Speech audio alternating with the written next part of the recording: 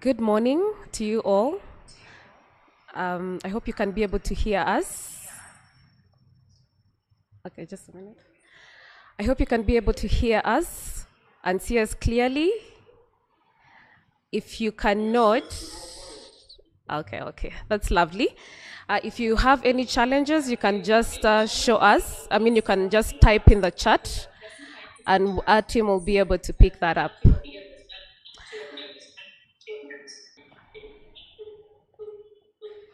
Okay.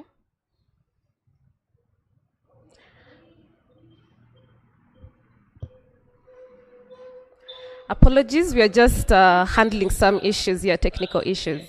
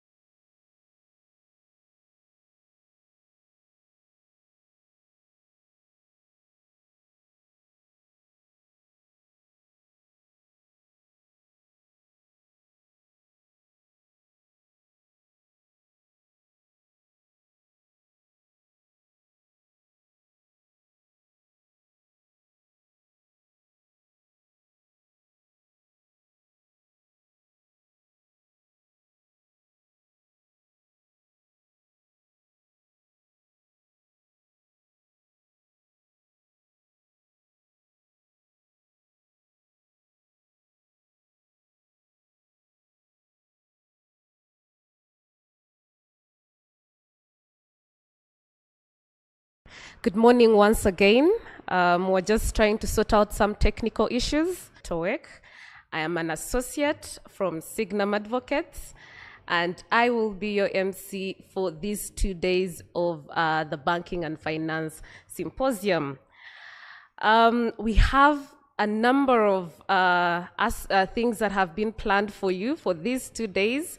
We have experts from the banking and finance sector that will be taking us through a number of emerging trends and a number of key aspects that are pertaining to the banking and finance sector. I, for one, I am elated and look forward to the different discussions that are going to be happening. But just to give you an overview is that on the things that we should be able to expect in this particular symposium, we are going to be discussing aspects of Islamic finance. I know there are a number of people that are very excited about this particular area of law, so we'll be expecting discussions on Islamic finance. We will be expecting also discussions on just the hot topics in the banking and finance sector. That is things to deal with AI in banking and finance, ESG, we are looking at cybercrime, we are looking at national payment systems, anti-money laundering aspects in the banking and finance sector. So those are some of the things that we'll be delving into in these 2 days. We'll also be talking project finance. And we have experts that are going to be dealing with that. Those that deal with securitization with banks, we are going to be looking at different security interests and how those can be fully perfected in our sector. We'll also be looking at data protection in banking and finance. How do we navigate AI? I know we are in the era of AI right now, and we have to find a way to be able to move with that. So that is just an overview of the things that we are going to be looking into in this particular symposium. So you can see it is it is a heavy packed symposium, but I know it's one that we'll all be able to greatly enjoy. We are supposed to be having opening remarks from our Vice President of the Uganda Law Society, Mr. Asimwe Anthony, and I know I'm aware that he is now online, and I'll just give him the floor to just give us his opening remarks. But also before that, for just housekeeping purposes, in case you experience any challenges, whether you can't hear us clearly or you can't be able to see us clearly, just drop us a chat. Our team will be on standby to address those concerns. If you have any questions that you want to be addressed, drop us a chat. Our team will pick that up and they will be ably responded to. Thank you very much. Over to you, Vice President, Mr. Asimwe Anthony, to address us, give us your opening remarks. Thank you. Thank you very much, colleagues. I apologize.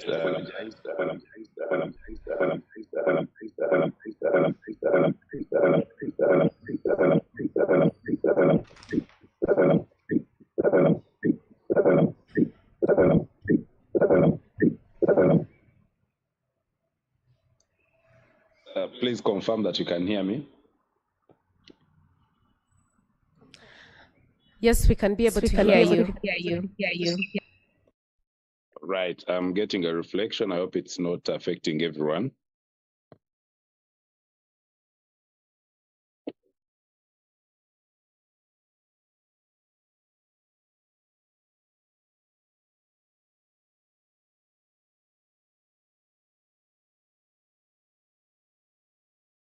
Welcome to the Uganda Law Society's Banking and Finance Symposium.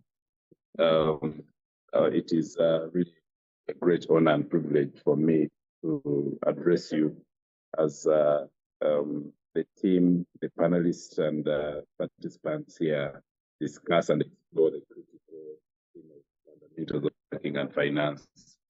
You know, I believe this sector is very essential and important, not only for our economy, but for growth across various industries. And we're really honored to be taking part in this, to be contributing in one way or another. The banking and finance industry really serves as a cornerstone of our national development, and it plays a vital role in ensuring financial stability. Not only that, but also fostering investments and providing access to resources for business of all sizes. I've been informed that over the next 2 days, today and tomorrow, engaged in meaningful discussions aimed at deepening our understanding of several key areas, including regulatory frameworks, Islamic finance, which is one very interesting area that has come up, specifically in Uganda, tax considerations in the sector, the various types of security interests, data protection in banking and finance, cross-border financing, project financing in Uganda, and many other areas of importance. We have also been informed that we'll also address emerging trends such as ESG, cybercrime, which is a common phenomenon these days, email reporting, dispute resolution, obviously, digitalization, artificial intelligence, which is also a new, emerging area, and national agreement that we are very fortunate to have with us a remarkable lineup of experts and practitioners who will share their knowledge and insights. Their contributions will undoubtedly enrich our dialogue and help us navigate the challenges and opportunities that lie ahead the banking and finance sector. On this note, allow me to extend my heartfelt gratitude to the panelists for today, the moderators for their willingness to participate, and definitely for taking the time to prepare for this event. The Radical New Bar Governing Council appreciates you, and we do not take this for granted. We do appreciate your commitment. To all participants who are here today, I do encourage all of you to engage actively in today's discussion. Share your own experiences, perspectives, experiences, share knowledge, because I do believe it is through this collective effort that we'll learn from each other as the members of the profession. as we embark on today's training, let us remain committed to promoting a banking and finance sector that is robust, dynamic, ethical, transparent, and inclusive. It is our role as members of the bar to contribute meaningfully to these sectors. Again, I would like to thank all of you for your presence and participation. Let us make the most of this symposium and contribute to the future of banking and finance in Uganda. I once again apologize. I should have been secretary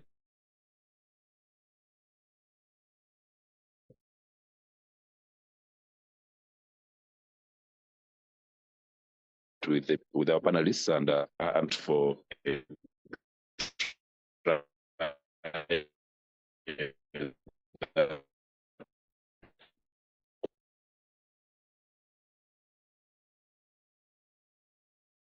couldn't wait, but I do, and on behalf of the governing council, view best of the day. Thank you. Take part, participate in the discussions and learn one or two things. Thank you, and I wish you fruitful deliberations.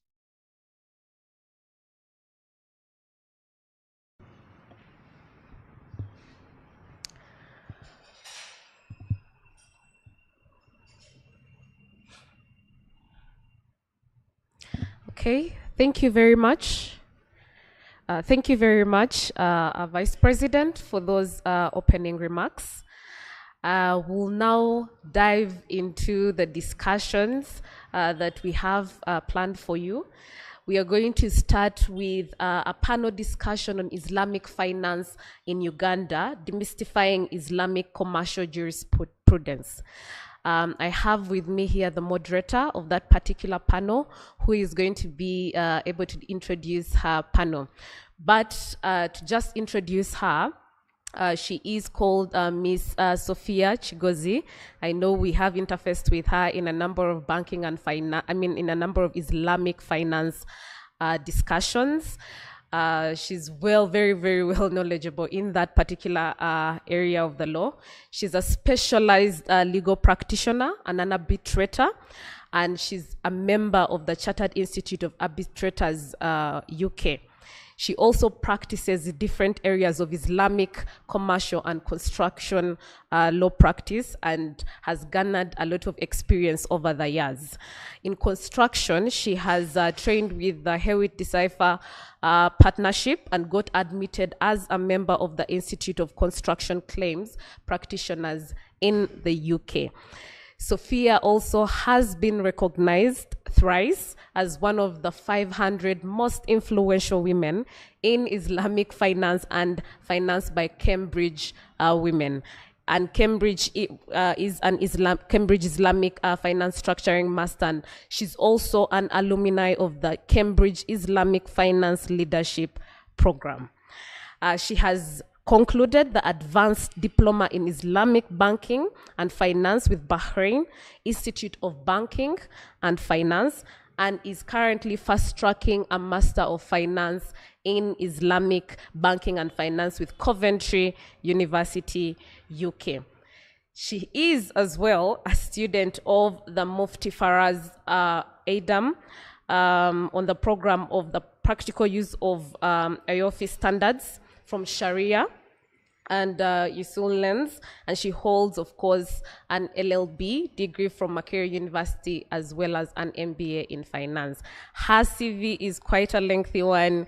I'm trying to summarize it, but I hope I've done a bit of justice to the heavy CV of Miss Sophia. Miss Sophia, we are glad to have you here, and over to you to introduce your panel members and take us through the next phase of this particular symposium. Thank you. Thank you so much. Thank you, Belinda, for that introduction. A very good morning, everyone, the participants and the panelists. I'm going to be moderating a panel on Islamic finance, and we are specifically going to be demystifying what Islamic commercial jurisprudence is.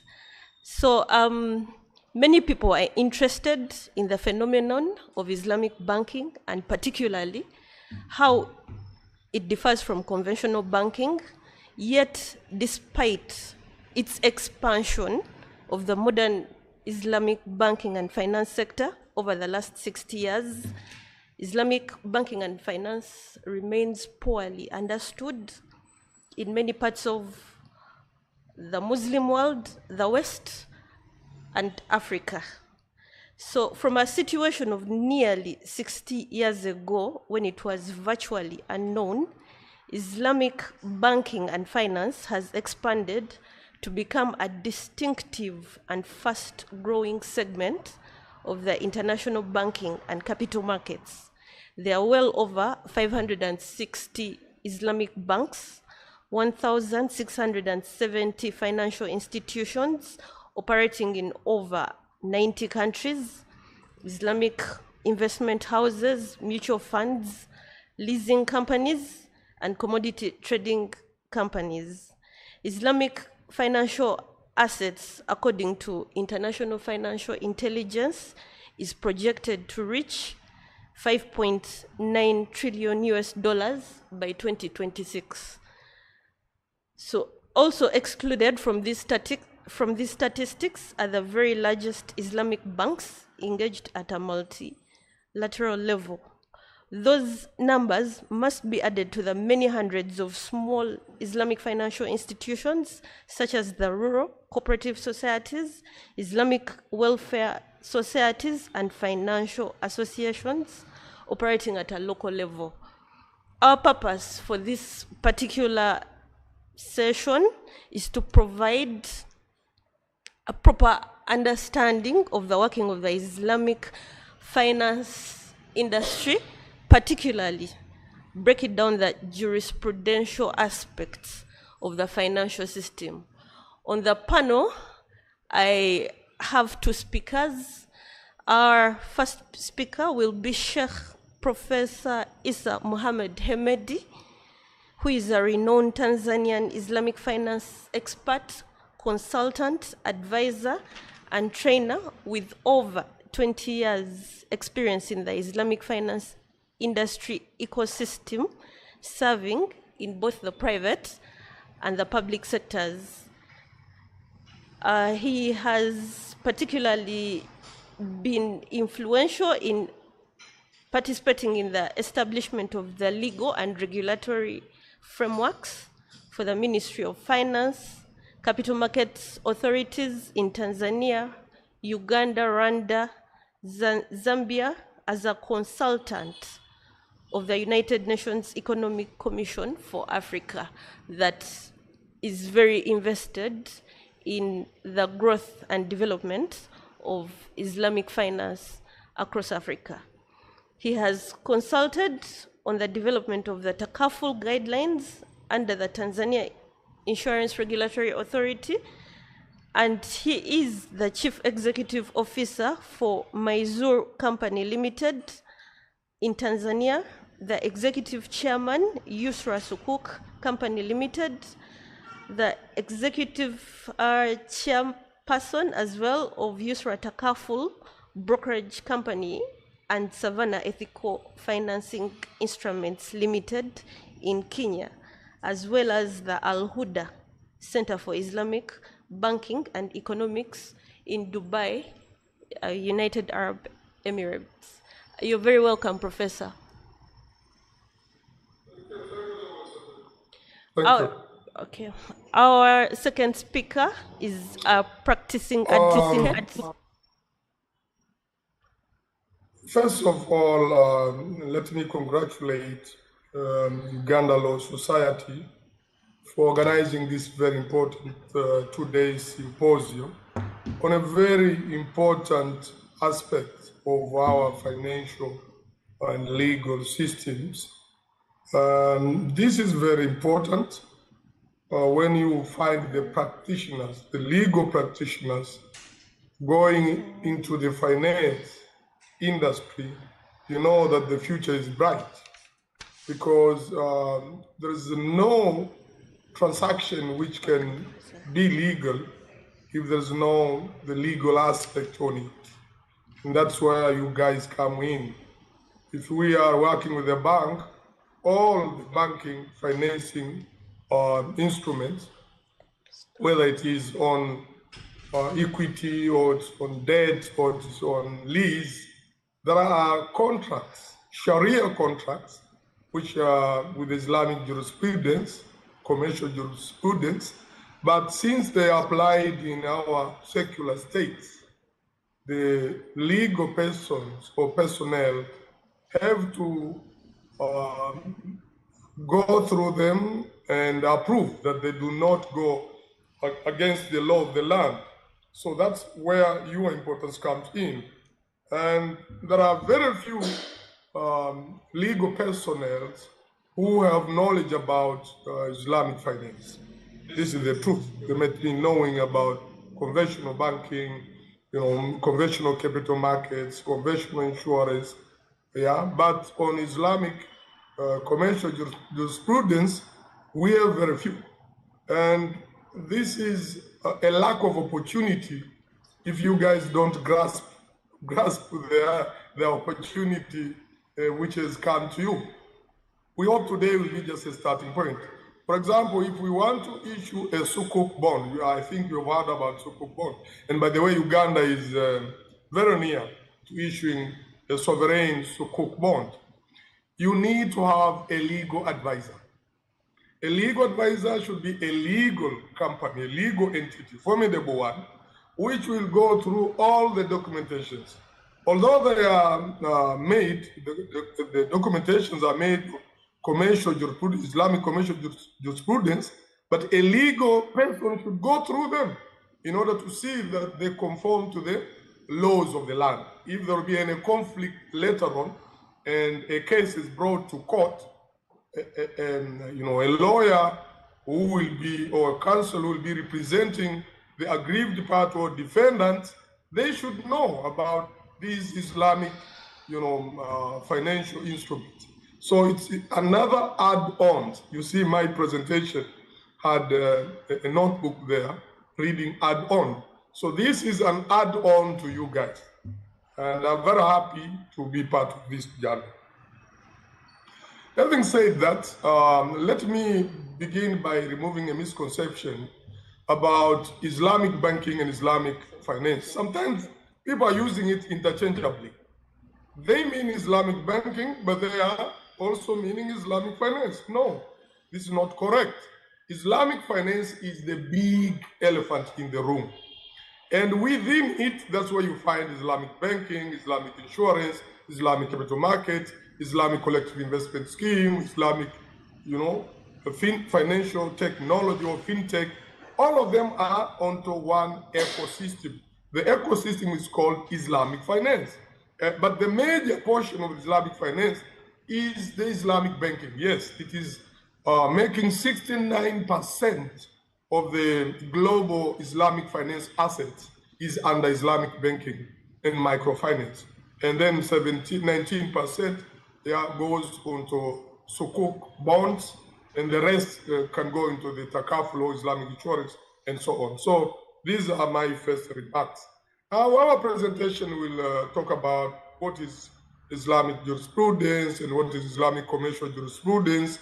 Just in short, we're not going deep diving, and a glimpse of Islamic finance with global trends, what's happening, and the inherent, now onto the topic, the inherent myth about Islamic commercial jurisprudence. What are they?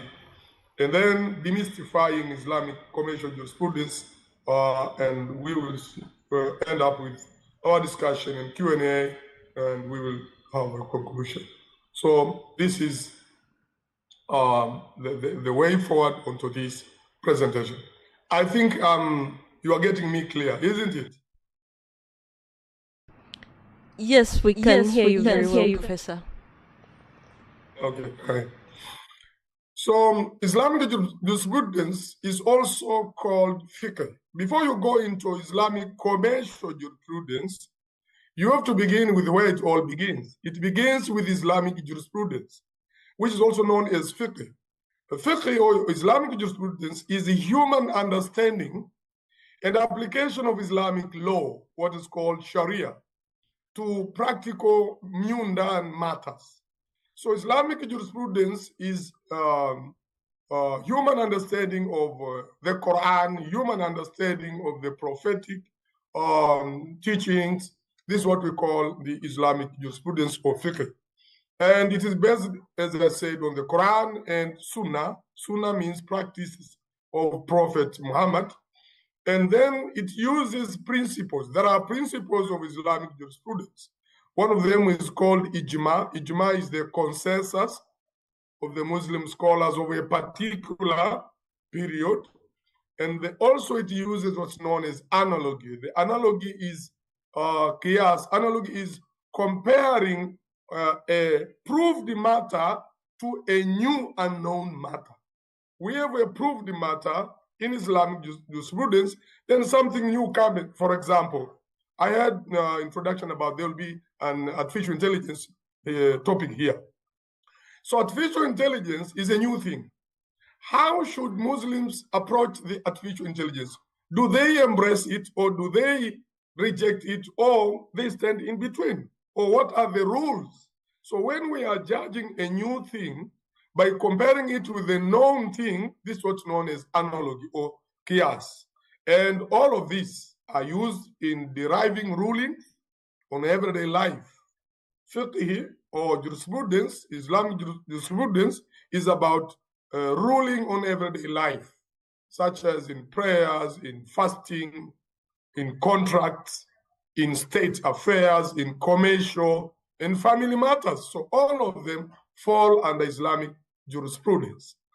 And this fiqh or Islamic jurisprudence has been developed into different school of thoughts. So Muslims are not homogeneous, We also have got our differences. You can call them sects, but not really sects. They are schools of thought into what are known as Hanafi school of thought, Maliki school of thought, Shafi school of thought, and Hanbali school of thought. These are the prominent, what's known as Sunni Islam. But there is also Shia Islam, but majority of Muslims globally are the Sunni Muslims. So in Sunni Muslims, we've got these four school of thought. And this is very important because if you are in a community whereby the majority are following the Shafi school of thought, like East African region, you got to interpret Islamic jurisprudence according to the Shafi school of thought. Otherwise, you will bring conflict onto the society. And this is a very important issue when you go into Islamic commercial jurisprudence, because one man's meat is another man's poison, by the way. The English people say so. One man's meat is another man's poison. So what might be, lawful according to Hanafi school of thought might not be lawful in Islamic jurisprudence according to Hanbali school of thought. So these small differences are also one of the challenges of applying Islamic finance. Because if you go to Malaysia, there are some Islamic or Sharia contracts they accept. But the same if you go to Middle East, whereby the majority belong to Shafi and Hanbali school of thought, they say no. So we have to know where I am before you can apply the Islamic jurisprudence. And so Islam, and then you have Aqidah. Aqidah are the matters of faith and belief. And you've got Sharia. Sharia is where the Islamic commercial jurisprudence comes in. Here in Sharia, it is practices and activities. And you have akhlaq. Akhlaq are the moralities and ethics. So all of them, they make Islam. But under the Sharia, you have the ibadat. Ibadat means, all those acts of worship between man and God. Anything between man and God is called ibadat. And then you have muamalat. Muamalat is the man-to-man activities. That's where commercial Islamic jurisprudence falls in. Muamalat. It's called fiqh muamalat. And then for muamalat, you have the criminal law, of which we are not going to talk about it, but you have the economic activities and you have the social activities. Social activities like marriage, divorce, and so on. So economic activities, that's where you get now the banking and financial activities comes first. So you can see it is all stemming up from Islam, from Islamic religion. that you fall down onto the banking and financial activities as a third stage out of Islam. You're going down. And so what is Islamic commercial jurisprudence, which is our topic? Islamic commercial jurisprudence, or known as fiqh mu'amalat, as I have told you, and of course it is fiqh mu'amalat al-maliyah. Sophia, sorry, I didn't add that word maliyah. Should be fiqh mu'amalat maliyah, because mali means property. It is a commercial jurisprudence, a body of law governing financial and commercial transactions based on Islamic principles, which emphasize fairness, transparency, preservation of life, preservation of one's faith, progeny, that is human progeny, preservation of property, and, while adhering to ethical conduct. And these other things I've talked about, fairness, transparency, preservation of life, faith, progeny, they are called maqasid Sharia, or simply objectives of Sharia. So fiqh mu'amalat is implementation of the objectives of Sharia, and it's about the laws governing financial and commercial transactions based on Islamic principle. That's one is known as Islamic commercial jurisprudence. A body of law governing financial and commercial transactions based on Islamic principles is what we call Islamic commercial jurisprudence. And there are prohibitions according to this commercial jurisprudence. Prohibition number one is dealing in interest-based transaction, or what's known as riba, interest. So all interest-bearing, contracts are null and void under the Islamic commercial jurisprudence. It also prohibits excessive uncertainty. This excessive uncertainty, we have to know what we are entering into. It should be clear, crystal clear, no uncertainty. It prohibits gambling or speculations. Any transaction which has got speculation or speculatory in nature, known as maisir, is not allowed. And also it prohibits dealing with any impermissible, according to Islamic law, such as sale of alcohol, pornographic material, and things like that. Even sale of weapons as a commercial transaction is not allowed. This is very important. All these geopolitical wars which are going on globally, it's because they are being done not according to Islamic commercial jurisprudence. If they were to be done according to Islamic commercial jurisprudence, all transaction on weapon selling is null and void, except when there is a war, then it can be allowed. And also, one of the rules of Islamic commercial jurisprudence is it promotes profit and loss sharing and partnership models. Profit and loss sharing, not transferring risk from one part to another, 100%, like in conventional jurisprudence. But in Islamic jurisprudence, commercial jurisprudence, there is profit and loss sharing. So we share the risks, we share the benefit, and it promotes the partnership models, rather than debt instruments and so on. And this system aims to create a just full economic system which benefits society by aligning business to ethical values. We align business to ethical values. We are not going to get a profit which is based on exploiting others or harming others. Such a profit is not encouraged in Islamic commercial jurisprudence. So here you see the global Islamic finance industry. If we want now to get a glimpse of Islamic finance industry, which is one of the manifestation of Islamic commercial jurisprudence. So the global Islamic finance industry is experiencing strong, resilient growth, even in financial and economic crises like the 2008, 2015, 2019 during COVID. And therefore, this one is in Islamic financial institutions have been known to be very resilient. And the growth of Islamic finance is driven by increase in demand for ethical financial solutions, which is sought for by all human beings. Every human being is crying for ethical financial solution. And also it is driven by rapid digitalization and rise of financial technology. So you see it is corresponding to the human development. It's also due to the growing emphasis on sustainability and ESG, environmental, social, and governance financing, which aligns with the United Nations Sustainable Development Goals, SDGs. So Islamic finance is being used as part of implementation of United Nations Sustainable Development Goals. In Islamic finance, global assets are projected to go beyond 5 trillion in 2025. And they will grow to over 9 trillion by 2030, with compound annual double-digit growth rate of between 11 and 13%. So it's one of the fastest growing financial sector of the global finance. Here is a picture, a real picture of what I was talking about. Yeah. In 2024, it was 3.1 or 3.2 trillion. In 2033, expected to be 9.3 trillion US dollars.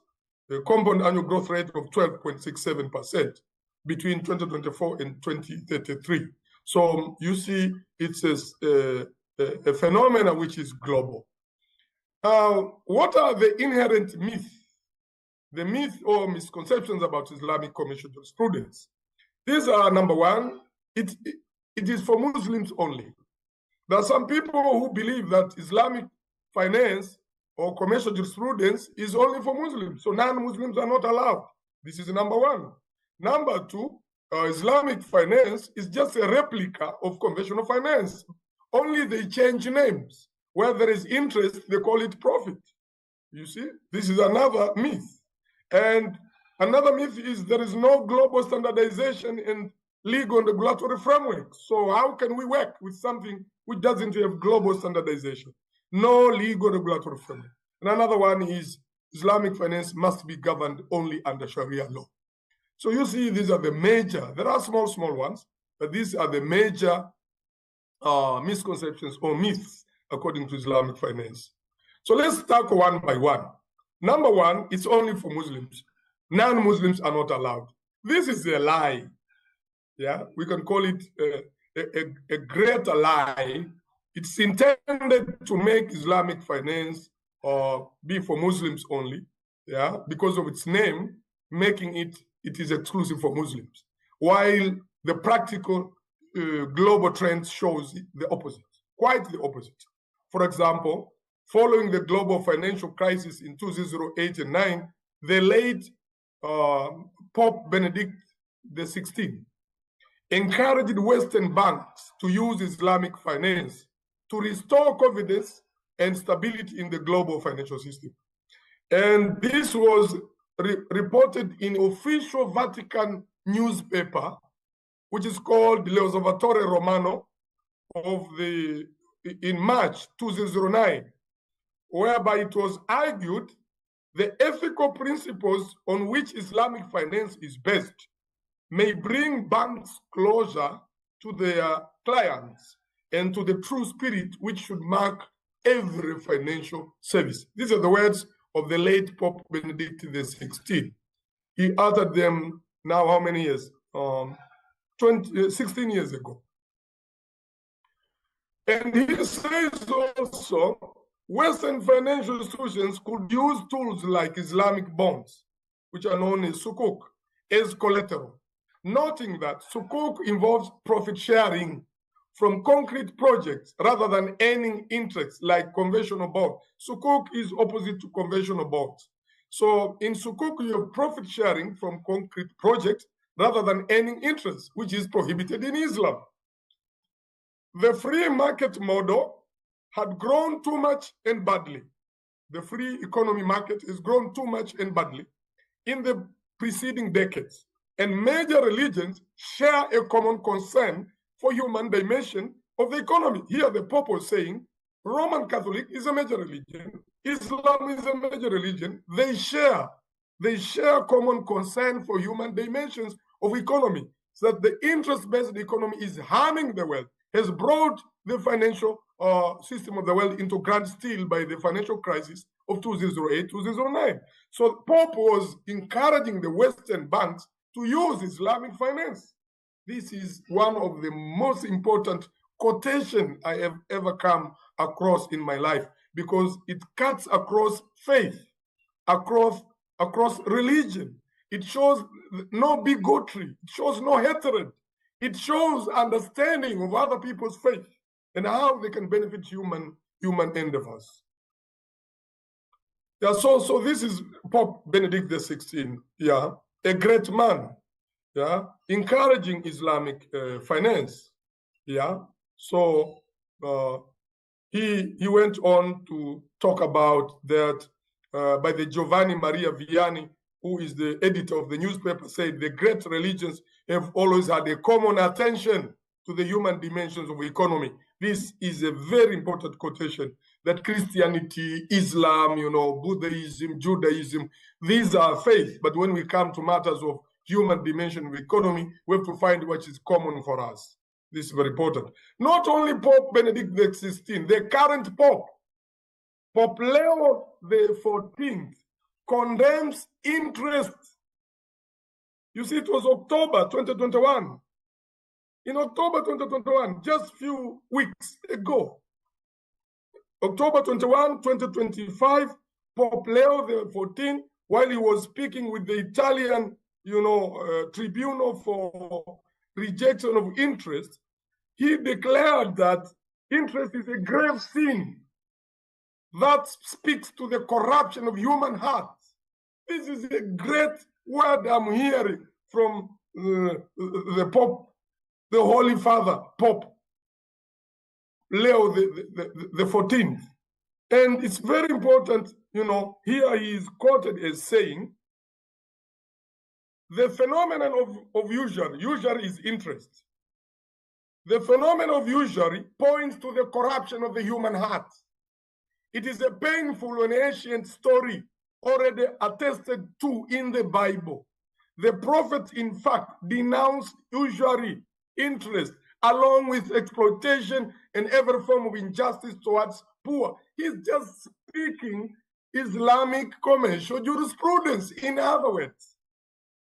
And he says how far God is from the attitude that crushes people to the point of enslaving them with exclamation mark. It is a grave sin, at times very grave sin, because it cannot be reduced to a mere accounting issue. Interest taking, interest charging cannot be reduced to a mere accounting issue. Interest can bring crisis to families.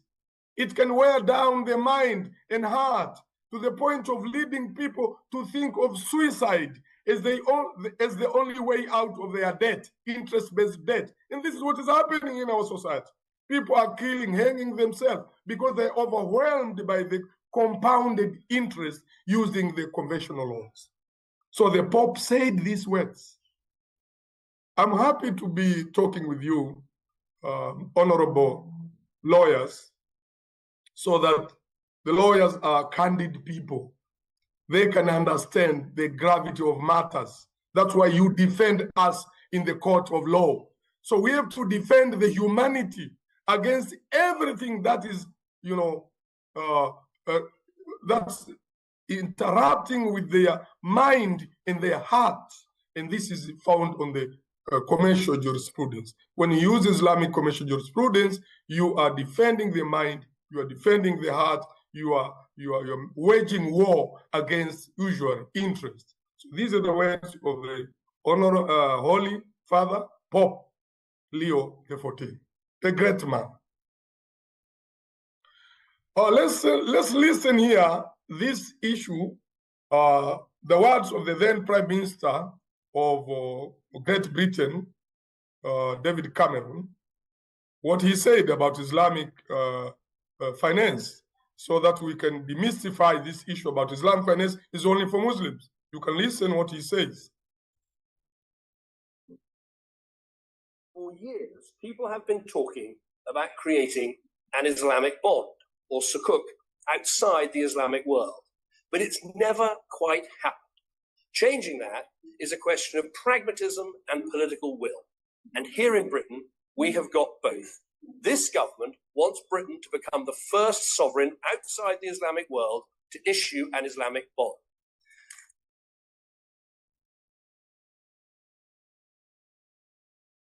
So the Treasury is working on the practicalities of issuing a bond like Sukuk worth around £200 million, and we very much welcome the involvement of industry in developing this initiative, which we will launch as early as next year.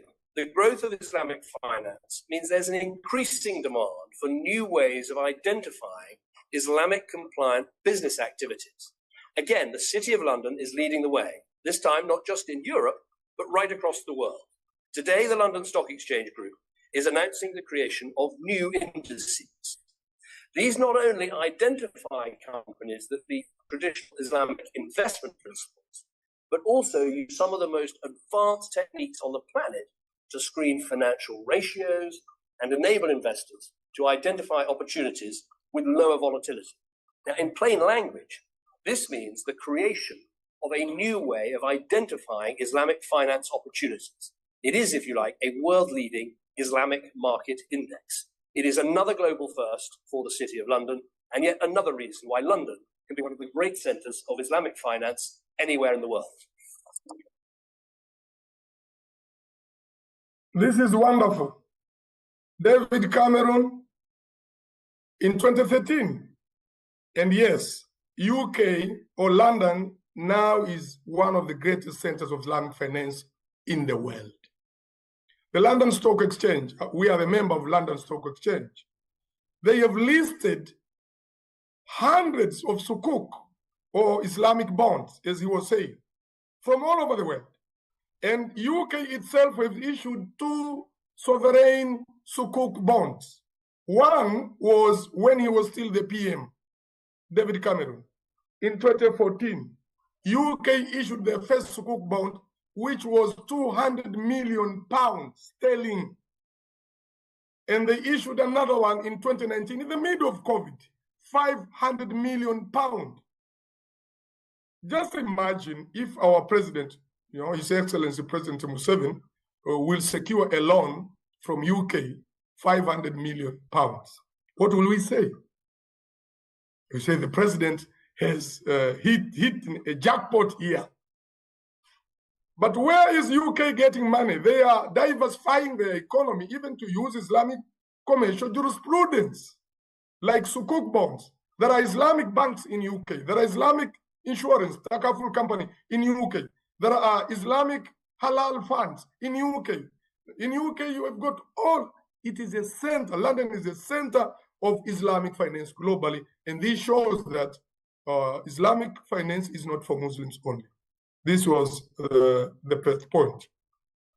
The second point, they say Islamic finance is just the same as conventional, finance. Look, in conventional banking, let's compare conventional banking and Islamic banking. Conventional banking is based on fully man-made principles, economic principles, financial principles. Islamic banking is based on principles of divine law, the Quran and prophetic sin. So this is quite a difference here. And Islamic banking depositors are guaranteed a predetermined rate of return, interest. In Islamic banking, the depositors are not guaranteed, a rate of return. They are guaranteed only profit, not rate of return. The rate is not there. The profit is guaranteed, but it is profit and loss sharing. So it's until we prepare the audited financial report, that's when we know how much every depositor of an investment account in Islamic banking will get. And commercial or conventional banking maximizes profit with only legislative restrictions. But in Islamic banking, the profits are maximized using Sharia and legislative restrictions. Here you use 2 laws, Sharia law and our conventional laws. But in Islamic banking, you use only legislative law. In conventional banking, lending money with the predetermined rate of return. In Islamic banking, the mostly partnership in joint ventures with a profit which is shared losses and profit. But if there is a loan, given, it is given onto a profit, an activity which will produce profit, and the profit is marked by percentage. Relationship of the bank and the client is that of creditors and debtors.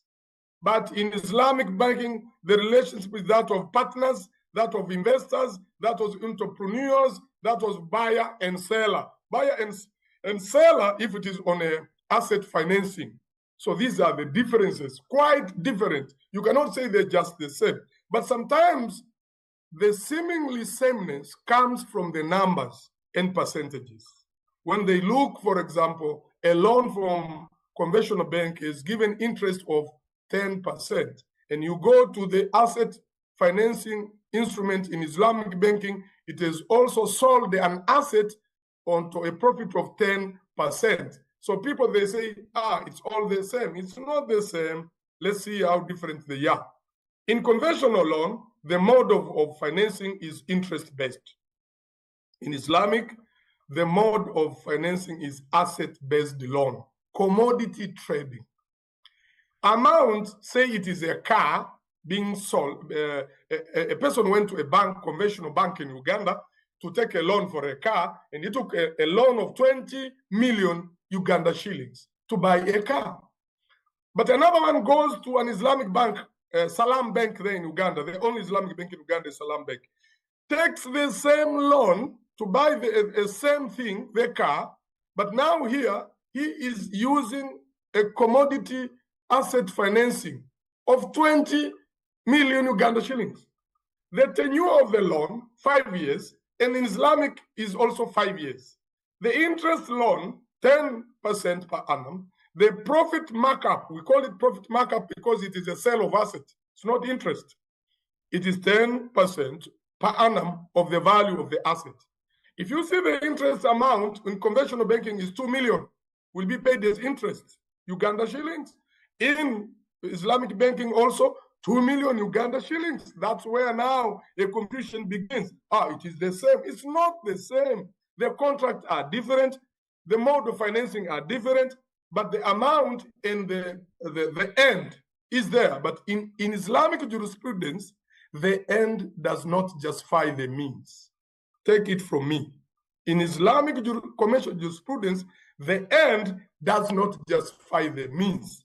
In conventional finance, we only look on the form of the contract. In Islamic commercial jurisprudence, we look on both form and substance. That's where the difference comes. So in Islamic finance, we are dealing with form of the contract and substance of the contract. In commercial, we are just looking on the form. Form is loan. What is it required? A car. Interest rate 10. That's all. But when we go to Islamic finance, it's more than that. And yet, we add there the commercial law of a country as well, that it should abide by the banking laws, it should abide by the insurance regulatory laws, it should abide by the capital market authority laws, it should abide by Uganda Security Exchange or Stock Exchange laws. So this is the difference. It's not the same anymore.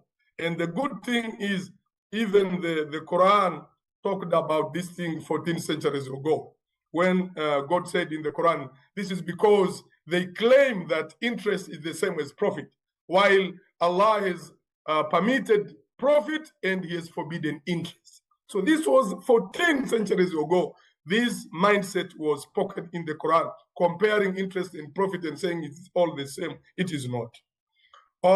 Number 3, we are going to the end of our topic, that Islamic commercial jurisprudence or Islamic finance has no global standardization and no legal framework. This is a lie, another myth created to instill doubt and legality of Islamic finance, and maybe to make it sound most riskier compared to conventional ones, because if something doesn't have global standardization, doesn't have legal framework, so people will run away from it.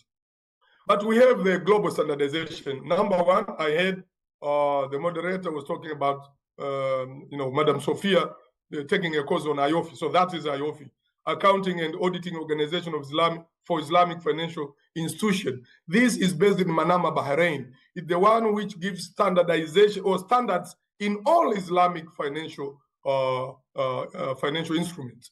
In banking, in insurance, in capital markets, you get it from IOFI. There is another one called International Islamic Financial Market. This one deals with capital market, Islamic capital markets standards. They are issued by this institution. There is another one called Islamic Financial Services Board, based in Kuala Lumpur, Malaysia. This is a sister to Basel Committee. Basel Committee is based in Basel, Switzerland.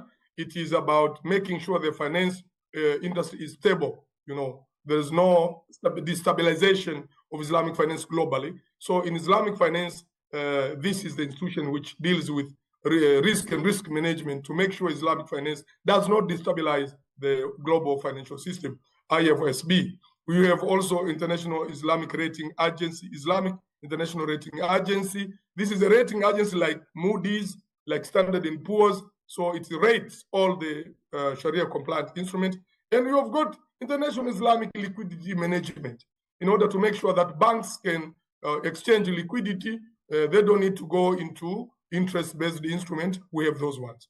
Those are purely for Islamic. But if you go for global institutions, for legal framework, you have got IOSCO.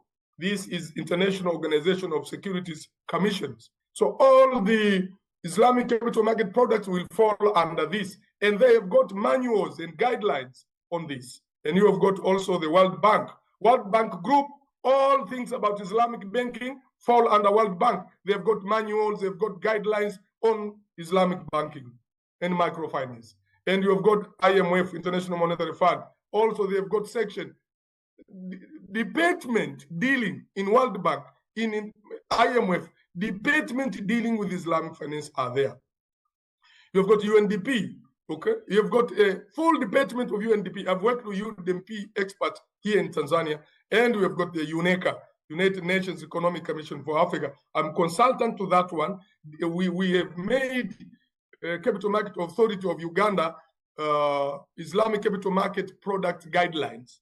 Of course, they will be also shared with you guys. Sophia was there during the training, and of course, you have to demand it from the CMA. We heard that you have issued guidelines on Islamic capital market product. Can you share with Uganda legal society so that we can review them and see, and you can give your opinions? We are now onto the stakeholders' opinion to make sure that guidelines for CMA in Uganda is in place. So you can see all these things. It's not a joke. It's something which is very formidable. And another myth, it operates only under Sharia. No, it's not true. It's another myth to mislead people. We've seen UK embracing Islamic finance. You've seen United Nations. You've seen IMF, World Bank, and so on. They're all onto this. In 2008, for example, Islamic finance banking started in Tanzania in 2008 with Kenya Commercial Bank, KCB SAL, window. And there is no, even today, no non-interest banking regulations. We have worked with BOT. They are going to issue it this year, by end of this year or early next year. How many years from 2008 to date? It's about 17 years. Islamic banking, 5 banks are providing Islamic banking without a regulation, because the conventional regulations can also fare for Islamic finance. And Sukuk also started in Tanzania in 2021, in the absence of any conventional legal framework until we set one in Tanzania in 2023 with the Capital Market Authority. And normally, what is done is just amendment of existing laws. I understand Uganda did its amendment on Financial Act in 2016 to allow for Islamic finance or banking actually in Uganda. I understand that. And as we are speaking, the Insurance Regulatory Authority are finalizing the Takaful guidelines in Uganda. So you do just some adjustment into existing laws, and then you have specific regulations or guidelines for Islamic finance. It depends on the political will of a country. In conclusion, Islamic finance is an ecosystem by itself, complementing conventional finance to bring about financial inclusion. which would be impossible without Islamic finance, because many people, UNDP found out that they were failing even to implement the standard sustainable development goals, because in majority Muslim countries, Muslims were shunning away from financial inclusion. And you cannot have development without financial inclusion. Islamic finance is the only financial system which can bring Muslims and non-Muslims, all of them, they can benefit.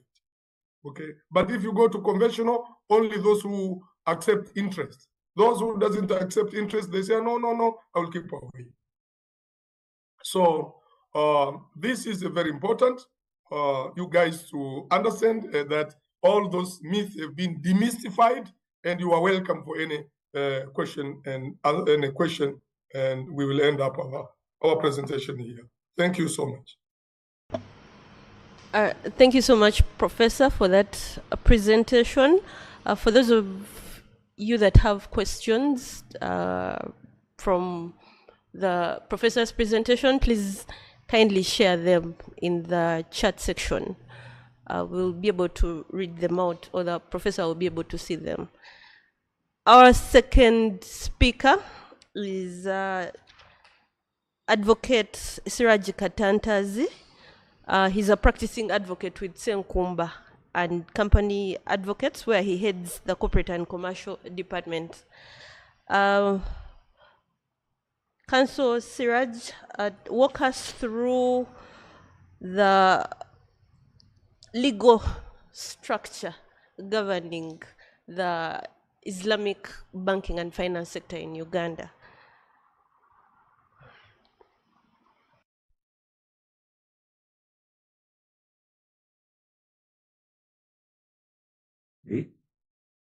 Sophie, kindly confirm if you can hear me. Yes, I can hear you. Yes, first of all, thank you for this opportunity for having me to share a few insights.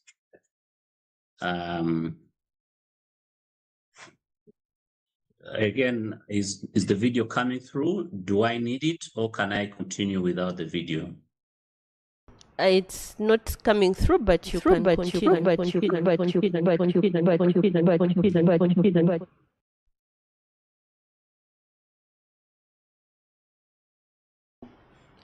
We are not able to see the video, but we are able to hear you, so you can continue.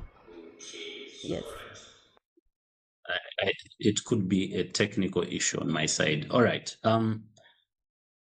I think I should start from by thanking Professor Isa Muhammad Hamed for agreeing to be party to today's discussion. In 2016, Uganda undertook amendments in the Financial Institutions Act to introduce Islamic finance as a concept applicable within the Ugandan legal perspective. Basically, the amendment was to allow for the Islamic banking window. And in 2018, the Central Bank of Uganda came up with their regulations touching on the same. These included things like licensing, the Sharia boards, and whatnot. What is funny is that between 2018 and 2023, there was hardly any movement within the conventional banking system or new sector players introducing Islamic finance options or introducing Islamic banking as a subsector of the Islamic finance wider ecosystem into the Ugandan commercial sector. One of the leading reasons why this did not materialize was the fact that it had been a requirement under the 2016 amendment that the Bank of Uganda should set up a central Sharia advisory board. And they set quite strict, or should I say stringent, requirements for those who could sit on the Sharia advisory, the Central Sharia Advisory Board. First of all, as a country, we had not trained sufficient human resource. And secondly, those who had some inkling of Islamic Sharia law. As Professor said, there's a difference between Islamic Sharia, the general fiqh, which is the Islamic jurisprudence, and the fiqh mu'amalat maliyah. That is strictly the Islamic commercial jurisprudence.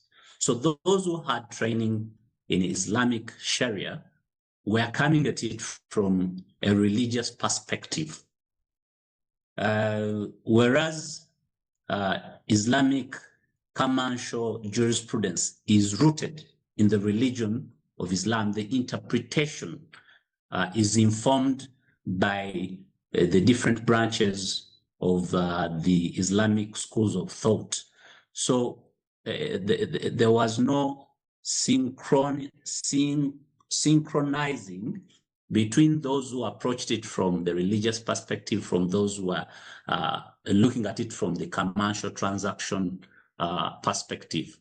So because of that hiccup, in 2023, there were new amendments. The Sharia advisory boards were then relegated to individual banks. And this was in June of 2023. There were also a spectrum of amendments within our tax laws to align them within the new legal framework, such that products that are structured as Islamic finance products can be interpreted analogously with the same products from the conventional taxation perspective. That was in June 2023. Luckily, and you can see this development immediately bore fruits. In September of 2023, hardly 4 months after the amendments, Uganda, the Bank of Uganda licensed Salam Bank as the first bank offering Islamic finance and banking products. Of course, we know there have been also a few sector players. It also opened up for the conventional banks not to necessarily operate as Islamic banks, but to open up what they call Islamic banking windows or Islamic windows, Islamic commercial windows, where they could offer Islamic compliant products through the conventional banks. And I think Finance Trust is one of those. They have what they call the Salam or Halal product, and other banks are also picking this up. Tropical Bank is in the final stages of having these products ready. So basically, that is our legal and regulatory framework. One would also ask, have we had the opportunity to test this in our courts? There are not very many because, as I said, Ugandan Islamic commercial jurisprudence is still very nascent. It is in its infancy. But surprisingly, in 2019, there was a case that explored or had the opportunity to explore Islamic commercial law and compare it with the conventional jurisprudence. This case is civil suit number 684 of 2019. It was at the commercial division. It was the parties were Kasese Hospital Limited and Baguma John Henry versus Microfinance Support Center Limited and another. I am very particular on the second plaintiff, Baguma John, because it speaks into what Professor was saying. One of the myths is that Islamic finance is only open to Muslims. Briefly, this case, the plaintiffs, that is Kasese Hospital Limited and Baguma John Henry, they obtained a Murabaha facility that was worth 303 million. Murabaha is basically, in simple language, cost plus. What happens is that the bank, I'm trying to debunk this by, since you say this is demystifying means explain in simple terms. A simple example would be the bank buys a facility at, say, 350 millions. The bank then resells it to the investor at a markup. In this case, let's say the bank resells it at 470 million, which would be a 20% markup.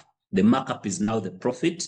And then this is to be repayable over, say, 5 years in equal monthly installments of 7 million. So if you take the 7 million, multiply by 12 months, that will give you 84 million per year. Multiply by 5 years, that gives you 420 million over that period. I don't want to go into what Professor already said, but one, we see that here there was an asset that backed this transaction, which is a requirement under Islamic financial product arrangements. That was the land. Secondly, there was a markup, which is the profit that replaces the interest. But what happened in this case is that the plaintiffs failed, they defaulted. When they defaulted, they tried to negotiate the financing with the Uganda Development Bank. They approached the financiers, which was Uganda Microfinance Support Center, but the bankers, the financiers did not agree to this. So they sold the property, which led to this litigation. The plaintiffs then went to court alleging breach of the Sharia-based facility, and they claimed that the sale was wrongful. Now, the decision of the court was very interesting. While they were interpreting the setup of this arrangement, they used conventional contract laws and mortgage, the mortgage facility laws under the Mortgage Act. They found that the borrower were in default and that the financier was entitled to their markup. What is funny is that the plaintiffs, by the time they went to court, claimed that they had paid 507 million. Now it goes to what Professor Issa was saying, the ethical approach. You can see somebody has borrowed 303 million. He has paid 570 million, but the bank was ahead. The guarantor in this case was Baguma John Henry, who had offered the title of his land. So the bank said the sale was valid. It dismissed the case with costs. Now, from an Islamic commercial law perspective, one, I think the bank misunderstood the nature of the murabaha. They treated it as a sale where profit is earned through the transfer of ownership, which was very funny because they did not even interrogate to look at the facility itself. This enforced the recovery without confirming whether the asset had been owned by the financier, which would be a requirement.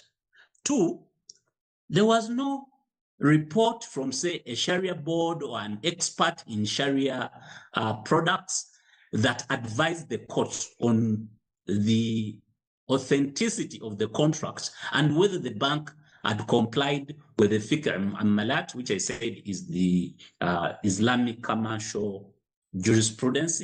The court simply assumed that because it had been labeled Islamic, then it was confirming or in conformity with Sharia standards, which to me was, again, an oversight.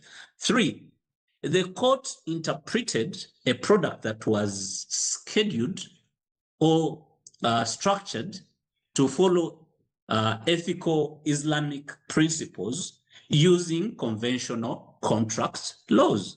So this is a mismatch. I think we should also align even when it comes to enforcement, we should look at the enforcement from an Islamic, no, not an Islamic, from a Sharia compliant, I didn't want to say Islamic, from a Sharia compliant perspective.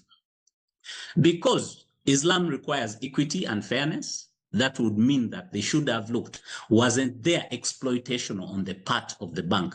Apparently, funny enough in this case, the financer, the bank, sold the asset, the property, at below forced sale value. We very well know that where there has been foreclosure, usually there's a valuation, you get the market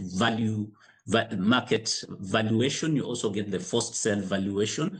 But when they were selling, they even sold below the forced sale value, which, of course, as I've said, violated the principle of fairness and equity. So to me, I think Uganda, as I said, we have in existence enabling legal framework, but the courts have not yet interpreted this one, in my opinion, properly. But we shouldn't lose sight of the fact that since we are in the initial stages of exploring and expanding our jurisprudence, we can take lessons from other jurisdictions.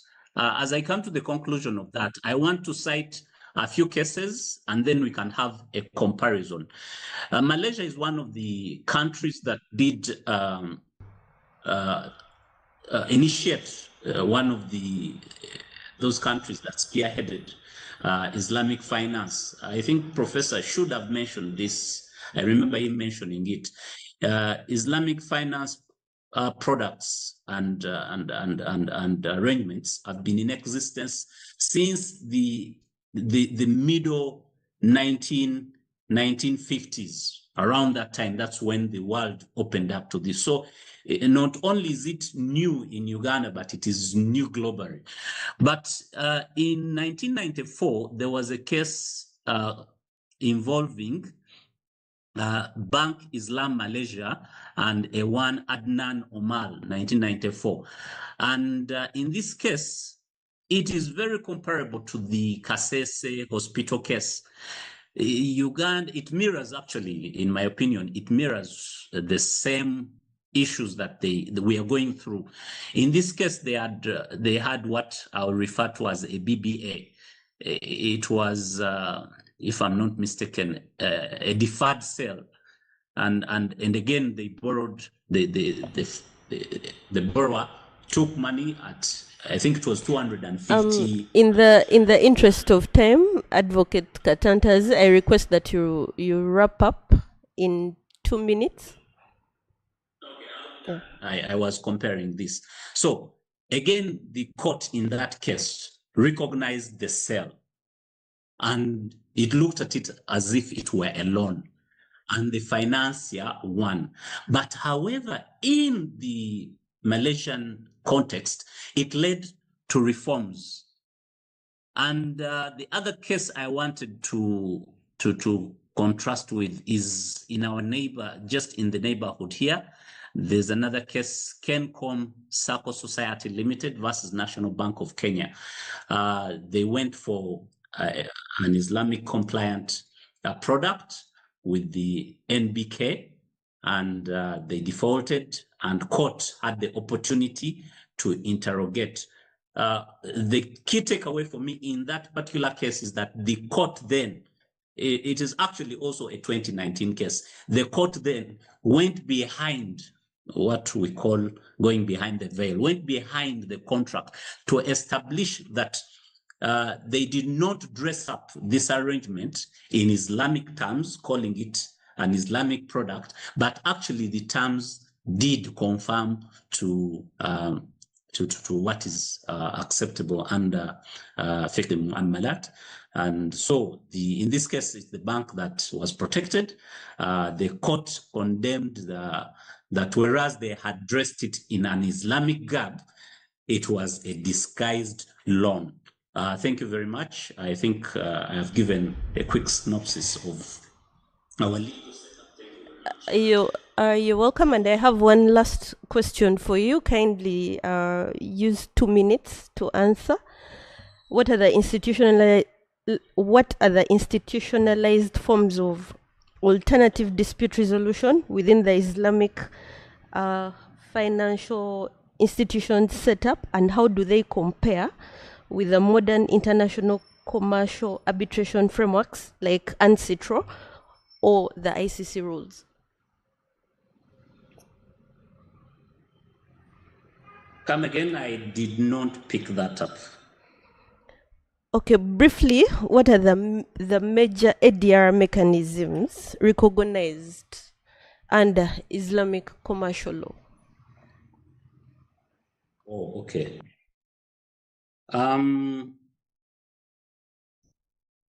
ADR is alternative dispute resolution, and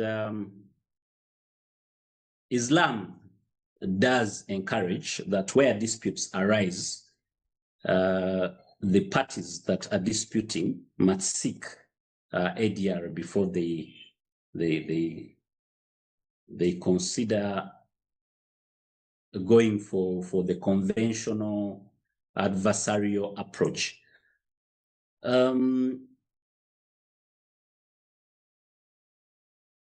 We have a few of them. The first one that I would look at would be just a minute.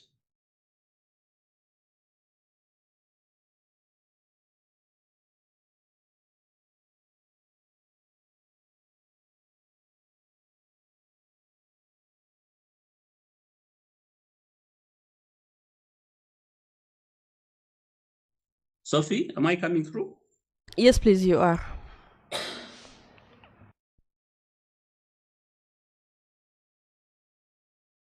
We can hear you perfectly. Yes, yes, the first one would be sort of which would compare to what we call settlement or reconciliation, amicable settlement. That is the first one. So we have reconciliation in conventional English speak. We also have sulh, and you know, as ideally, I think that is the one thing that when Professor was talking about the myths or the misconceptions that some people have about Islamic finance, to me, that is an area I thought we could also consider, that the language should not be an impediment just because I'm saying so. But when actually I am referring to settlement or reconciliation, there is no difference in my opinion. So the other one would be tahkim, which is arbitration. We also know that under the UNCITRAL rules, arbitration is allowed. And the last one would be isba, and isba would be like an ombudsman, or what would that be in regards to? So Islam is the first religion that advises ADR before you go for conventional litigation, and there is a Quranic perspective, and Professor talked about qiyas. Qiyas is where you give. Qiyas is basically, as Professor said, qiyas is a case of comparison. There is already an existing fact, and then you compare within the new setup. And the qiyas I want to give in this perspective is where, in the family setting, there has been a dispute between the husband and the wife. The Quran instructs that each side should appoint a mediator who comes in the middle, and then these people will sit and try to reach an agreement. So if we take it into the arena of Islamic commercial jurisprudence, even where a dispute arises between, say, two people are transacting in Sharia compliant products, each side can appoint their mediator, and then they can agree to resolve this dispute, because what Islam recommends is that people relations must be maintained. Transactions should not be a form of creating conflicts between individuals. I think that is the quick brief I can give in the 2 minutes you gave me. Thank you very much, Advocate Katantazi. In the absence of any questions, because I haven't seen any from our dear participants, I'd like to thank the panel, Professor Isa, Mohammed Hamed, and Advocate Katantazi for demystifying Islamic commercial jurisprudence for us and taking us through the legal and regulatory framework in our country, as well as the alternative dispute resolution mechanisms under both domestic and international laws. With that, I have been Sophia Chigozi. Yes, please. There was one question actually. Somebody asked, what would be the opportunities in Uganda for Islamic finance? I saw it in the charts. You could probably want to. Okay, I'll invite Professor allows, Issa to answer that question. Professor Issa, over to you. Thank you so much. Yes, opportunities are immense. In any country, the Islamic finance opportunities spread from banking, from insurance, from capital markets. Yeah, they say, one day I said, with Islamic finance, even the sky is not the limit. So one of the areas whereby Islamic finance opportunity is in investment. Of course, people want to increase their wealth, and wealth creation should be according to halal methodologies or instruments. And one of them is using the banks.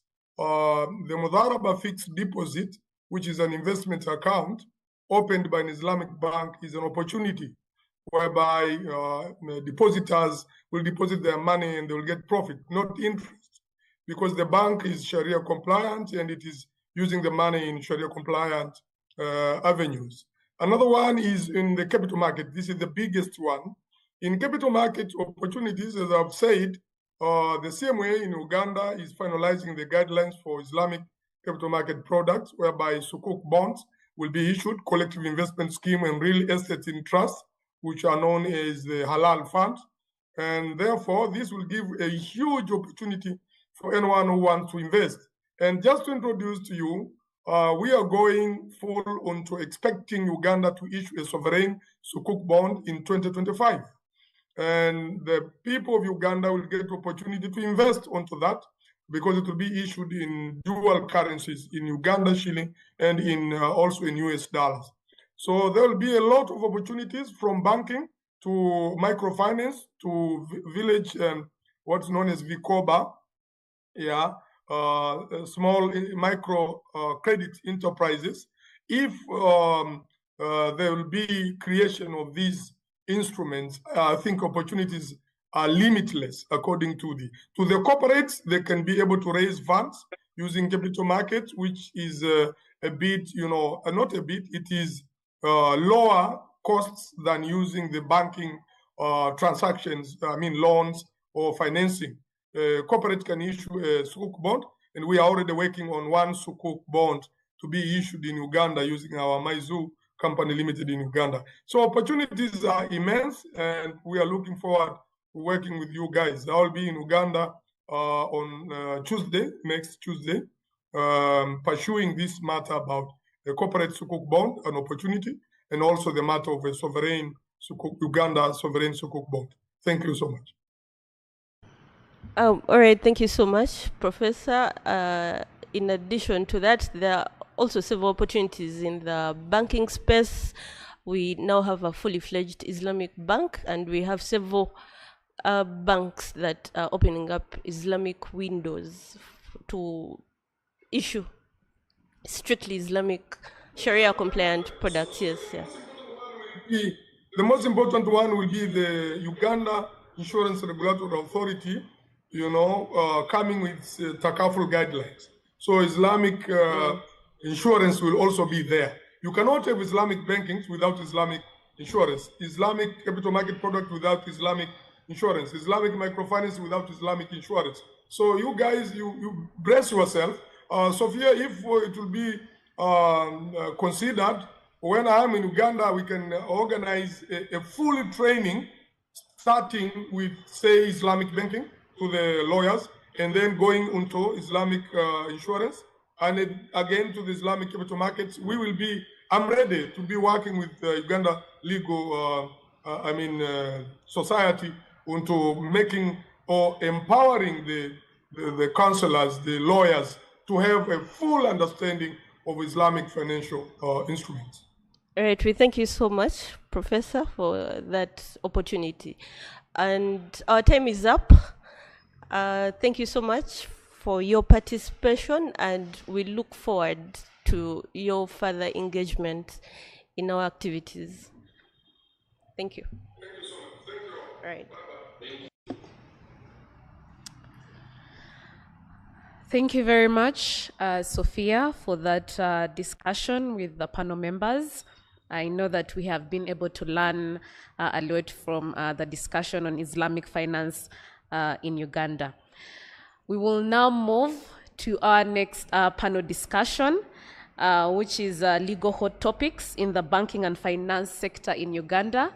And our panel members are going to be discussing a number of aspects that are emerging trends in the banking and finance sector, including ESG, cybercrime, anti-money laundering reporting. We are looking at dispute resolution.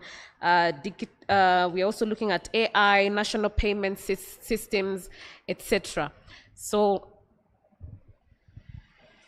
I see in the comments that there is no volume.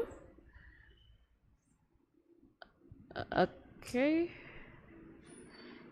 Can I just get a confirmation that you can be able to hear us clearly?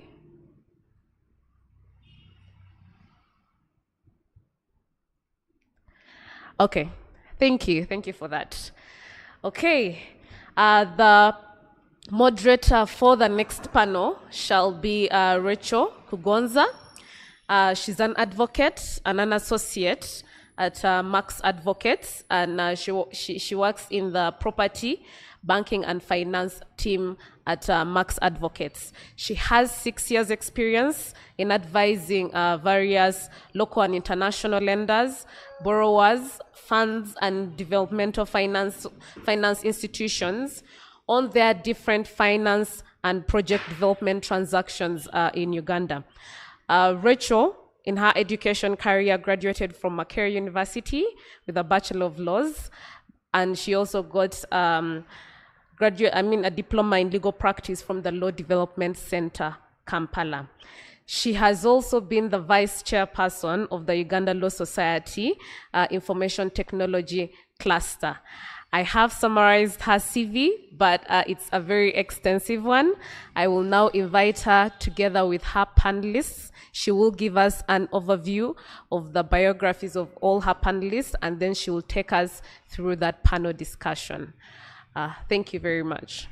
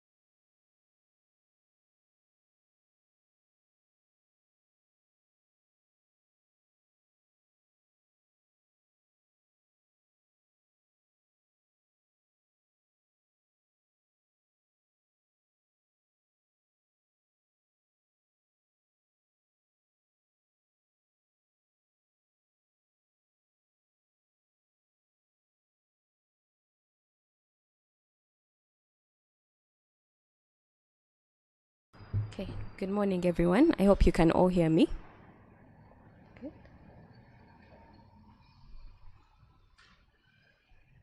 I hope you can all hear me. Thank you so much for making time to join us today. And thank you so much for the introduction.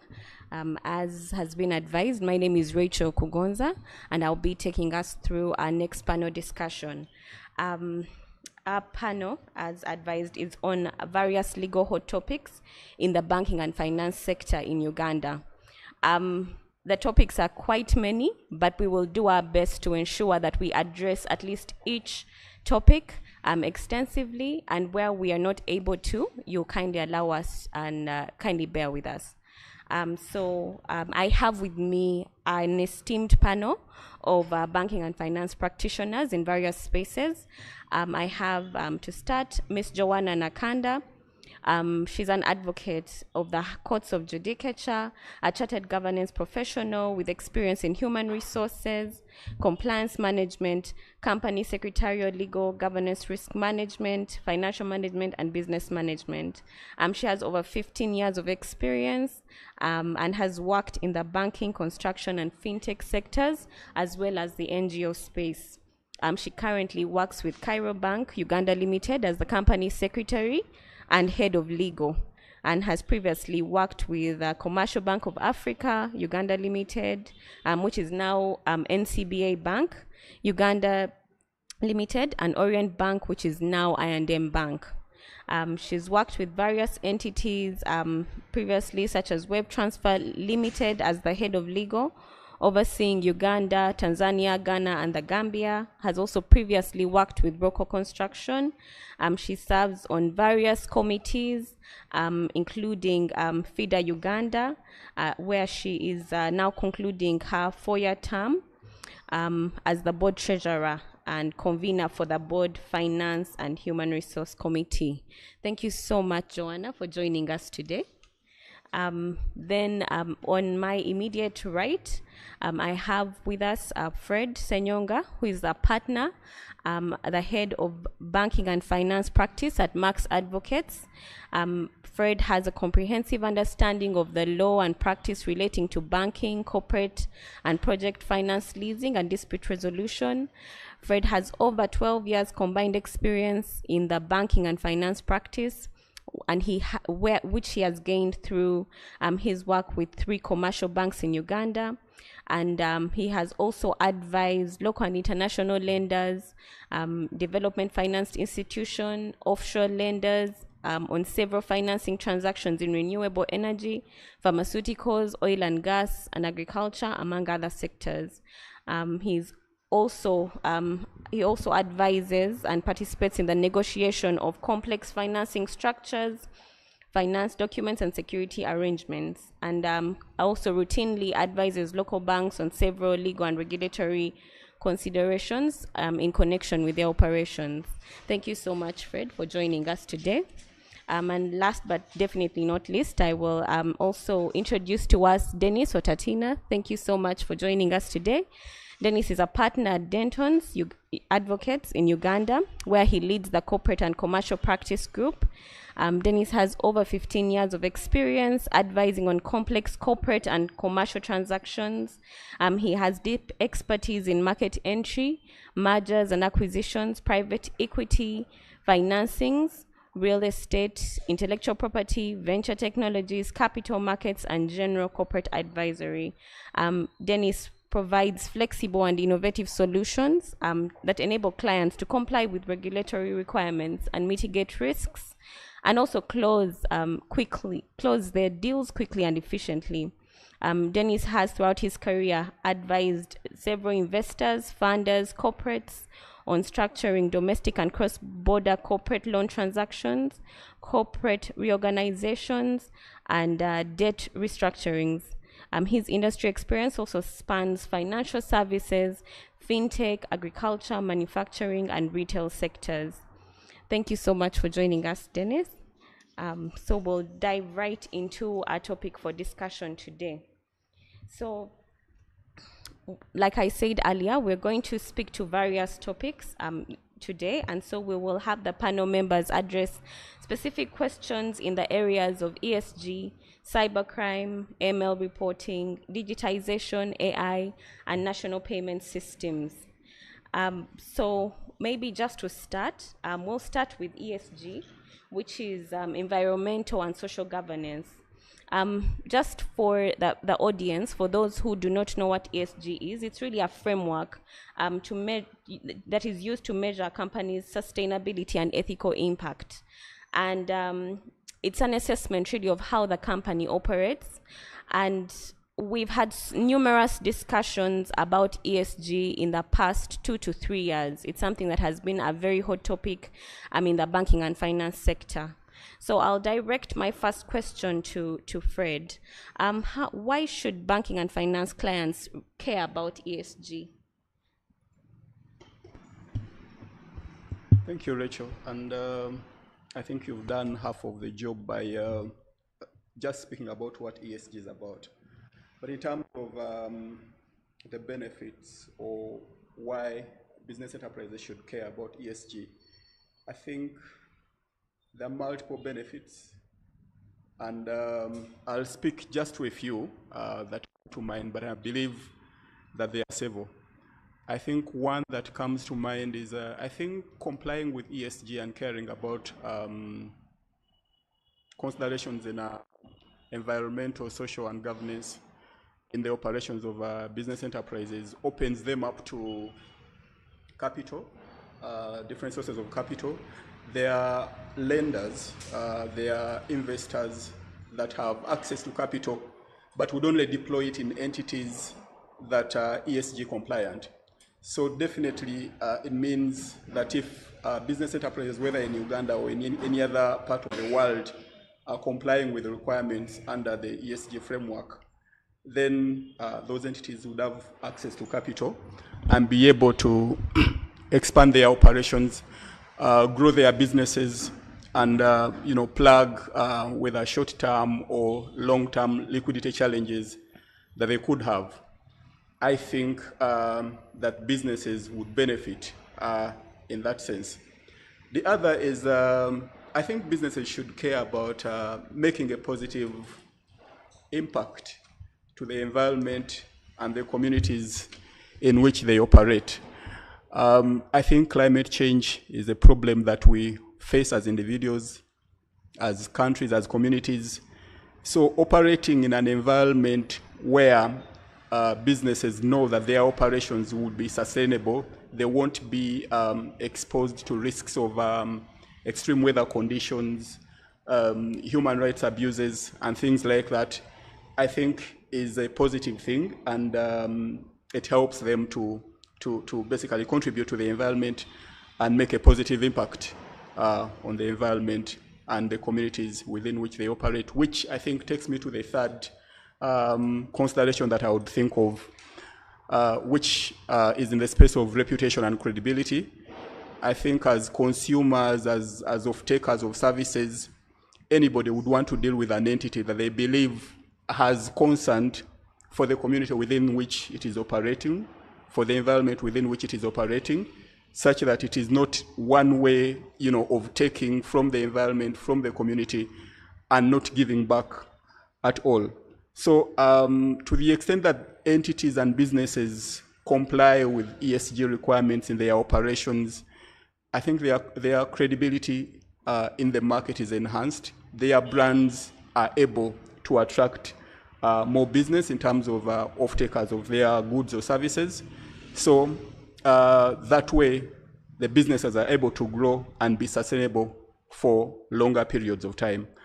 The other that I could think of is, basically managing risks to business assets, to physical assets. I think we had a scenario a couple of weeks ago where we had a heavy downpour and traders, were crying about lost stock and things like that. So if businesses are aware that their operations have an impact on the environment, have an impact on climate change, it also helps them protect assets, risks that their physical assets could be exposed to, but also financial assets. I mean, I've just been talking about traders, but within that very equation are lenders, people that have advanced credit to traders and businesses that have been affected by that incident. For example, in a few months, possibly you'd have these traders struggling to repay their loans, and then lenders would be affected, and the chain would continue like that. So I believe that there is value for all parties to be aware and participate in initiatives to embed ESG factors in their operations, to protect their assets, to protect their businesses, to protect their business portfolios and cash flows. I think those are the ones that come to mind. There could be several. That list is by no means exhaustive, but I think those few would stand out for me. Thank you. Okay, thank you so much, Fred. You raise a very important point about the fact that businesses should care about their environment and how it impacts, and they should care about rather how they impact the people around them. As lawyers, we are called to be client-centered, and therefore our focus should be on ensuring that our clients are practicing or have practices in place that comply with the ESG requirements. So I'd like to ask you just a follow-up question, Fred, on how, as lawyers, we can support businesses to enforce sustainability in their operations. Thank you, Rachel. So again, lawyers handhold clients in most of their operations. So their role definitely becomes critical in supporting clients and businesses to ensure that they comply with ESG requirements, whether under policies or different regulatory frameworks. Different ways they can do this. Again, some that come to mind would be in the space, for example, of governance and oversight, helping businesses structure their governance operations to embed ESG factors. It could be at board level, it could be in drafting charter, in drafting terms of references for different committees to ensure proper oversight and accountability for management of ESG risks. I think that's one area. The other area could be in the space of negotiating contracts and undertakings. Again, providing guidance to businesses on ESG clauses, embedding ESG clauses within the contracts, whether those are funding agreements, whether they are investment agreements or supply agreements. Again, it is important that they help them in ensuring that ESG concerns are embedded in the contract clauses, and related to that, monitoring, helping with monitoring, and where required, preparing reports on compliance with different matrices that are set within the contractual arrangements. The other item would be something around possibly advocacy, working with communities, working with other stakeholders, to drive the ESG agenda, drive ESG policies in different sectors that their clients or businesses operate.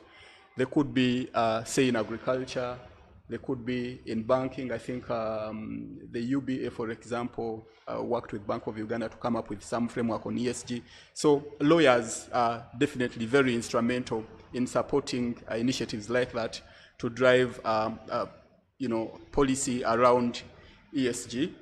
The other would be, just around advising on compliance with the requirements. They could be under policies, and this could be especially for in-house lawyers serving business entities, supporting the management and other structures within the entities to ensure they are complying with the requirements under their own policies, under funding agreements, and any regulatory framework that might be in place. I know that in our country we don't have a strong framework yet, but there's best practices to pick from, even internationally, the equity principles and things like that. Lawyers are able to help with interpretation of those and supporting the teams in-house, especially to comply with the requirements under those. I think those are some of the ways that lawyers will play in supporting businesses to comply with ESG. Okay, thank you so much, Fred. Just to respond briefly, I'm just requesting you to respond briefly to, in your experience, because lawyers are supporting businesses to enforce sustainability, how are clients, how are banking and finance clients responding to the evolving ESG regulatory landscape, as you've mentioned, both our local and international clients? Is it a positive response? Is it one where they are hazy about it, or they don't quite have a clear understanding of what their obligations are? Just a quick response to that. I think it's a mixed kind of response, but I think in the last 2 to 3 years, we've seen more entities responding to these requirements. We've seen ESG being at the center of governance in different institutions, especially the financial institutions, right from the board level. Some have specific committees on sustainability. Some have officers designated to deal with this risk. And in terms of risk management, ESG is looked at as a risk on its own, and entities are putting measures in place to ensure that the risks that ESG could potentially have on their businesses are being addressed. So I think that's one way. The other would be in the space of recalibrating their supply chains. You've seen a number of business entities looking at how they source services and goods and asking suppliers to declare that they comply to certain standards of sustainability, sometimes requiring them to share their policies on sustainability, requiring them to share information on how much paper they use, their contribution to emissions and things like that. So I think it is becoming, entities are increasingly taking this up. In our space, you receive a number of asks for trainings on matters ESG, matters sustainability. So it sort of tells you that entities are becoming concerned about this and seeking to understand how it impacts their businesses, and therefore seeking opportunities to get knowledge, get to understand how this works, and how they can make themselves compliant. Thank you. Okay.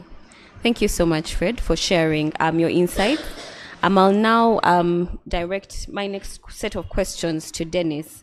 Dennis has, as I mentioned, a lot of experience in advising fintechs in their operations. And Dennis, just to speak to virtual assets and their regulation here in Uganda. So Bank of Uganda and the Ministry of Finance, Planning and Economic Development have both come out to say in different ways that they do not really recognize cryptocurrency as legal tender in Uganda. And yet we're seeing with the growth of our economy and how digitization has really increased, that virtual assets, cryptocurrency is in fact growing in other countries. And in fact, we would say that technology is actually moving faster than the regulator. Just when technology has advanced, the regulator is saying, no, we don't actually provide for this. It's like, I don't want to call it a eureka moment, but somehow they're waking up to the fact that they need to regulate it after the fact. So I would just like to ask you, what role should lawyers play in helping fintechs prepare for upcoming virtual assets legislation. We've seen Ghana come up with a policy on virtual assets. Kenya recently also enacted the Virtual Assets Act. Are there proactive steps law firms should also take before these laws in Uganda are enacted to prepare ourselves basically for this space? Thank you, Rachel. Quite an interesting space, like you say. Virtual assets are, as you would understand, quite hard for the regulator, because if you compare virtual assets to fiat currency is really the preserve of the central bank. They issue the currency, they control how much is in the economy. Digital assets, not the same. They're quite different. So you would understand the fact that they would most likely always play catch up. I think every other day there's a new cryptocurrency coming up. But like you rightly say, it's a space that cannot be ignored anymore. Kenya passed the law. It's in operation now. They are strictly and highly regulated by the Central Bank of Kenya. Ghana did the same recently. But economies all over the world have actually come together and agreed a certain set of rules on how you manage, transfer, move cryptocurrency. And I think that's where the lawyer comes into play, the law firms come into play, especially in supporting fintechs. We know, I think the president is the one that told the Bank of Uganda that just because you don't regulate it doesn't mean it won't work. Let it work, catch up. So we know that there are several fintechs operating and facilitating payments in cryptocurrency across different economies. So what I think, first and foremost, for the lawyer, what's important is to start slowly and gradually getting the fintechs ready for the law. We have seen that the biggest chunk of the law in Kenya on digital assets is about reporting. The reporting lines, that's where the central bank is most interested. And to be honest, that's all they can do, enforce reporting mechanisms. Because they're trying to curtail the anti-money, the money laundering and financial support to activities that are not properly known. And it's the same all over the world.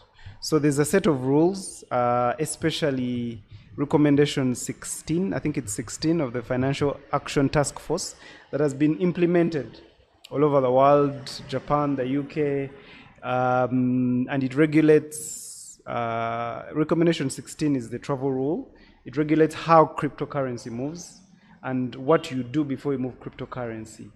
And I think the Kenyan law borrows a lot from it.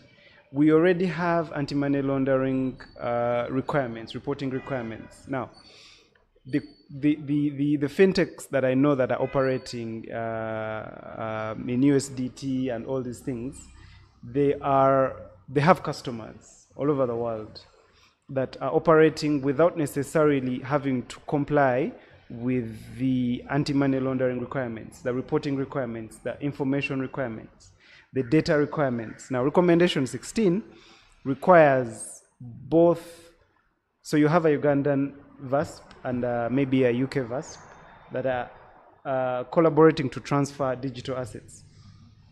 Regulation 16 requires that when the sender and the recipient exchange information, data, personal data.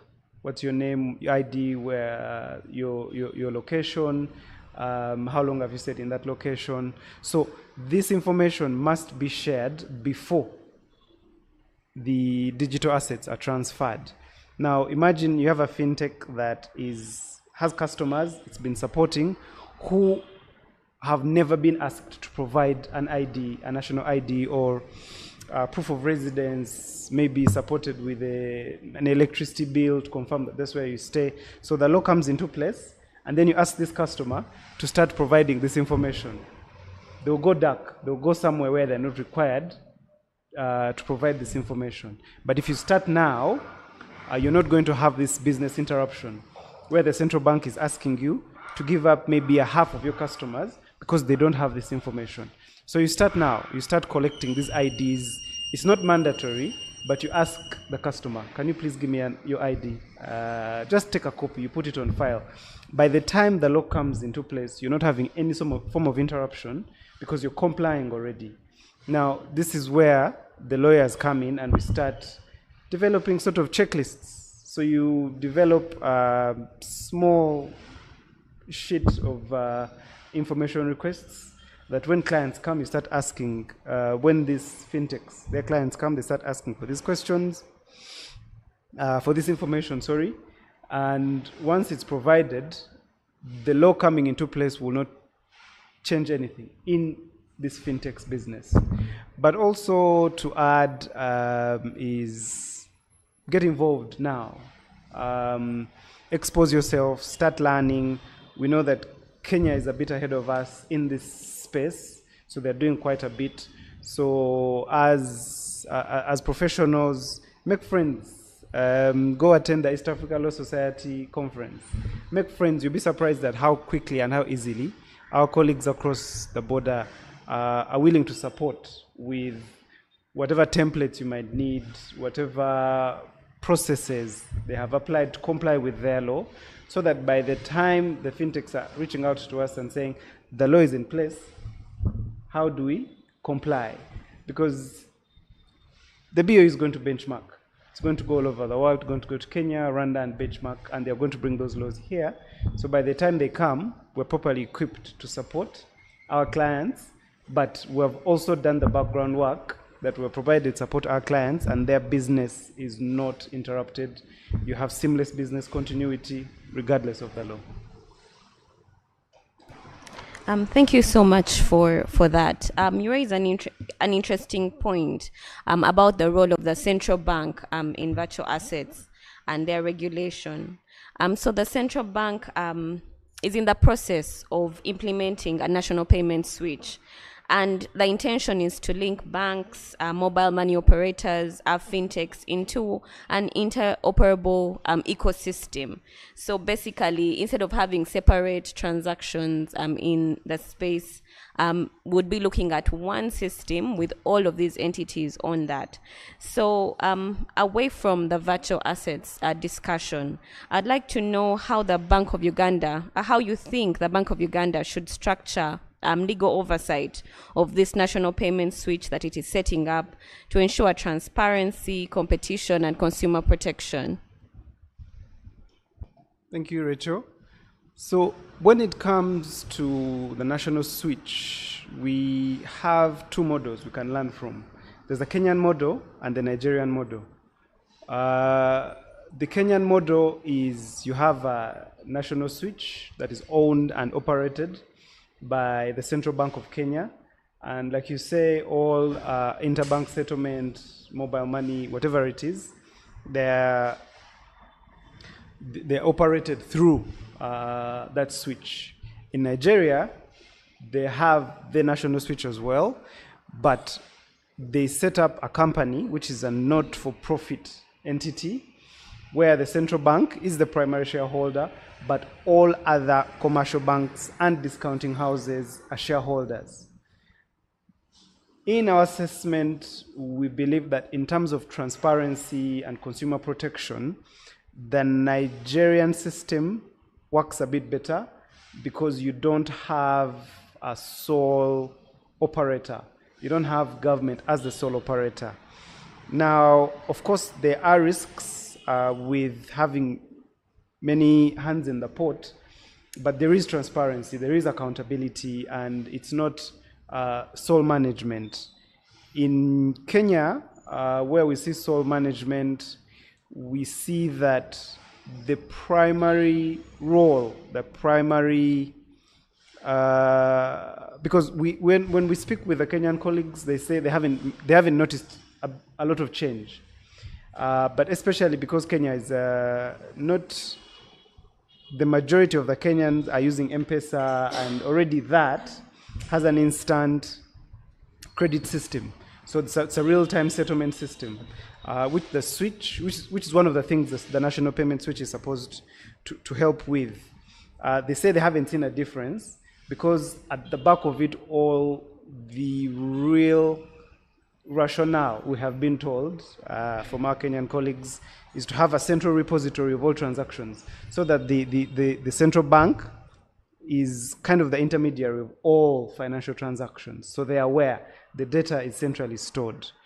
With the Nigerians, they started off with this kind of model, but they moved into one where all the banks are shareholders. The board is comprised of representatives from the banks. And primarily for them, it was about transparency and consumer protection. Our data, how is it protected?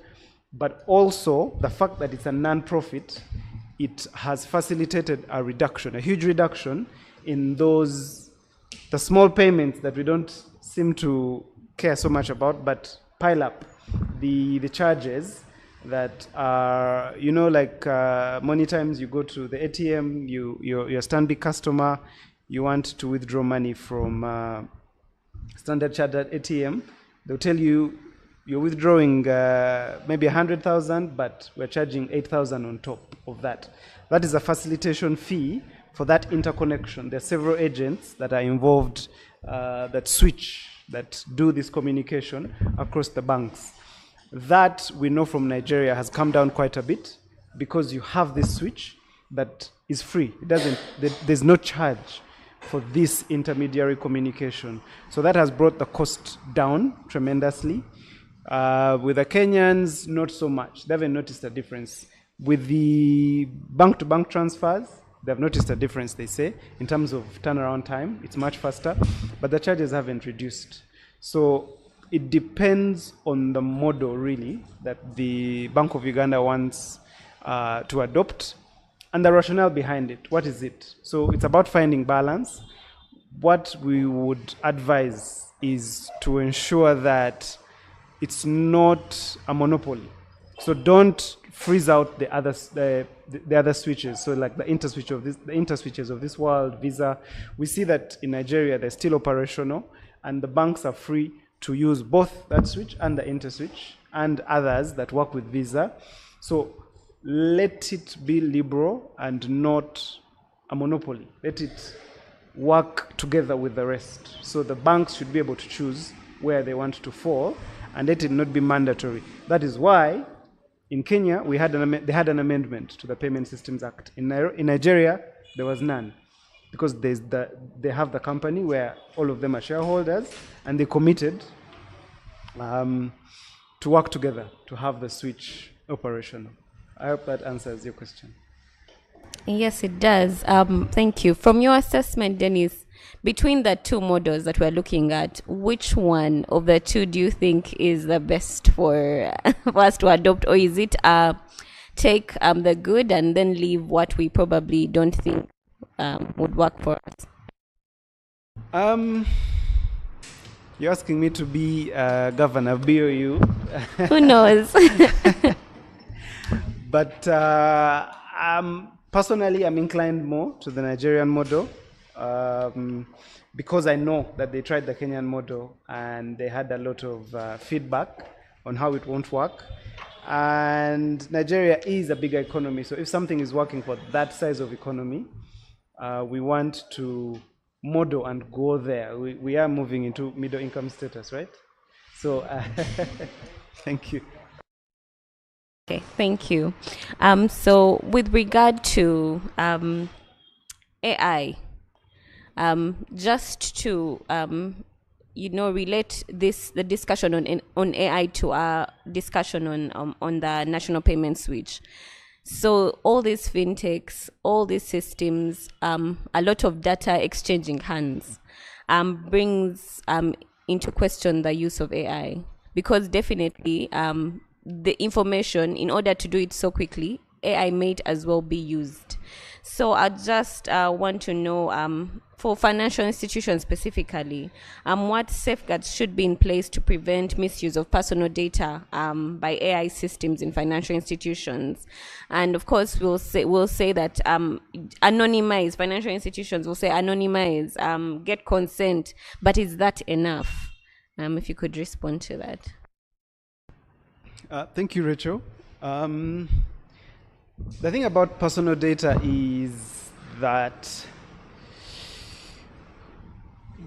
how far shall we go?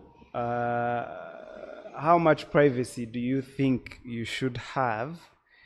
The example I can give is when you step out of your house, you have given some form of consent.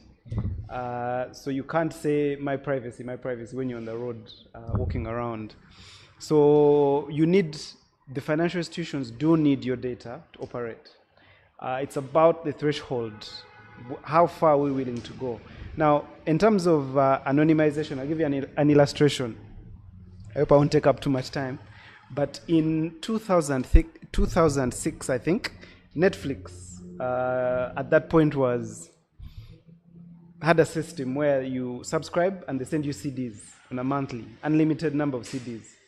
So they came up with a competition and asked people to rate movies so that they may better serve you. So they will send you 5, you rate on a card and send back the movies with a card. So the next time you ask for 5 movies, they'll send you 7 with 2 suggestions based on your rating. So they collected this kind of information for about 500,000 Netflix users.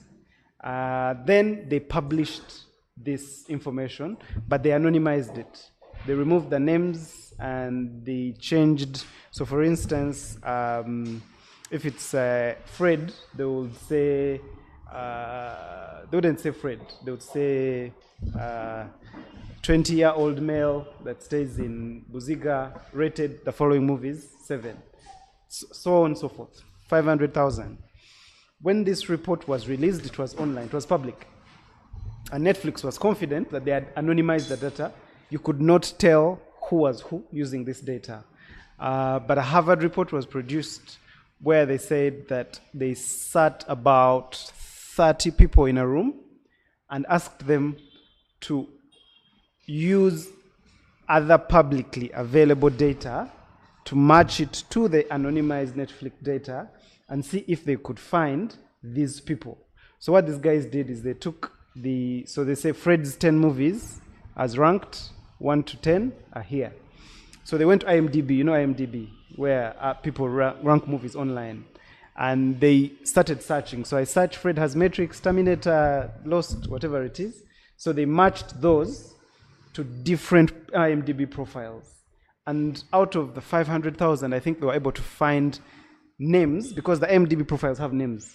So they're able to find names of about, I think, 60% of using this anonymized data. So they match the two, they find the name, they go to a publicly available database, find your address, and link you to the address and confirm that this 20-year-old male who lives in Buziga, who liked these movies, is actually Fred, because on the IMDb, he liked the same movies, give them around the same rankings, and he's a male, and he lives in Buziga, and his address is here, so here's his identity. Now, that means other streaming services can use that data and locate Fred and offer him the same movies to compete with Netflix. So there was a suit, there was a class action, and Netflix had to pay some form of compensation. So the answer there is anonymization doesn't work, because if a human being can find it, what about data that's super fast? Anonymization works to a certain extent, but not all the way. I'll give you a second example. Myself, about 3 weeks ago, I started receiving SMS notifications with suggestions to borrow money. Now, I'll use different networks. Say I'm on Vodafone, yeah, and Rachel is on Safaricom. The two don't work together. But me on Vodafone, I'm receiving messages from Safaricom saying, hey, Dennis, do you know you can borrow money from Airtel and this and that and that and that? So I was surprised. I thought, why would this doesn't add up? It should be the Vodafone, my network, sending me messages, not Safaricom.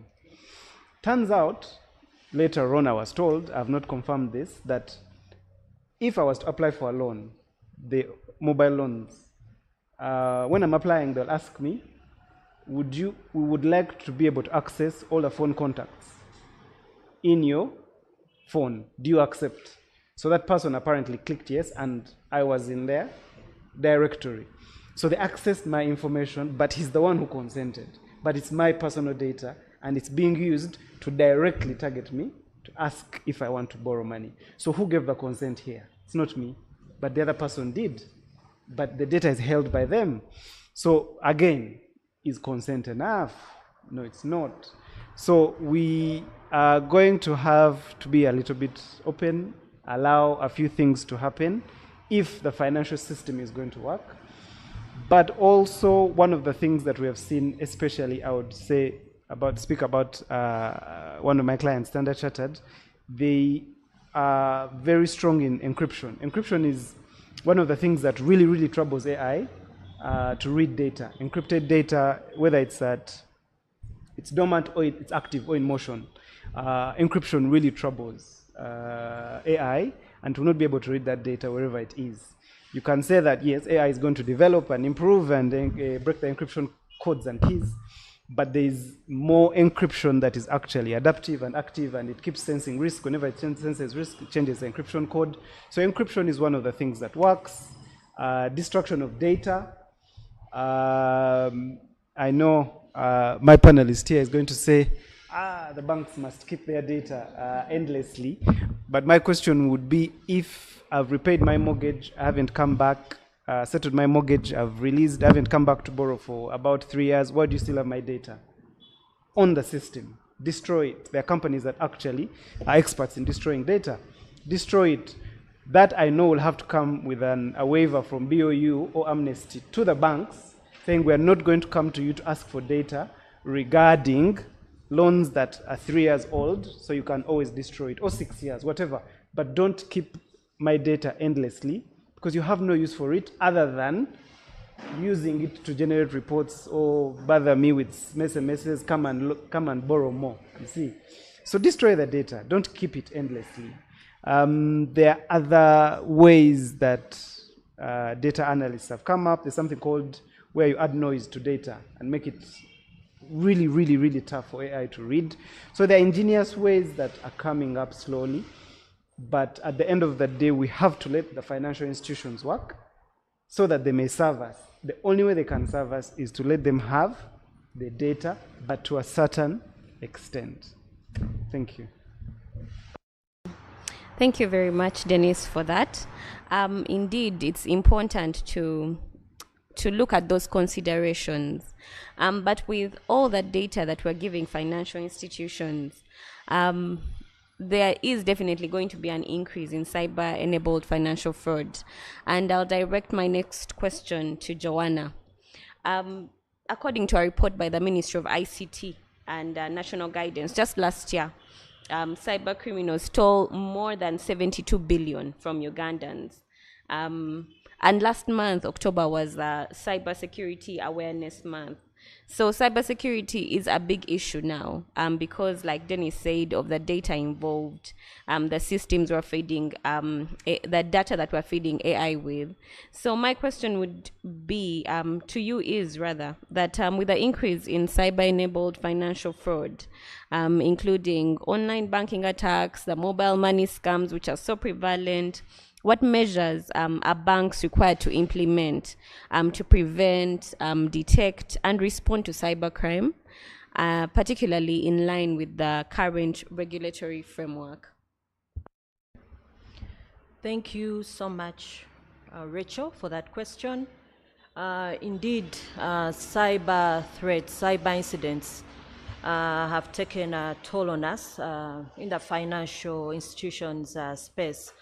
And Bank of Uganda has recently, as recently as 1st December 2024, rolled out the cyber and technology risk management guidelines, where they have provided guidance to banks on what should be in place in order to curb, the cyber incidents, or better still manage them. Because as you increase your technology, as you improve on your technology, the hackers are also improving on their ways of work. So in terms of this framework, the guidelines that were rolled out, there are requirements for banks, that have to be in place right from the board. At the board level, we need a board member with cyber expertise. And so Bank of Uganda has asked banks to confirm whether we do have this person on board. Maybe one, it may be two, but we need the board expertise on cyber-related matters. The Bank of Uganda also mandates banks to have a committee that specifically looks at cyber incidents within the organization, or basically looking at the cyber security framework within the organization. Is it working as intended? So we at the board level, we have focus in all the institutions in terms of what we need to have in place on cyber security governance. It trickles down to senior management, or I'll call it executive management, as it's now defined in the corporate governance regulations. We need to have a head of IT, and we also need to have a chief information security officer. And these are EXCO members. Before there would be heads of department, but now Bank of Uganda has said, no, we need them to be your EXCO members, because it's at that table of the executive management that critical decisions that impact on the strategy of the bank are being made. So you need these two people there, the Chief Information Security Officer and the head of IT. Of course, getting a Chief Information Security Officer has been a challenge for a number of banks. In fact, we call them endangered, species, because not many of us, have that expertise. Even just appreciating the terminology around cyber, security is a challenge. So banks have elevated, perhaps number twos. We've also had people coming from outside the banking space to join the bank at that level as CISOs, as we call them. There is also need for management committees to oversee cyber security in banks.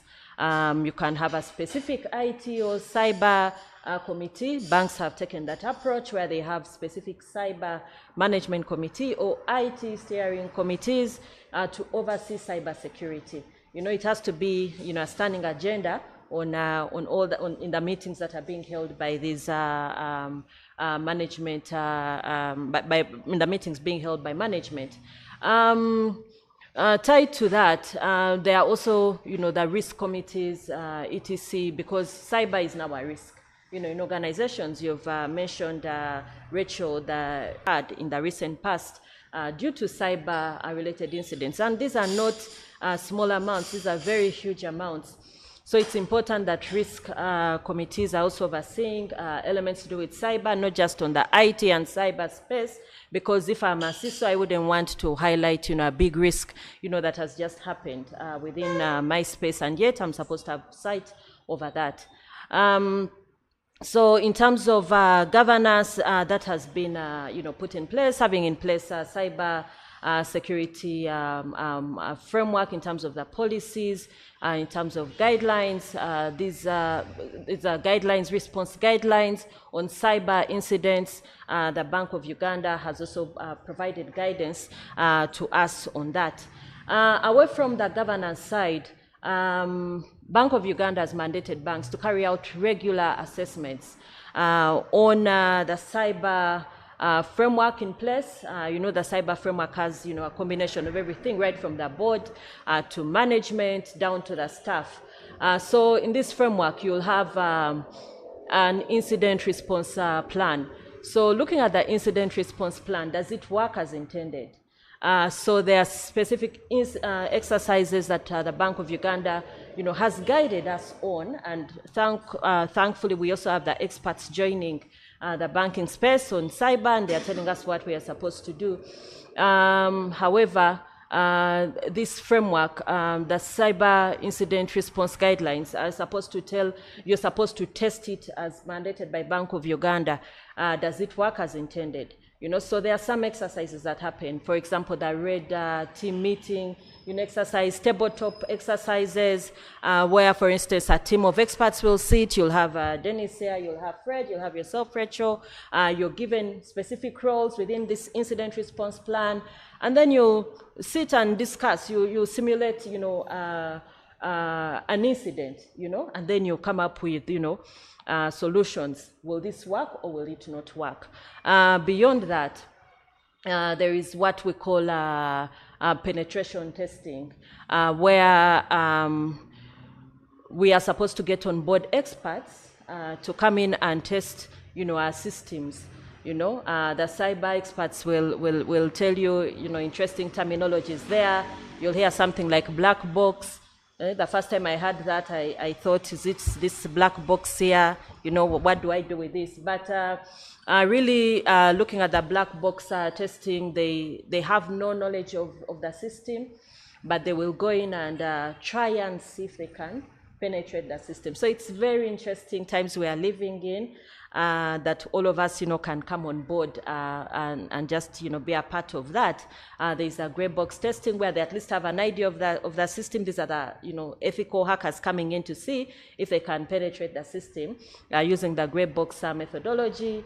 I hear there's also the white box methodology where they know everything all the way to the source code of the system. So this testing is required. Independent assessments are required by Bank of Uganda, and reports should be filed on an annual basis. Of course, looking at the outsourcing elements, because banks don't work in isolation. We have we have you on our panels of external counsel.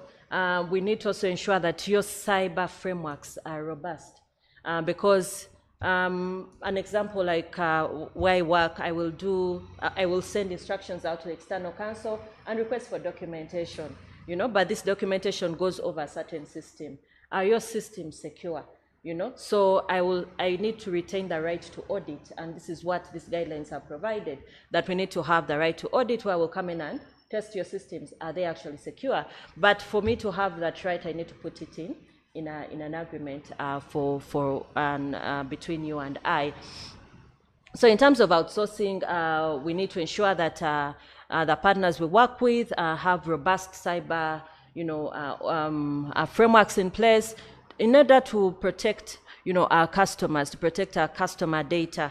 And of course, there's training, there are awareness sessions that have to be, carried out as frequent as possible. Cyber is something that's very new within our space. As mentioned earlier, it took effect 1st December 2024. We're also trying to we're trying to come to terms with just the terminologies that are in the guidelines, but that's where the training and awareness sessions come in. And of course, in terms of incidents, when they happen, when do you report to the Bank of Uganda and to the board? We are mandated to report within 24 hours.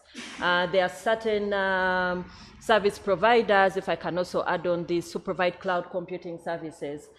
These are also, we cannot just take them on unless we've received approval from the board or approval from Bank of Uganda.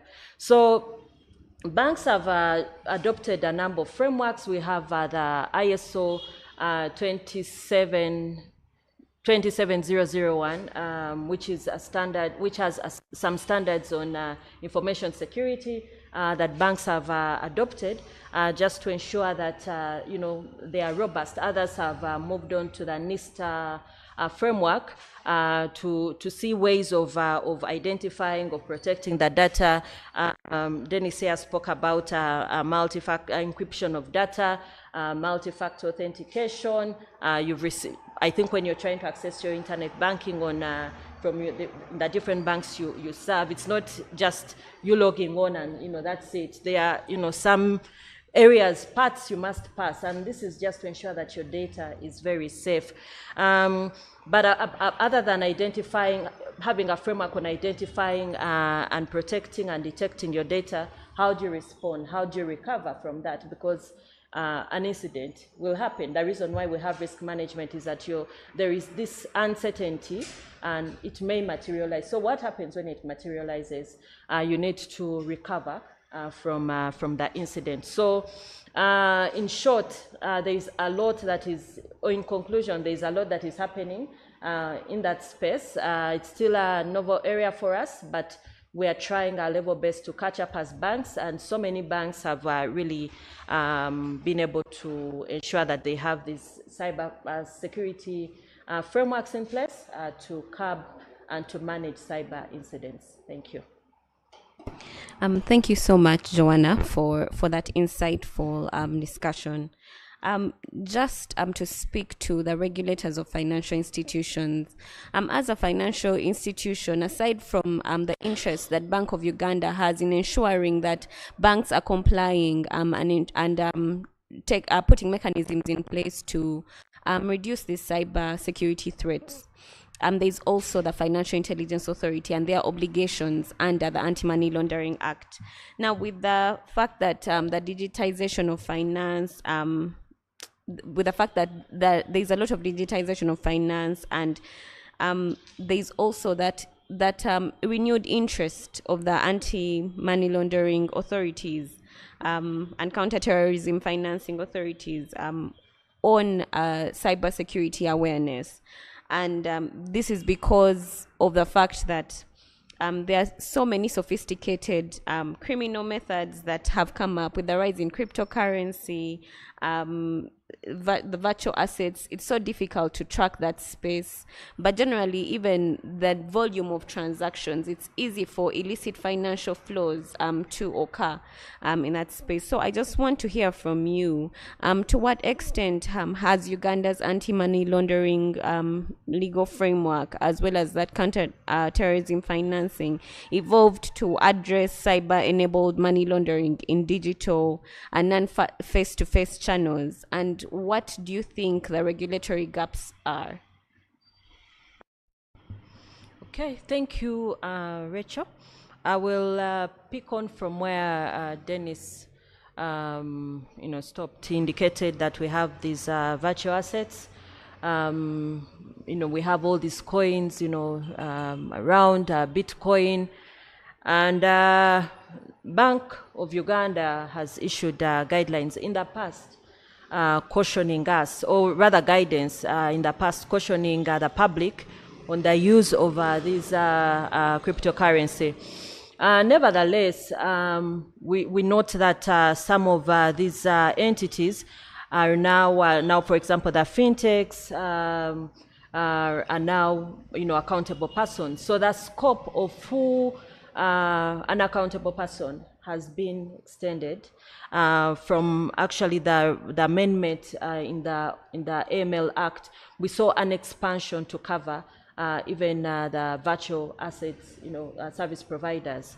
But in terms of the operationalization, that is where the challenge is, as you've mentioned. Nevertheless, you find the fintechs are now covered. They are covered under the FIA AML Act. They have to report.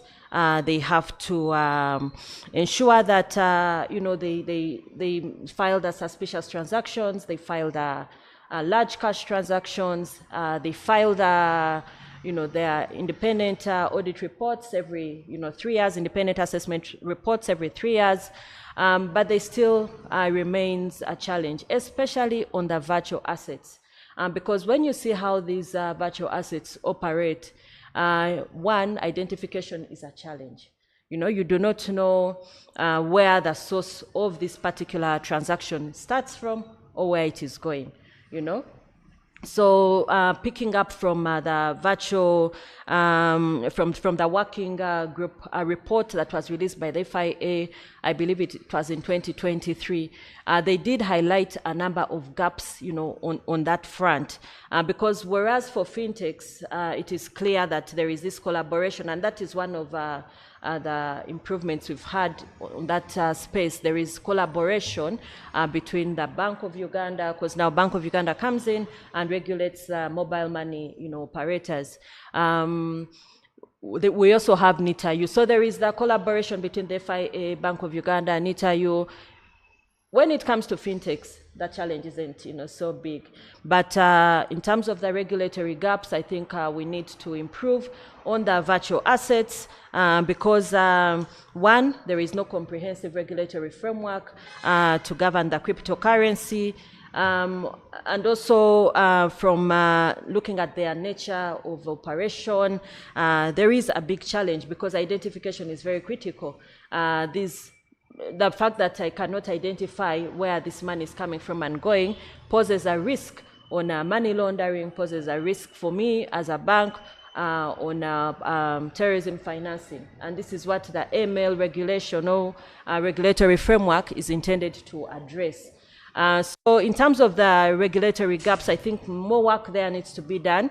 But the good news is that the Financial Intelligence Authority has already identified these gaps from their working document. And there will be work around that because there is already a working group, and the working group has documented this. And there will be work around that to ensure that these cyber money-enabled money laundering crimes are curbed. Thank you. Thank you so much, Joanna, for that. In the interest of time, maybe I'll just request the MC to allow me to address one final question to Joanna with regard to the anti-money laundering laws in Uganda and the role of the FIA. So in February last year, the Financial Action Task Force at its meeting in Paris reached a conclusion that Uganda would be removed from the grey list. And what that meant is that Uganda had implemented its action plan and removed and basically addressed the deficiencies that had been previously identified that were encouraging illicit financial flows. Now, I just want to know from you, Joanna, whether the reporting burdens on accountable persons, in financial institutions specifically, has changed, both in terms of volume and type of reporting. Is it the same old as was before? Are the obligations more now that we are trying to steer clear of that grey list? How does it look like today? Thank you so much, Rachel. Very interesting question. We were actually on the verge of even being the blacklist.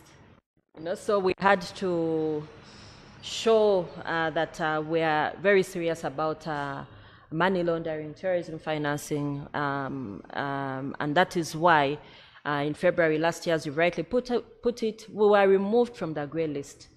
However, these actions that we have taken the burden cannot be reduced by the Financial Intelligence Authority.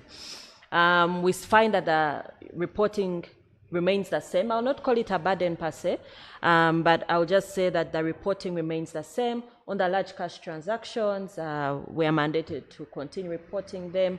On the suspicious transactions, we are mandated to continue filing them within the advised timelines. We are still mandated to ensure that we have an independent assessment on our ML programs in the banks, in the financial institutions. At least, independent assessment is once every 3 years. We are still mandated to, to really comply with all the obligations as they are there right now. And for me, I think we stand a better chance because looking at the scrutiny that Uganda was exposed to at the time, that scrutiny has lessened. Uganda has become more attractive to investors, given that we are not on this grey list anymore. So I find that the only burden that has reduced for financial institutions is the scrutiny, the external scrutiny that we're exposed to. People really thought that Uganda was a haven for money laundering, and terrorism financing. But given that we're able to comply, we are in a better space right now, and better that these obligations remain so that we can continue to attracting the right kind of investors and also getting the right risk assessments that are conducted by the various international bodies for Uganda. Thank you. Thank you so much, Joanna. Our dear attendees, in the interest of time, will beg to stop here and have proceed to the question and answer session.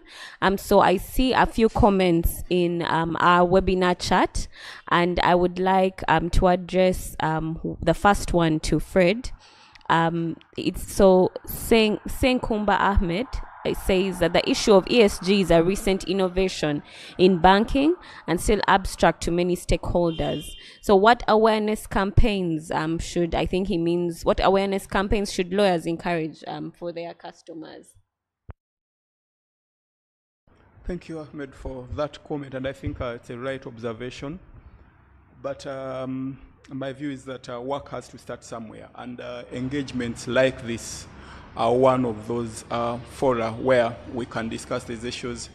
And I know that the audience and even as panelists here, we are part of the ecosystem for financial services, and we are part of that group of customers that have to interface with these requirements every time we need services from financial institutions. So forums like these, discussions like these, certainly play a part in creating awareness.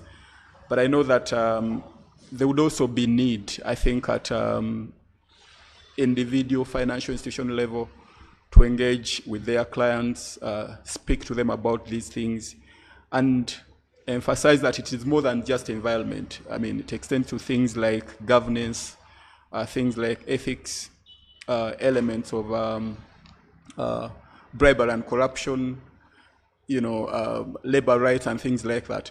So there's opportunities for individual financial institutions to engage with their customers, but also at through other I think, for example, the associations that bring together different players in our economy, traders, people that play in different sectors. If workshops and conversations like this could be had in those different sectors, because it is possible that these factors impact different sectors differently. So there's opportunities for people, say, in the financial services space, people in the manufacturing space would be more exposed to issues around labor rights and things like that, more than possibly people in the financial services space. So I think in conclusion, the conversation has to be an ongoing one, and we have to leverage opportunities like these to carry it forward, but also encourage other stakeholders in the financial services space and in other sectors of the economy to carry this conversation forward, to create more awareness among our population, such that people don't only get to be required to comply with these things when they go to the banks. Thank you. Okay, thank you, Fred. Moving on to our next comment. Senkuba Ahmed also made a comment that I'd like to address to Dennis, where he says that banks are mandated by law to keep data for a minimum of 10 years under the FIA. I think he's addressing this comment to your previous discussion on anonymization of data and whether that's enough. Thank you for the question, Ahmed. So one of the things that actually our moderator spoke about is the fact that the law and regulators inevitably, it's not a fault, but inevitably are always going to be behind technology. So we have a lot of pre-AI laws that are going to have to be changed, unfortunately, to fit. So yes, that's true that there's a 10-year minimum requirement. That's where we're saying that we're going to have to involve the Bank of Uganda to waive some of these things. So I'll give you an example. The value of individual data right now per person for the data brokers, data sellers is about between $240 to $290 per year. That's the value of personal data. Now in Uganda, about, I think we're around 20 million, 21 million bank account holders. Now imagine just half of that is subject to a data breach. How much money is there? So that's the motivation. So we look at the motivation behind someone who would want to build AI that is able to breach data from a financial institution. Financial data and I think medical data is some of the most sensitive data around, and people are willing to buy it for targeted marketing, targeted promotions, to just mention just a few of them. So if you take, say, $240, just as say $200 times just about half, maybe let's say 10 million accounts that could get hacked, data breached, and data sold. That's good enough motivation for someone to try and use AI to access this data. What I'm saying is that why not reduce the probability of access to this data by saying, if for closed accounts and closed mortgage accounts that have been closed for 3 years and inactive, destroy this data, take it away from the possibility of a breach or a possible hack, and then that data is no longer available and it's gone. So it's true that that's how the law is. We have to comply for now, but we're going to have to adjust in this new era, in this new AI era, where it's not just human beings that are accessing our data. There's a much more stronger system and platform that can access this data with good motivation. Okay, thank you so much, Dennis. And I think this will be the final comment addressed to Fred. Africano Bigwaruhanga says that the EU has developed sustainability finance regulatory framework that includes corporate sustainability reporting directives, and companies and their directors can be exposed to a risk of being sued where there is misreporting or false reporting on their ESG endeavors. He's saying that we could also look at these developed frameworks to guide and advise clients looking at developing their ESG frameworks. Any comment from you, Fred, on that? No specific comment to that. I think I'll just agree with Africano. But I think what I would want to add is I think the adoption of these standards is more within the financial services space. And the impact extends just beyond the financial services space. So I think there is a need to devise ways to extend this information beyond just the banks. I think it's the banks that are looking at it and sort of complying with these standards. But I think there are opportunities maybe to leverage, the access that the banks have to their clients and push this information down to individual entities such that compliance is not maintained only at bank level. Thank you. Okay, thank you so much, Fred. Thank you, Dennis. Thank you, Joanna. Thank you, Fred, for making the time to join us here in this panel discussion. I think we'll end the session here. Thank you, our audience, for your keen focus on the topics that we've discussed. This is by no means exhaustive. We really had limited time, but all these topics are a panel discussion in itself, and we hope that we've been able to at least give you an insight on what the hot topics are in the various spaces that we've discussed. I'll now invite the MC to come over and take us to the next bit of our session. Thank you.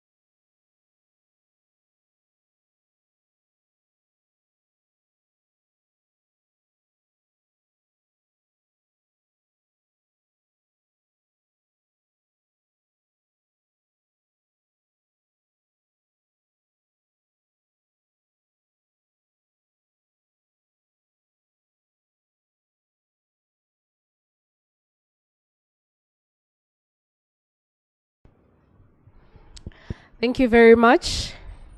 I hope you can still be able to hear and see us clearly. Welcome back from that very insightful session where we're discussing a lot of the emerging trends and the legal hot topics in the banking and finance sector.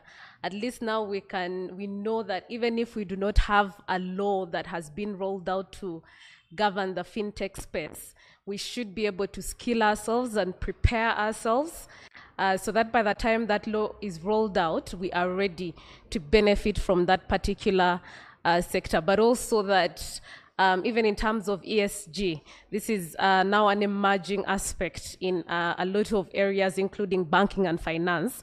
And it's important for us to skill ourselves as well on aspects of ESG, which translates into business and human rights as well. How do corporate entities do work with, the different other people in the society, so that we can be able to move in line with the ESG principles. That was a very insightful discussion, but we still have more that is coming up.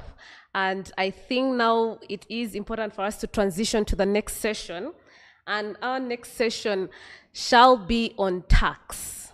Tax is something that we all know, that affects all of us, affects our businesses, affects even in the sectors that we are playing in, and it's going to affect the banking and finance sector. It's important for us to understand what are the key aspects in the banking and finance sector involving tax, and we have an able-bodied panel members that are going to discuss these aspects for us.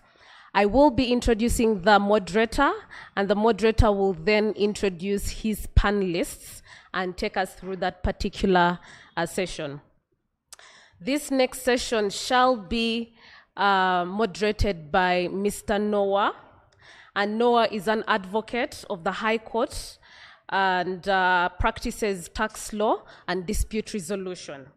He holds a bachelor's law degree from Uganda Christian University, as well as a postgraduate diploma in legal practice from Law Development Center. He also has a postgraduate diploma in tax and revenue administration from the East African School of Taxation. Currently, Noah serves as the Senior Associate of Legal and Tax at BDO East Africa. And definitely he's involved with advising national and international clients across different tax heads and ensuring compliance of those different clients with our tax laws. I will now invite Noah, who will introduce his panel members. Thank you very much.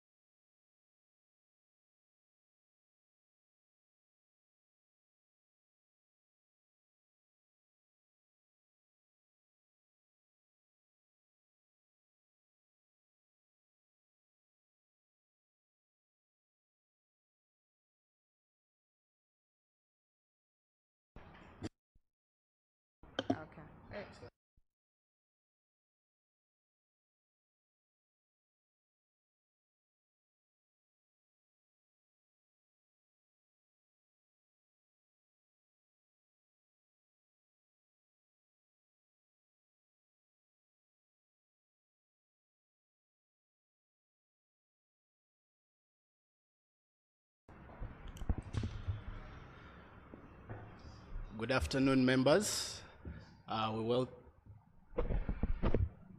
Good afternoon, members. We welcome you to this session of the Banking and Finance Symposium, where we are looking at tax considerations. Now, the banking sector is one of the key economy drivers in Uganda. However, because of the different and fast-paced improvements and technological advancements within the sector, it is prone to an ever-changing landscape of taxation. And to discuss this very crucial aspect, today I have before me a very prolific panel, and I will introduce them, starting from my far right.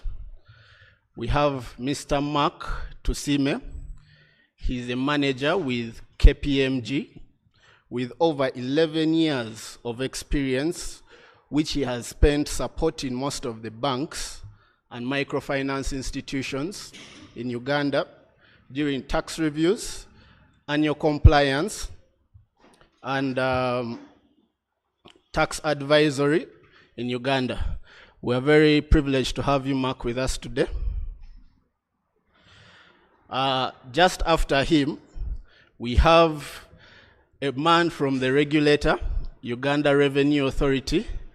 It would be amiss to have a tax discussion without a representative from the tax collector. So Mr. Julius Nandeba is an advocate of the High Court of Uganda who holds a bachelor's degree of laws from Makerere University and a diploma in legal practice from the Law Development Center. However, before joining the legal profession, he was a member of the Certified Public Accountants of Uganda and also the Association of Chartered Certified Accountants, ACCA. He has undergone numerous international trainings in international taxation, transfer pricing, double taxation, treaties, tax compliance, and therefore he is uniquely placed currently as the manager of financial and insurance sector under the large taxpayers office at URA with over 15 years of experience. We are glad to have you, Mr. Julius. Next to Julius is Mr. Robert Mbazira. Mr. Robert Mbazira is an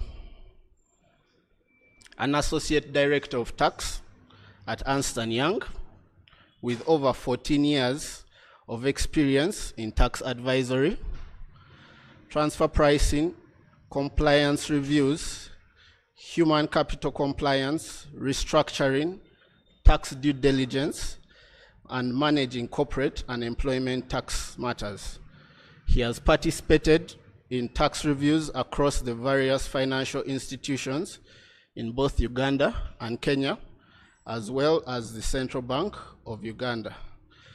He has also handled numerous URA audits and health checks, and in 2014, he gained significant cross-border experience practicing tax in Nairobi, Kenya, serving both multinational clients and national clients. He is a qualified accountant, a member of the ACCA, and holds a background in economics. Robert, welcome to this discussion. Next to Robert is Miss Winnie Awino, who is an experienced finance and technology services practitioner covering banking, finance advisory, corporate tax, and fintech mandates. Winnie has acted for various indigenous entities on their legal, regulatory, transactional, and business matters. She is also retained as legal counsel for these multinational companies. As a partner and legal practitioner employed with S&L Advocates, with over 14 years experience, Winnie has provided valuable strategic risk management and regulatory compliance services and delivered complex legal and business restructuring solutions. Winnie is a certified digital finance practitioner and holds a postgraduate diploma in revenue and tax administration. She is a dual qualified lawyer admitted to practice law in Uganda and in New York, and is a member of the Uganda Law Society, the East Africa Law Society, and the New York Bar Association. That is quite the CV. And on my most immediate right, we have Mr. Bruno Kalibala. He is an advocate of the courts of judicature in Uganda. Bruno holds an LLB degree from Makerere University, a postgraduate diploma in legal practice from the Law Development Center, and a postgraduate diploma in tax and revenue administration from the East African School of Taxation. He currently specializes in tax and business law and is the manager tax and legal at Grant Thornton, Uganda. Panelists, you are welcome to this brilliant debate, and we hope we have a very fruitful discussion.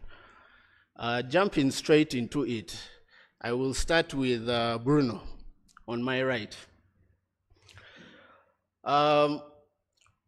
Bruno, currently within the market, there seems to be some confusion as to the letters of credit and the bank guarantees, right? The banks are saying these are loan products which are exempt from excise duty. URA, on the other hand, is saying that these are not loan products and therefore should be charged local excise duty. We would love to have your views on this very important topic. Thank you so much, Noah.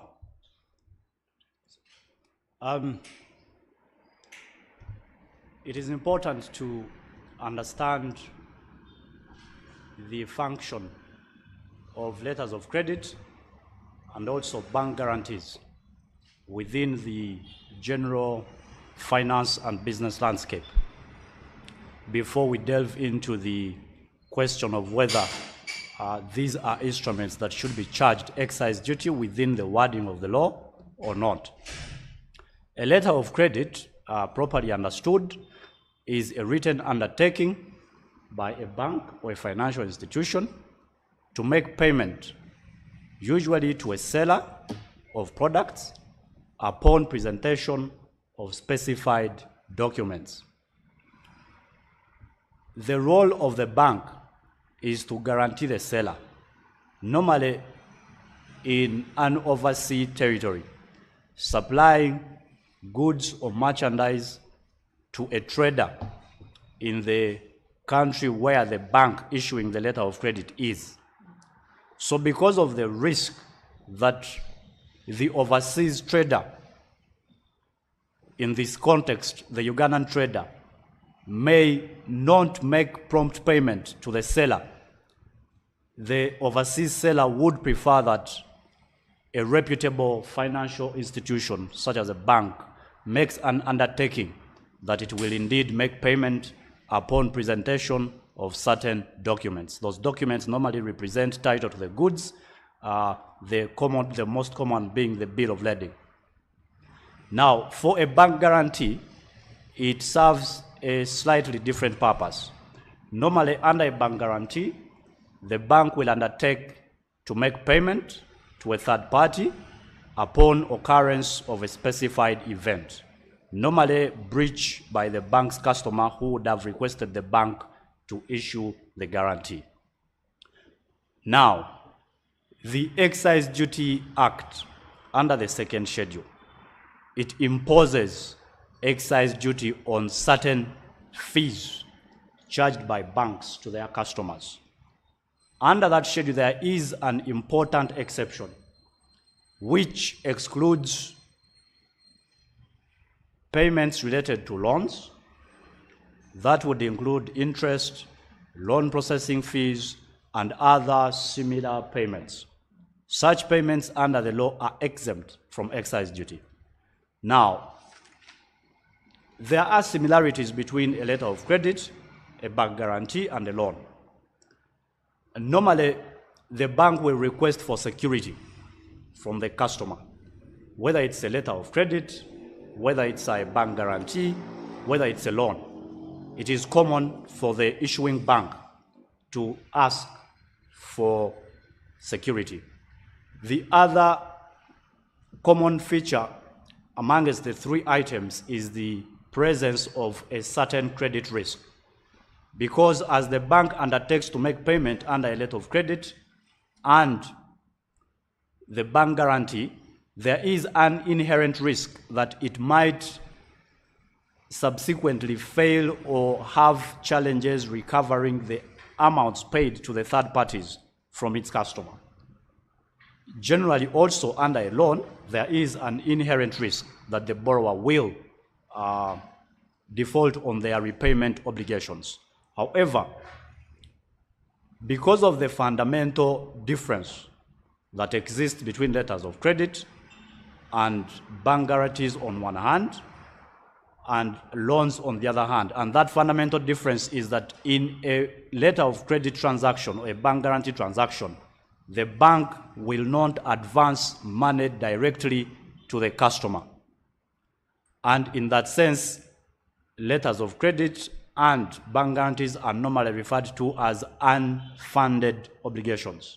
On the other hand, under a loan, because the bank has to advance money to the borrower, those are normally referred to as funded obligations. General interpretation of tax laws, there is what we call the literal rule, which is the go-to rule when you are interpreting a statute. And that is whether there is inherent hardship, whether there is inherent unfairness, as long as the wording of the tax law brings you within the charge of the tax, then you must pay. There could be other market and business-based arguments as to why fees for bank guarantees and letters of credit should be excluded from excise duty, because ultimately within the business ecosystem, these payments do, these products do support businesses. As a contractor who is bidding for a contract, you have gotten the contract and your client says, I need a bank guarantee. If you're a trader and you're bringing merchandise from abroad and your supplier says, I need a letter of credit to guarantee payment. So they do play a crucial role within the business ecosystem. But the wording of the law as it is now, in my opinion, they are within the charge of excise duty, because the exception that relates to loans and payments related to loans, in my opinion, does not extend to letters of credit and bank guarantees.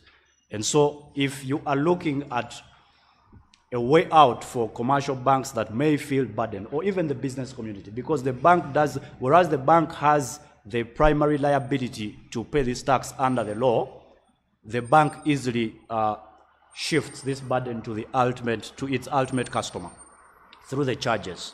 So the person who bears the ultimate burden of the tax is the bank customer.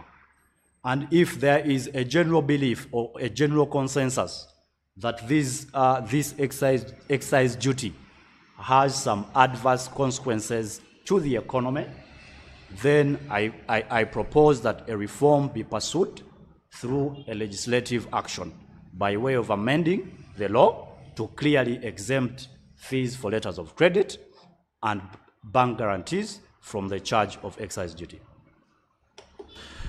Oh, thank you, Bruno, for that insightful distinction between letters of credit and bank guarantees as against a loan-related product. I'll push it over to Winnie to talk about a different kind of duty, stamp duty, right? We have seen recent amendments within the law, especially relating to agreements and mortgages. However, even from the practice before, while that stamp duty was still applicable, there were challenges relating to its enforcement especially arising from the wording of those documents, attribution of the liability to pay, and so forth. Can you tell us, in your experience, what the challenge, where it emanated from, and how you propose this would be cured?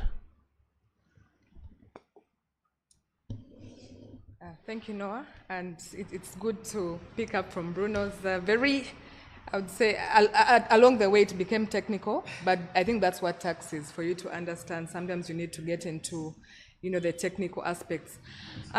Maybe just before I start, Noah, and would be just to give a small history of how we've come, to 25 amendments to stamp duty. And just specifically for financial services, we have had situations where before it was, 1.5%, 1%, 0.5%, and stamp duty is really that, I would say, that tax that is levied on, for lack of a better word, I would say dutiable instruments. So it could be that it's a document that you're presenting to URA, or it is a mortgage deed, or a particular maybe transfer of property. And those would attract different values depending on what is in the Stamp Duty Act. Over time, I think, and I'm happy that we have the regulator here today, and probably in line with also Ministry of Finance considerations, generally the government wants to see an economy where we're included, not just the people in the CBD, but even those from the grassroots. So a lot of the amendments around the Stamp Duty Act have been really around how do we get more liquid into the market, how do we get more people to access credit, how do we get the economy to that vision that we've set it out for. So all these amendments have been around reducing the value of what would be, say, stamp duty on those instruments, because that then enables us as customers to be able to access credit, and also for the economy then to grow. So over time, we did have mortgages reduced to a 0% nil, meaning that people were then able to take mortgages and not incur that extra cost, because we already have interest and all these other charges that would come when a customer is taking a particular facility. In 2025, I think as a final, I don't know whether it's a nail on the stamp duty, was to just say that, for all borrowings, whether it's a mortgage, debenture, and this was just to streamline with what was already there. Further charges, all of that now came to 0%. So it means that more people are able to access credit without the burden of, that extra cost that you'd pay in terms of taxes. And we thank the government of Uganda for that great step. I think the contentious one that also, I think, probably plagued the many people on this table was around agreements, and that was a 15,000 I would say duty that we needed to remit. A couple of people were, the law was vague, who remits, who pays who, and I think that continues to be a challenge. There is currently, I think, a case in court. I will not mention the names. A decision was passed and is currently on appeal, but part of it is again challenging that, law, because when you look at the Stamp Duty Act, for what has remained residual is, whilst the agreements are zero, there are certain documents that still continue to carry a value. So it may be that it's a surety, or it is those letters of credit that Bruno has spoken to, or it's a guarantee bond, etc. And I think the question around there is who is going to remit that tax, because a lot of these agreements are being churned out on a day. Many of them, obviously, and you've heard from the discussion, are financial institutions that are, executing these documents. And the question, and hopefully we will have a resolution, whether it's this year or next year, is it me who is drawing the document? Is it me who is granting maybe this facility under the letter, who should pay the duty? When you look at the wording of the law, it is vast. So it could be anyone. It could be the grantee. It could be the person in whose favor, the document maybe is the person who is drawing the document. And I think for financial institutions, their question becomes I am not the taxpayer, right? So are you making me the remitter and then maybe increasing my, whether it's cost of business and etc. And then on a point maybe for the government and URA is, when we are talking about tax, we need to look at what is efficient for tax administration. Are they going to come to all of us at the banks who are getting these facilities and start collecting? Or where do we look at this, where there's efficiency? And I think that is the argument from URA's perspective, that you as the person executing, the document, you are, I would say, the last person. So URA, it doesn't go back to say who else is, party to this transaction. They will say you are the one also executing, and therefore be the one to withhold, that, whether the value, and then remit it to Revenue Authority. So like I said, the matter is a live one in court, and the question will always come, who is paying the stamp duty? Because at the end of the day, it is supposed to be paid. Now, I believe from URA's perspective, and the regulator will tell us, is for them, they will not think about all these intermediary and etc. things. The front-facing person for them is maybe the financial institution. And for the financial institutions, their question is, I am not the taxpayer. The person who is actually benefiting, where the value is going, is with maybe the customer, and therefore the customer should be able to remit the stamp duty. So I think over time, and probably back to that where we started from, it may become a policy question, is, are we enforcing a tax and then a burden which is, inhibiting maybe that growth and what that we want to see in the sector, or this is one where the law will be very clear? Because Bruno told us that we must interpret it literally. There is no reading X, Y, and Z. So until, I guess, the law comes and says it is A or B, we will continue to have those gray areas in the law. So for now, the banks are pushing, but for now, URA, I think, continues to enforce that it is a financial institution with the burden to withhold that tax as stamp duty and remit it to URA. Yeah, so I think for now, that's where we are. Thank you. Thank you, Winnie, for that quite insightful discussion right from the background. But also you raise an important question on whether, because a financial institution has stated that they shall debit the dues payable from the account of the customer, that then shifts the beauties we have Mr. Nandeva here. But before we get to him, you are talking about instruments. I want to push a question to Robert. One of the relationships which are created under instruments arise from nostro accounts. Okay? And there has been a contentious issue of nostro accounts and the charges they are under. So briefly, take us through what that contention is and what you think the policy considerations should be. Okay, thank you, Noah. I'll try as much as possible to keep it basic.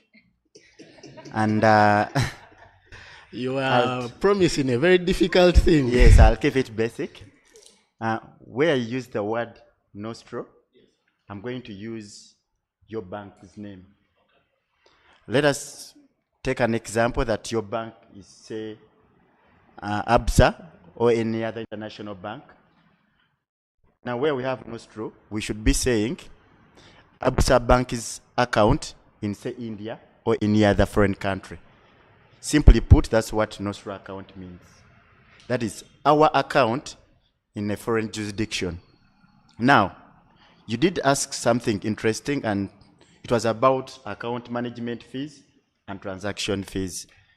And just like any bank account which you hold in your local bank with your local bank here, even those foreign accounts that are held by the banks, which we refer to as the nostro account, they also incur such charges for purposes of ensuring that that account continues to run actively.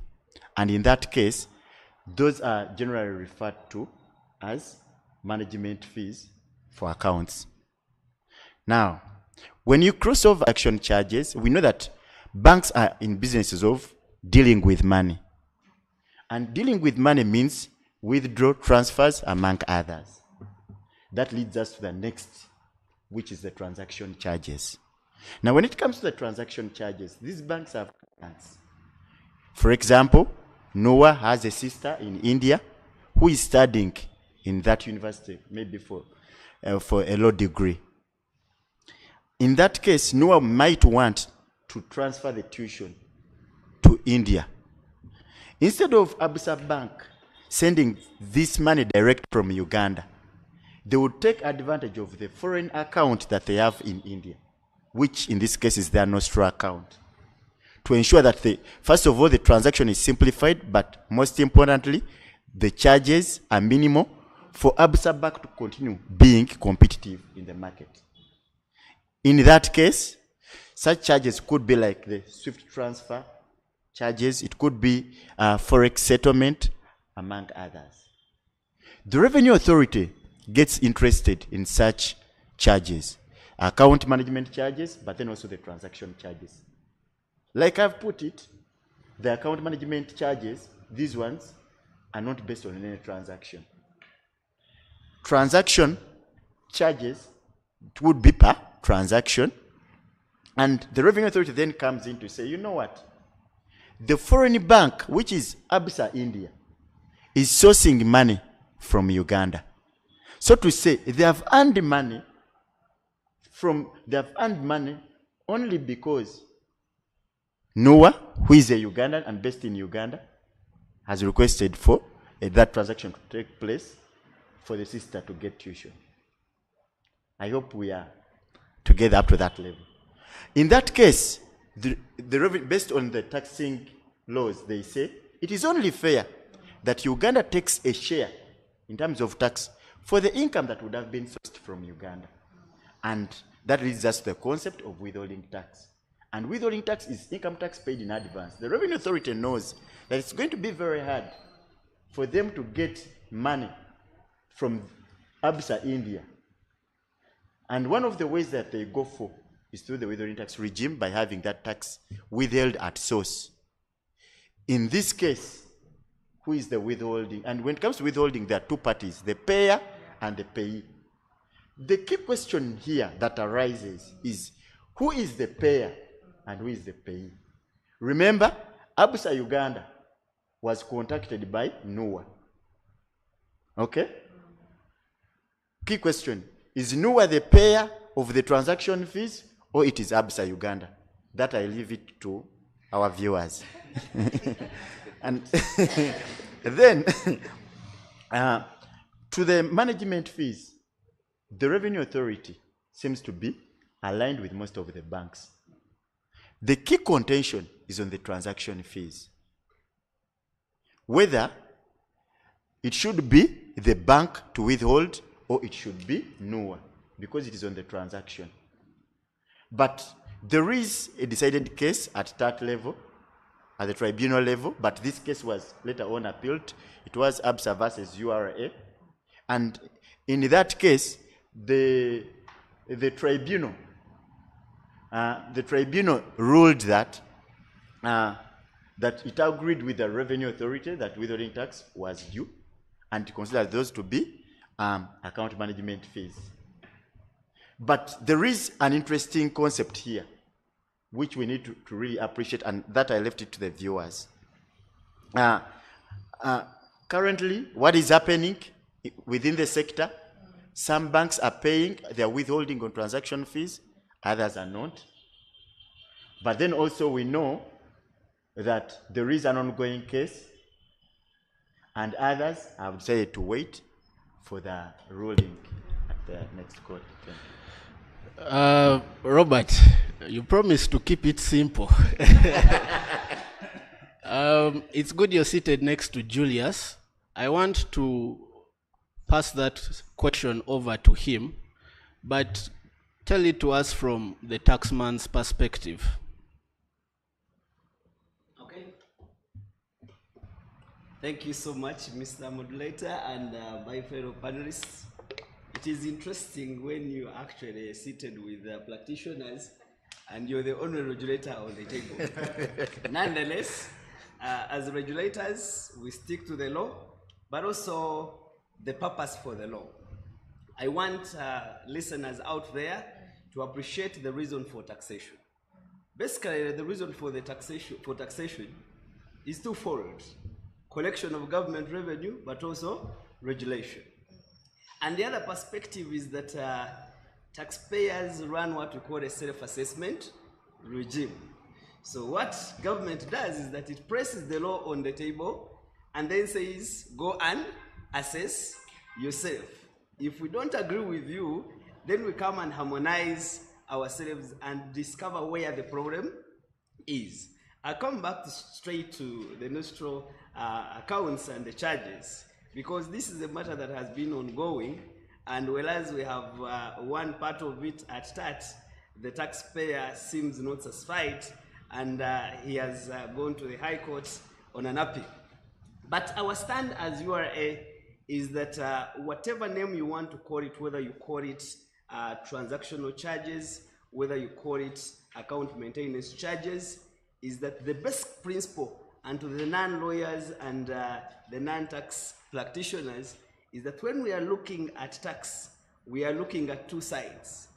One who is receiving income, and the one who is also incurring the expense of making a payment. And in this case, I'll stick largely to withholding tax. Like my colleague said, withholding tax is based on the payment. And he actually put it right. In this case, who is the payer and who is the payee? I presume that the payee is actually clear, because the payee is the other side. But the question is whose transaction it is.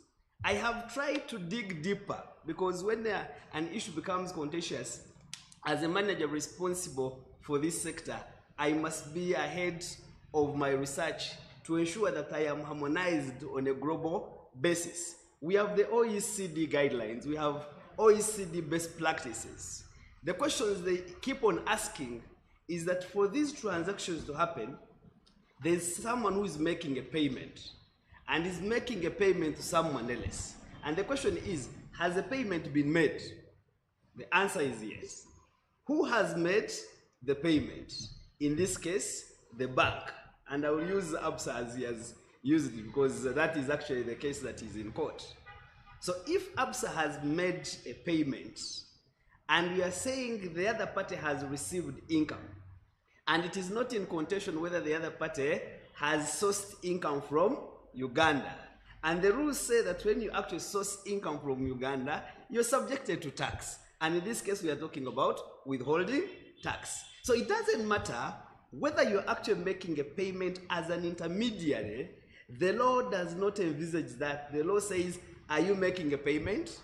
Is it subject to withholding tax? If the answer is yes, then we will apply withholding tax. But I also want to come back to the tax-paying community.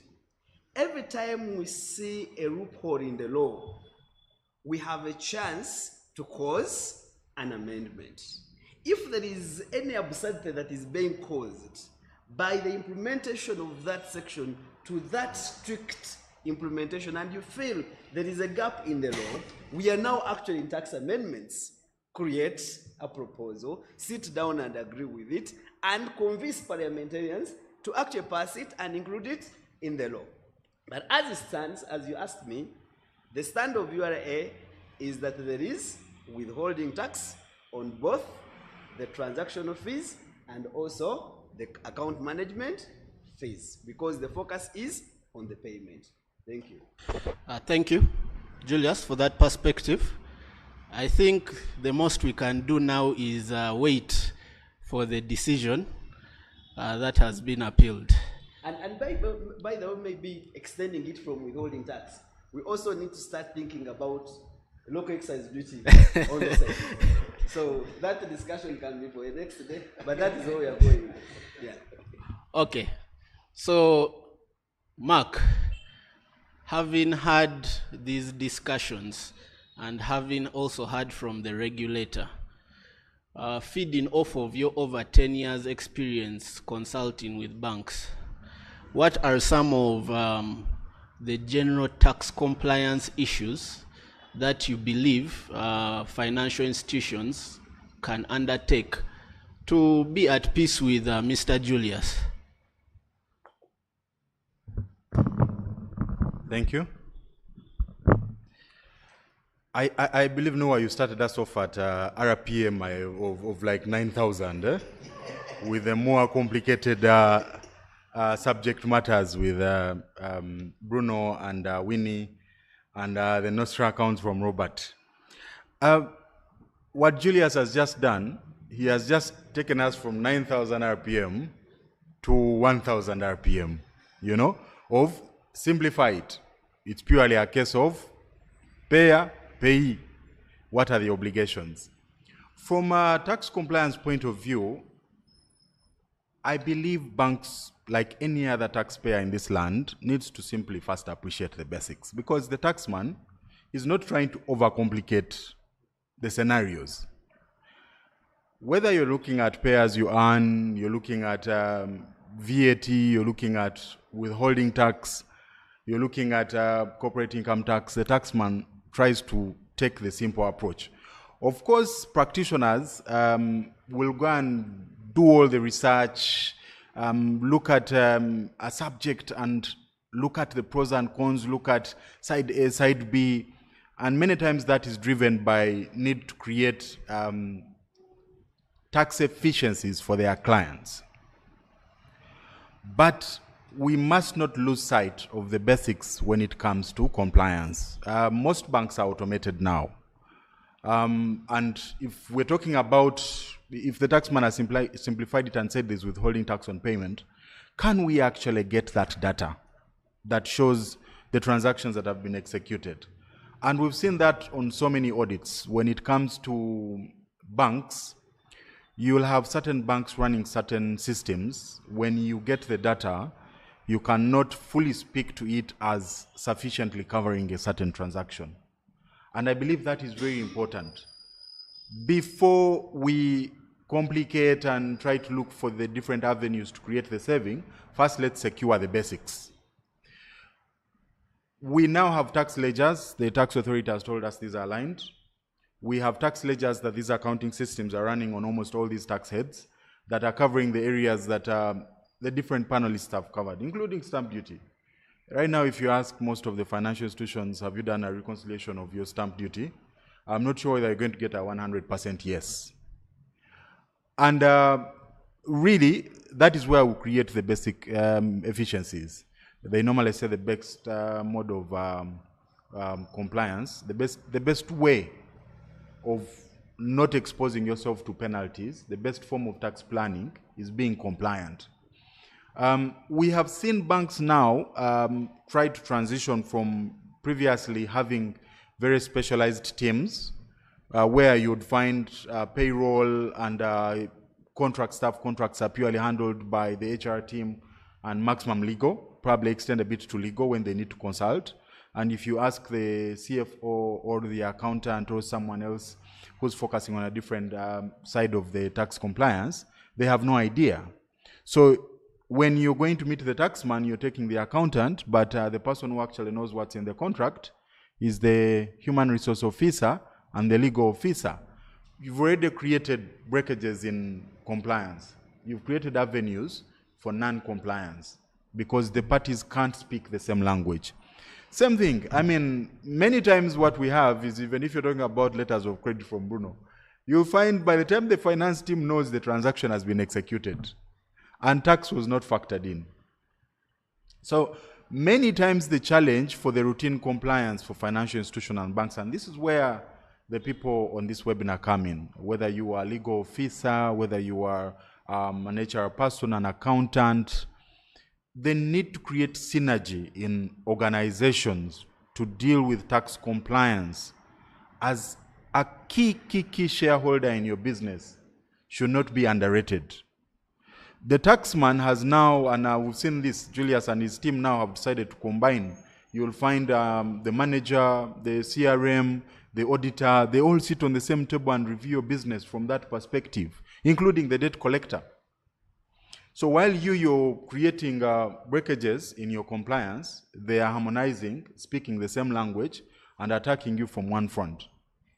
So while we have Winnie talking about stamp duty that the HR person doesn't know, Julius and his team have already looked at all those aspects together. They've just put you on a schedule, like he has said. Next, we are going to see excise duty.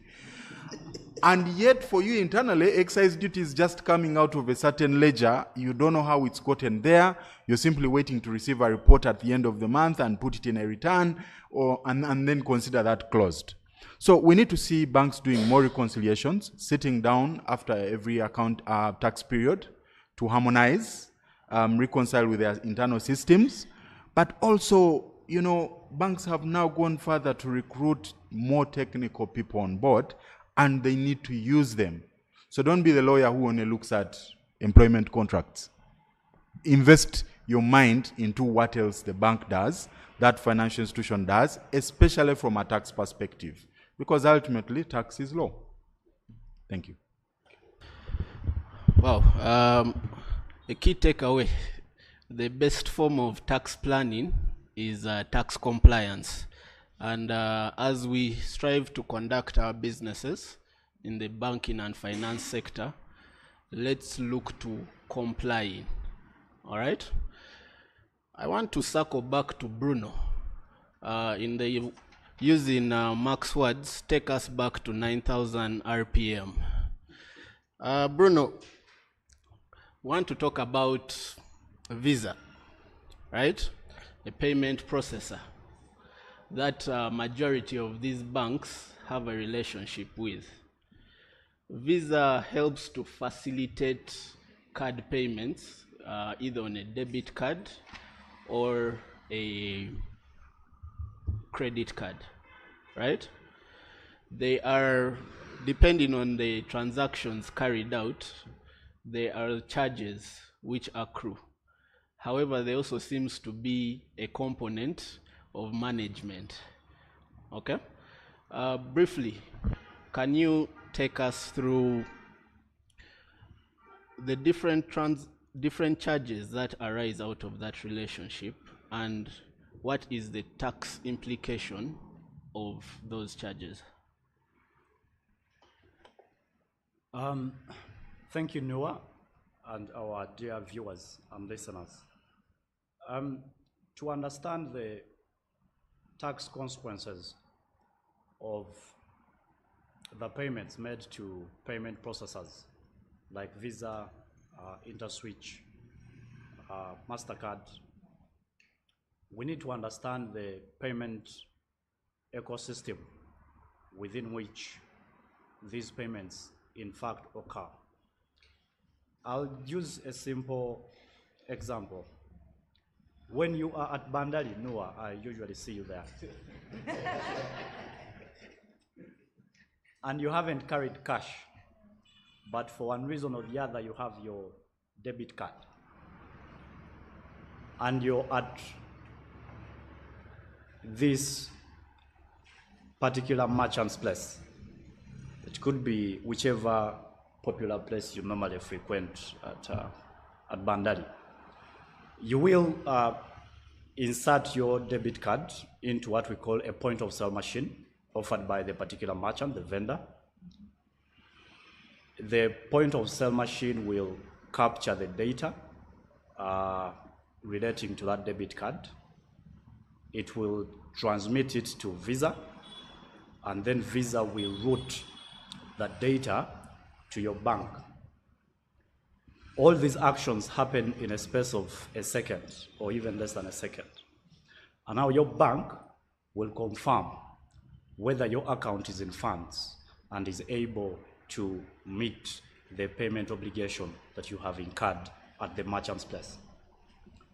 Now your bank will transmit that information back to the merchant through the processor. It could be Visa, it could be InterSwitch, it could be MasterCard. Now, once the approvals are obtained, your bank has approved that yes, indeed, Mr. Noah has sufficient funds to pay for that particular bottle. The merchant will be immediately notified, and that's when the waiter will leave your table. Now, after that, there is what we call settlement. because many of these transactions happen throughout the day. So on a daily basis, there is what we call a settlement between different banks to actually ascertain how much have your customers utilized in relation to my customers. In other words, if the buy you are transacting at has an account with DFCU and your account is with Equity Bank, the DFCU will credit your BAS account. However, the actual settlement of funds, or the actual transfer of funds as between Equity Bank, your bank, and DFCU does not occur immediately. That happens at the end of the day. There is a reconciliation process. For instance, Equity Bank might have also credited some of its customers' accounts on money that has to originate from DFCU. And the same could have happened vice versa. So at the end of the day, there is a settlement process and only the net is paid. Now, after that, there is also actual transfer of funds. Now, the actual transfer of funds is the payment of the net amount. If Equity Bank facilitated transactions worth R1 billion that were originating from DFCU's customers, and DFCU facilitated, let's say, 80 billion worth of transactions for Equity Bank customers, then only the 20 billion difference will be paid depending on who paid more, who paid less. Now, what is the role of Visa? Like I said, one, they reroute data from one bank, that is the acquiring bank, the bank of the bar where you're transacting at. And then your bank, in this case Equity Bank, will be the issuer bank, which will have issued you the debit card. Now, besides routing the data, there is what we call settlement, the process of determining who owes who what. Again, Visa plays an important role in that function. And also, the actual transfer of funds happens via the Visa payment infrastructure. So, the queries that have been raised by URA and the question you put, what are the tax consequences? At the end of the day, the transaction I have looked at, it has two components. One, you, the Equity Bank customer, will incur a charge for processing that payment. And that charge, your bank will retain a portion, and a portion will be taken by the payment infrastructure provider, in this case Visa. But also, within the bank arrangement, there is a fee that DFCU, being the acquiring bank, the bank of the merchant, will actually transmit or pay to Equity Bank for processing a payment for DFCU's customer. Now, both of those fees are treated separately. For the first one, your payment, the customer who initiated the payment, the transaction charge that you will incur, two questions have to be determined. One, is it liable to VAT? And two, because Visa is a non-resident person, the portion of the fees that is transmitted to Visa, does it come within what URA now tries to call a management charge? For the first question, does it come within the scope of VAT? There is a general exemption for financial services. Financial services under the VAT Act are generally exempt from value-added tax. Now the question is, what are financial services? The VAT Act again defines financial services in a very broad manner to include transactions concerning payment and transfer of money. So the question to determine whether the portion of your fees that Visa will tax is chargeable to VAT is whether whatever visa provides can be categorized as a transaction concerning payment and transfer of funds. If you're to ask me, my opinion would be that yes, whatever visa provides, the visa infrastructure, the MasterCard infrastructure, insofar as it routes data with an objective of settling payments and actual transfer of funds, in my view, that amounts to a transaction concerning payment and transfer of funds. And under the VAT Act, it should be VAT exempt. Now, the second question is for income tax purposes. URA has tried to characterize this as a management charge when you tap into the ongoing discussions and how they are trying to characterize the payment. Now, the Income Tax Act does not define what a management charge is. It simply says a management charge is a payment for management services. It again doesn't define what amounts to management services.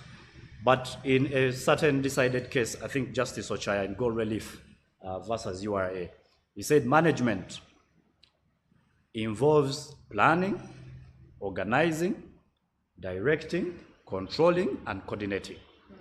And that a manager typically has an independent power of action with a certain level of autonomy and discretion. Now, that is not particularly a definition. It is probably a description of roles that are put together could amount to management.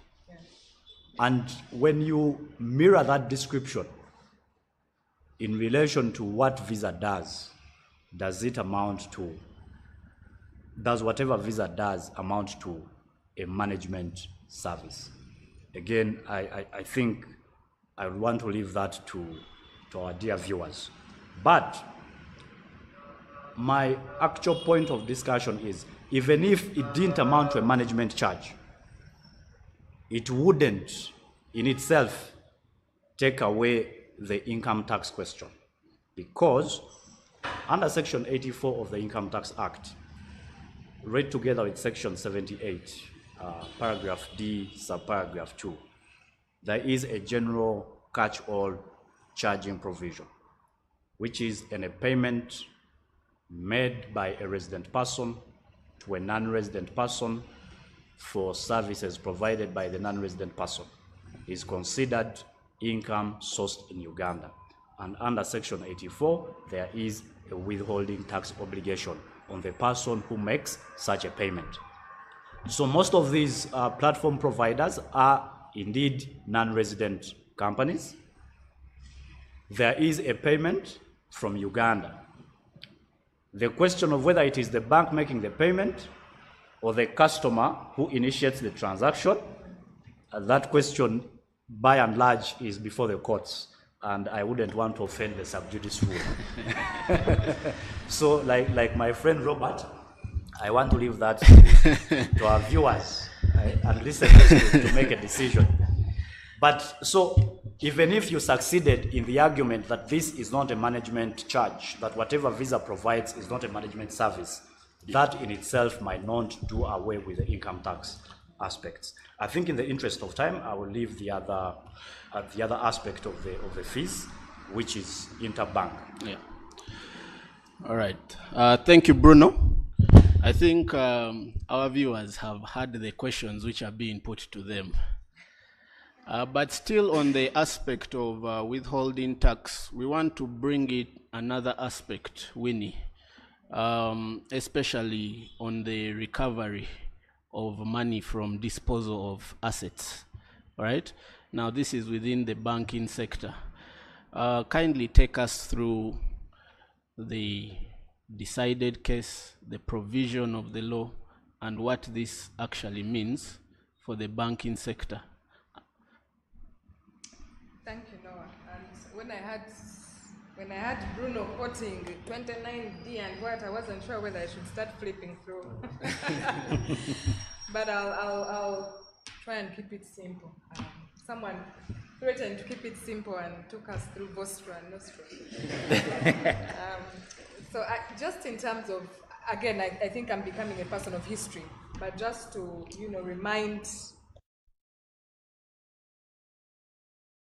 remind our viewers on where, the question of withholding tax is coming. And obviously, because in the market now we have two decisions, and, depending on whether you're the financial institution or your URA or you are the mortgager, I guess these two would be of interest to you.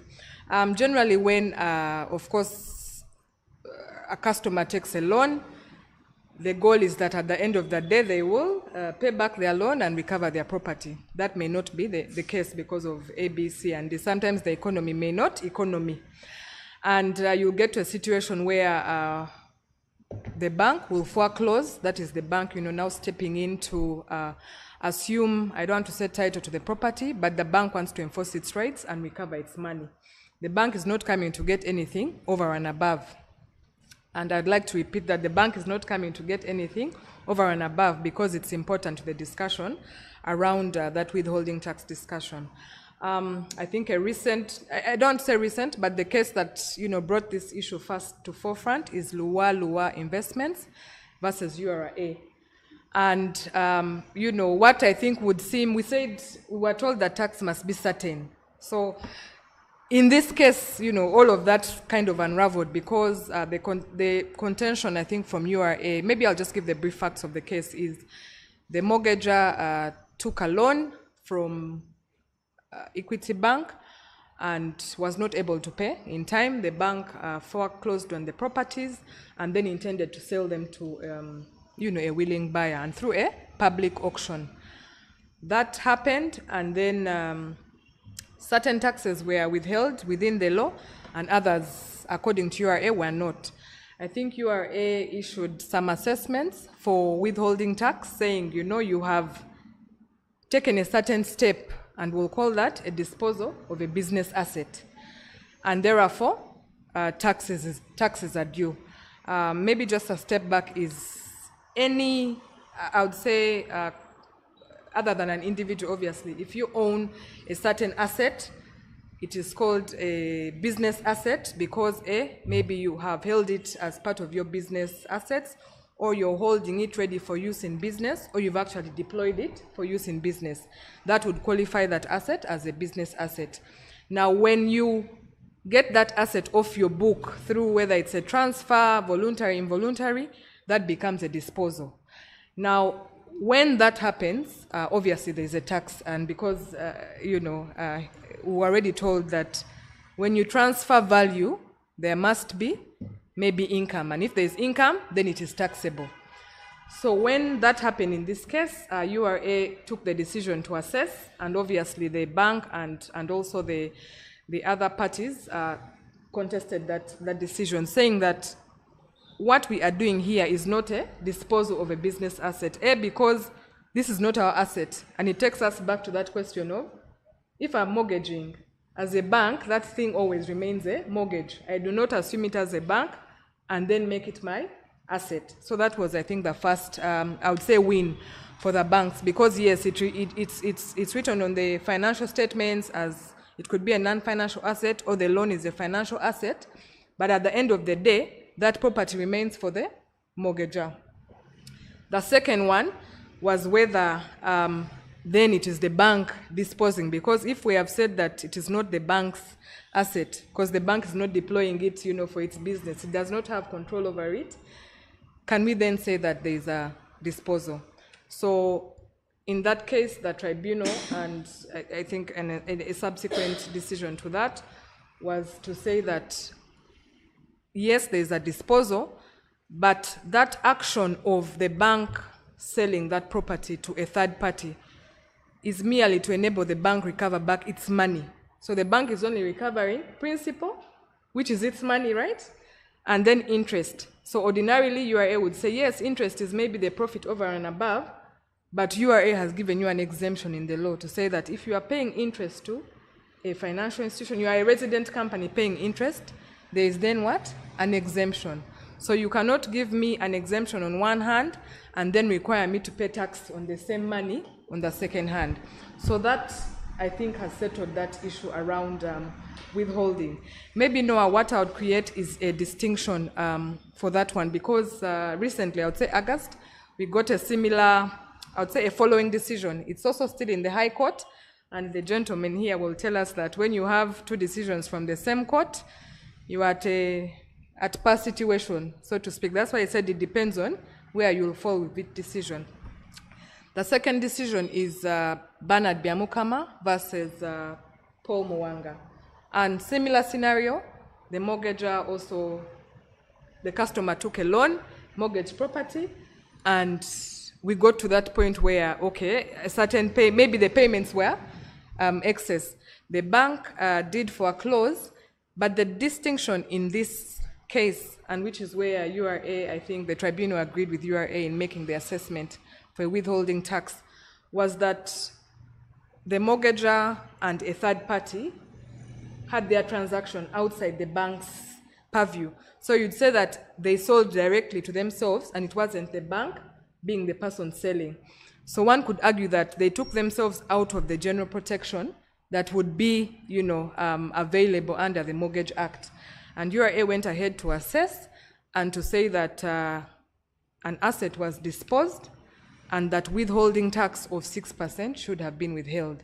So at this point, we have two decisions, but I think it is clear. If it is the bank, it is doing something that is within the law and it's making a disposal, as part of, I would say, that foreclosure process, then there would not be withholding tax on that payment. Of course, if there was anything over and above the principal and interest, and Julius is nodding as the tax collector, there would be withholding on that amount. Because like I said that at the beginning, the bank doesn't come to get anything over and above. So anything above that, I think equitably, then becomes income for which withholding tax must be withheld. Thank you. All right, very insightful, and we hope there shall be a distinction between the two decisions to offer more clarity. Robert, your neighbor, Julius, has recently been writing to financial institutions that there's a provision of the law which they are not following, Section 139, particularly F, that that withholding tax which is applied to the interest you receive from government securities is a final tax, and you're not allowed a deduction for it. Therefore, in your tax computations, you ought to apportion for the expenses which arise from that interest or in generating that interest. However, the financial institutions are facing a challenge, okay? From the taxpayer's perspective, highlight for us this issue, and we shall then throw it over to the regulator. Thank you, moderator. I think probably before I talk about tax, I can see the topic there, fundamentals of banking. And it's probably better to understand the genesis. Every time the Minister of Finance goes to the podium to read the national budget, he tells us about our total resource envelope and how we shall be able to generate or to try that we keep up to our resource envelope. One of them is through my neighbor, Julius here, which are the taxes, and probably that's what most people focus on. The second one is about borrowing. But within borrowing are domestic borrowings. Now, the domestic borrowings that the minister usually talks about, these are the ones now catching up with the financial institutions, and probably which is now causing an uproar within the financial services sector.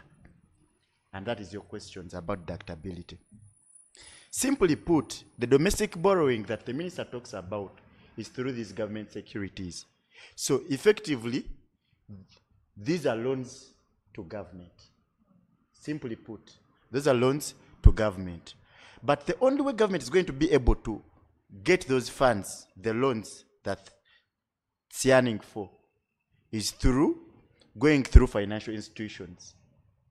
And therefore the financial institutions ultimately become the primary dealers of those government securities. By becoming primary dealers, they have created a revenue stream for themselves, which then becomes interest income, and probably that speaks to the funded revenue which my colleague Bruno talked about earlier. Now, because government wanted to create an incentive as it borrowed, it said, you know what? Every time you give me either short term or long term, I'll subject you to tax in form of withholding tax. But that withholding tax would be the final tax. That income will not be touched again by the revenue authority.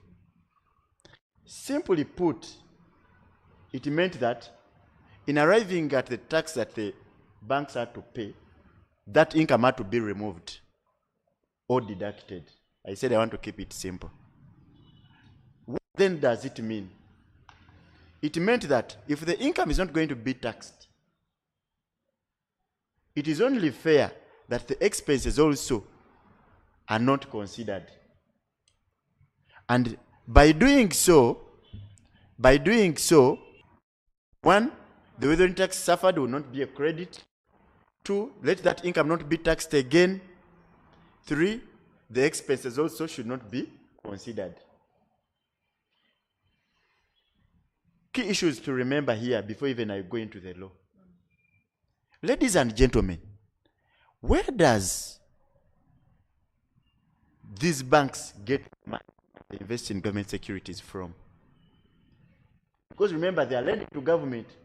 Are we really sure these banks have all the money to lend to government through government securities? The answer is yes. But then, what are those sources? The banks get from a pool of they get from a pool of funds. For example, you could find that last year they had profits that they retained, so they can come back and invest in those. Even capital, that money. Because you would find that my neighbor here, Winnie, her account balance is always heavy. And because of that, the bank would use that money to invest in government securities. Key to note here is that there are some which will not have a direct cost, but for example, my retained earnings, well, it could be a current account, and in that case, they would pay you interest. Now, the framers of the law then, and fast forward in 2007, the Revenue Authority with UBA, they sat down, looked at this, and they said, you know what? Let us come up with a mechanism of determining those direct expenses. In this specific case, the interest, where they use the deposit. And they came up with a formula. I don't want to go into the details. But at that time then, just like we are seated here, they all acknowledged that there were challenges in determining the other indirect costs, which you could term as overheads. Back then, they then settled for direct expenses. Now, probably then, my good friend Julius was also still in school. And also the banking sector has evolved. Now, the Revenue Authority has come up and they are saying, you know, the first thing they did, they have revoked the communication. What does it mean? Currently, there is no guidance. If I was to prepare my computation now for a bank to pay taxes before 31st December, I don't have clear guidance on determining that direct cost. I'm not a lawyer, but this could interest my colleagues here, the lawyers. But they have also told the banks to go back and look at that. What then are my views? And that is the question that we are saying. One, we need to appreciate that from the banking sector and even to the economists, they know that these government securities are one of the risk-free investments any financial institution could ever invest in. The main center of interest for the Revenue Authority, for now, which they are really going for, are probably the overheads. Because the other one, we all agree, even whereas they have revoked the communication, they will probably come back with either the same or something closer to it. But now when it comes to the overheads, banks are saying, these are investments that are risk-free. And what do I mean to our dear viewers? Risk-free means, using the secular language, is to say, if, say, Equity Bank closed its head office today, after they have invested in government securities, would they continue earning that income? The answer is yes. But if they gave their money to a one Robert Mbazira speaking to you right now, and they closed the head office, they may not recover. Because even me, I may not pay attention to it. Now, the aspect of overheads then comes in. If this is risk-free, and even if I close, would all the indirect expenses then have to be apportioned? That is the apportionment that you're talking about. Because URA is saying the related costs to this income, they should all be disallowed.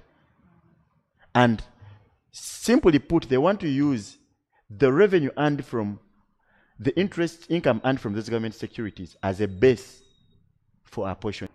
That these banks have different departments, including the Treasury, IT, among others.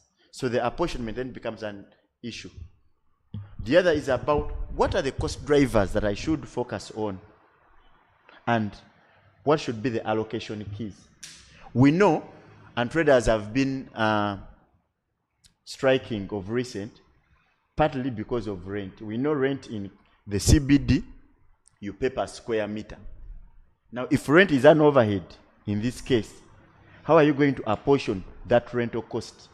How are you allocation? And here I'm just talking about the challenges. As I conclude, if someone asked me, are there really overheads that should be apportioned or attributed to the interest income earned from government securities? I would very first say yes. I would be quick to say yes.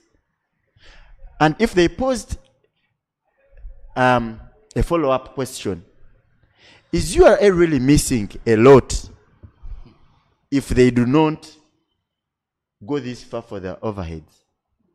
Not to offend my colleague Julius, I would say no. Is actually offended. Thank you, Robert. Julius, I saw you candidly writing on the issues of payment processors and the withholding tax on recoveries, but let us first speak to the issue of apportionment. I think Robert has widened this discussion, and I love his perspective. Ladies and gentlemen, we'll go back to the reason of tax legislation. I already said it is collection of revenue and also regulation. Now, before COVID, to put history to it, before COVID, banks were doing normal business. And normal business is collect our deposits and lend it out there and earn interest. When COVID came, they realized that they would no longer trust the businesses so much. They would not trust you and me to go and borrow and be able to pay. And therefore, they actually sat down and changed the model.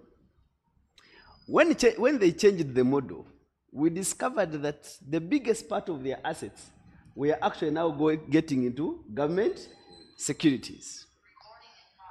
What did that have to do with the revenue that URA was collecting? It actually collapsed to zero. How did it collapse to zero? Because when you get this number that you have actually picked from government securities as interest and go and knock it off your tax computation without knocking off related expenditures and losses, definitely the chargeable income collapses to zero. So we observed the trend and we didn't know what was actually happening until we actually understood the process. We discovered that most of the banks were actually turning to tax losses because of that mismatch. And in accounting, we call it an accounting mismatch. You're not matching your incomes with your expenses. Now, because of that revenue threat, we came back on ground and say, what is actually happening? What is it that we are actually missing? And like he said, whether we have a lot we are missing, the answer is yes. And what threatened us was, you see, when you have a business, you actually have two shareholders. You have government, and we have what we call the equity owners, the guys who bring in the money. But government is also part of your shareholders. So what was happening, the shareholders would see dividends going to the shareholders, but nothing coming to government. So we sat down and said, where is the problem? So we reread section 139. And that section 39 says that when you actually earn interest income from government securities, they are going to apply withholding tax under section 127, and that withholding tax is a final tax, meaning that income is not going to be taxed again. But when it comes to accounting, that income normally passes through the POL for the accountants. It is part of your POL, but now when you go to the tax computation, you must knock it out. Then the same provision says that the expenditures and losses that were incurred in generating that income must also be knocked out, meaning they should be added back. When you take one approach and subtract income, but do not add back the expenses, definitely that mismatch creates a collapse in the tax computation, and we see a tax loss coming through. Now, the question of whether there are any expenditures or losses incurred in generating that income is where I want to actually speak more, because some of the players think that it is an easy process to get money, throw it to government coffers, and then you start earning the interest. And we said, can we go back to the principles like he said? How does this bank get the money? I'll give you an example. I will start from those who have actually digitized and those who are still on brick and mortar level. Think about Centenary Bank. It has branches almost everywhere. What are these branches for? To collect our deposits so that they can actually have a bigger asset and then sit on a round table, assess the risk, and then invest it. But the process of collecting those funds is what we're actually talking about. You cannot invest what you don't have. So can we go back and see the sourcing of that money? How did you source it? Did you incur any expenses in sourcing that money? If you incurred expenses in sourcing that money, it means when you actually earn income, it must have some expenses that are attributable to that expense. Come to the digital world. One of the things that we must believe is that the banking world has actually gone digital. What does that mean? That we have a heavy cost to do with digital transactions and digital charges. But you're incurring these costs to do what? To manage your processes, to be able to invest successfully. Talk about all recharges, because the biggest costs of banks come from actually recharges, international payments. These recharges that you're actually making them to do what? To make certain decisions. For you to actually say this is a risk-free venture, this is where we should invest 70%, and this is where we should invest 30%. It is not everyone's decision. Actually, it involves top management to sit down and actually look at the numbers and be able to actually anticipate where we're going to earn more with little risk. What we decided, and like I said, the law is very clear. And that is what I have agreed with all the members. The law is very clear. Section 139 says, knock out the income, but also knock out the deductions.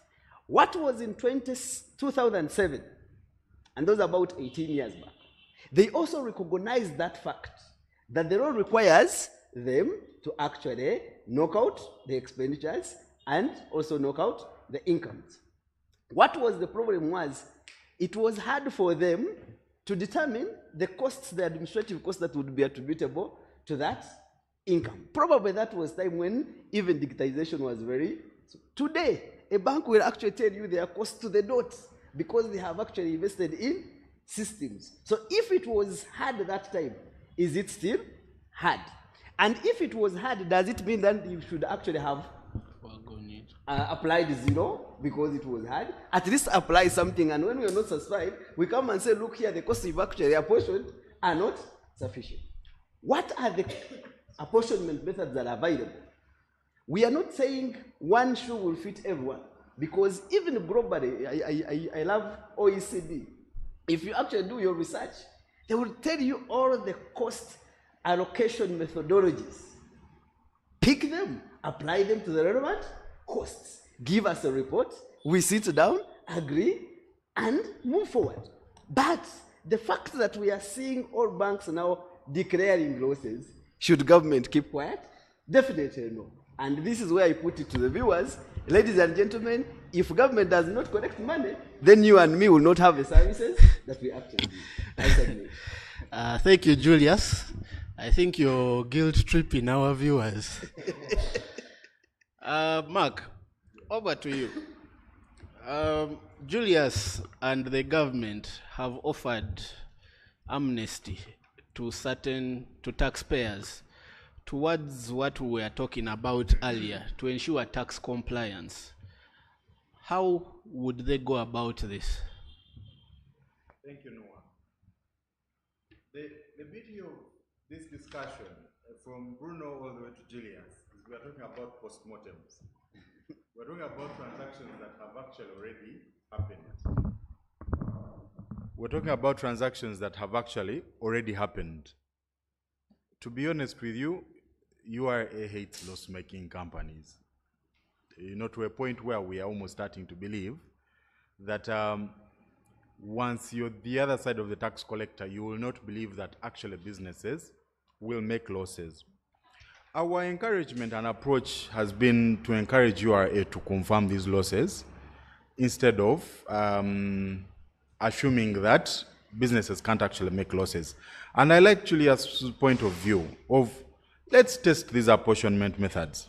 Now, the government has introduced an amnesty provision in the law.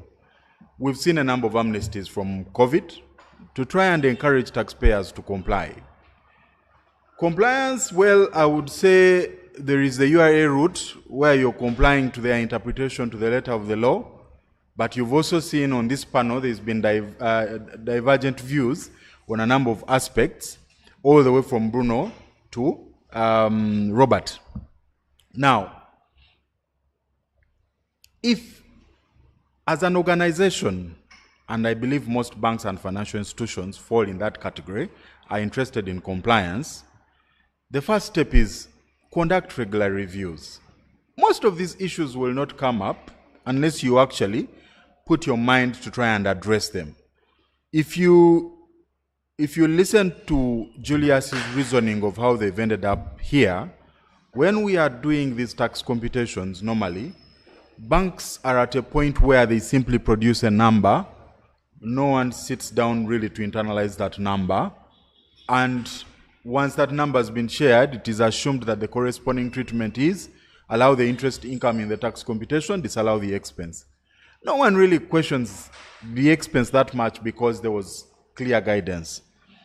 Now that they've started thinking, we also need to go back and think. So we might agree with them or we might disagree. And this will happen for almost everything that I've spoken about on this panel and many other aspects of tax compliance. For liabilities that are of 30th June 2024, taxpayers still have an avenue to self-assess the tax that they believe is due beyond what they have already remitted and pay it to government to benefit from a waiver of interest and penalties. Now, we all know it's impossible to be 100% compliant. As individuals, we have opinions. As organizations, we have directions we've chosen to take. But the one thing that we can't run away from is that the government has decided it doesn't like loss-making companies. And that will extend to transactions where it believes it's not getting the fair quantum of the tax from that specific transaction. We've seen when it comes to Visa transactions, to Nostro accounts, so they will internalize all these transactions. So the current amnesty is running up to 30th June. And to be honest with you, my personal opinion is that this one was extended because of the elections. And we know the election cycle is almost done. Once the voting is done in January, I personally doubt whether we'll have another amnesty.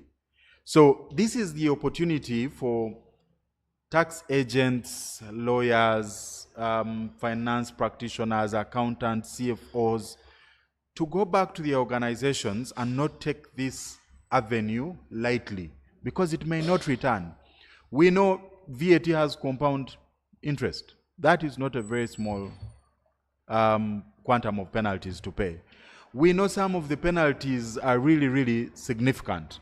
So if the taxman has given us an opportunity, we should take it. We should work with our advisors to ensure that we at least make good to the extent that we agree. It is okay to disagree. We can go to the courts of law. The taxman has created now, at least we've seen in the ledgers, if we disagree, there is an issue. They will not consider that their money. But then our plea is that the taxman also should make certain aspects easier for taxpayers. Refunds. If we've disagreed on an issue, just like I'm self-disclosing and I'm paying the money, when it's your turn and you have lost, like we've seen on a number of cases, first give me back my money so that I grow my business and get out of the loss position.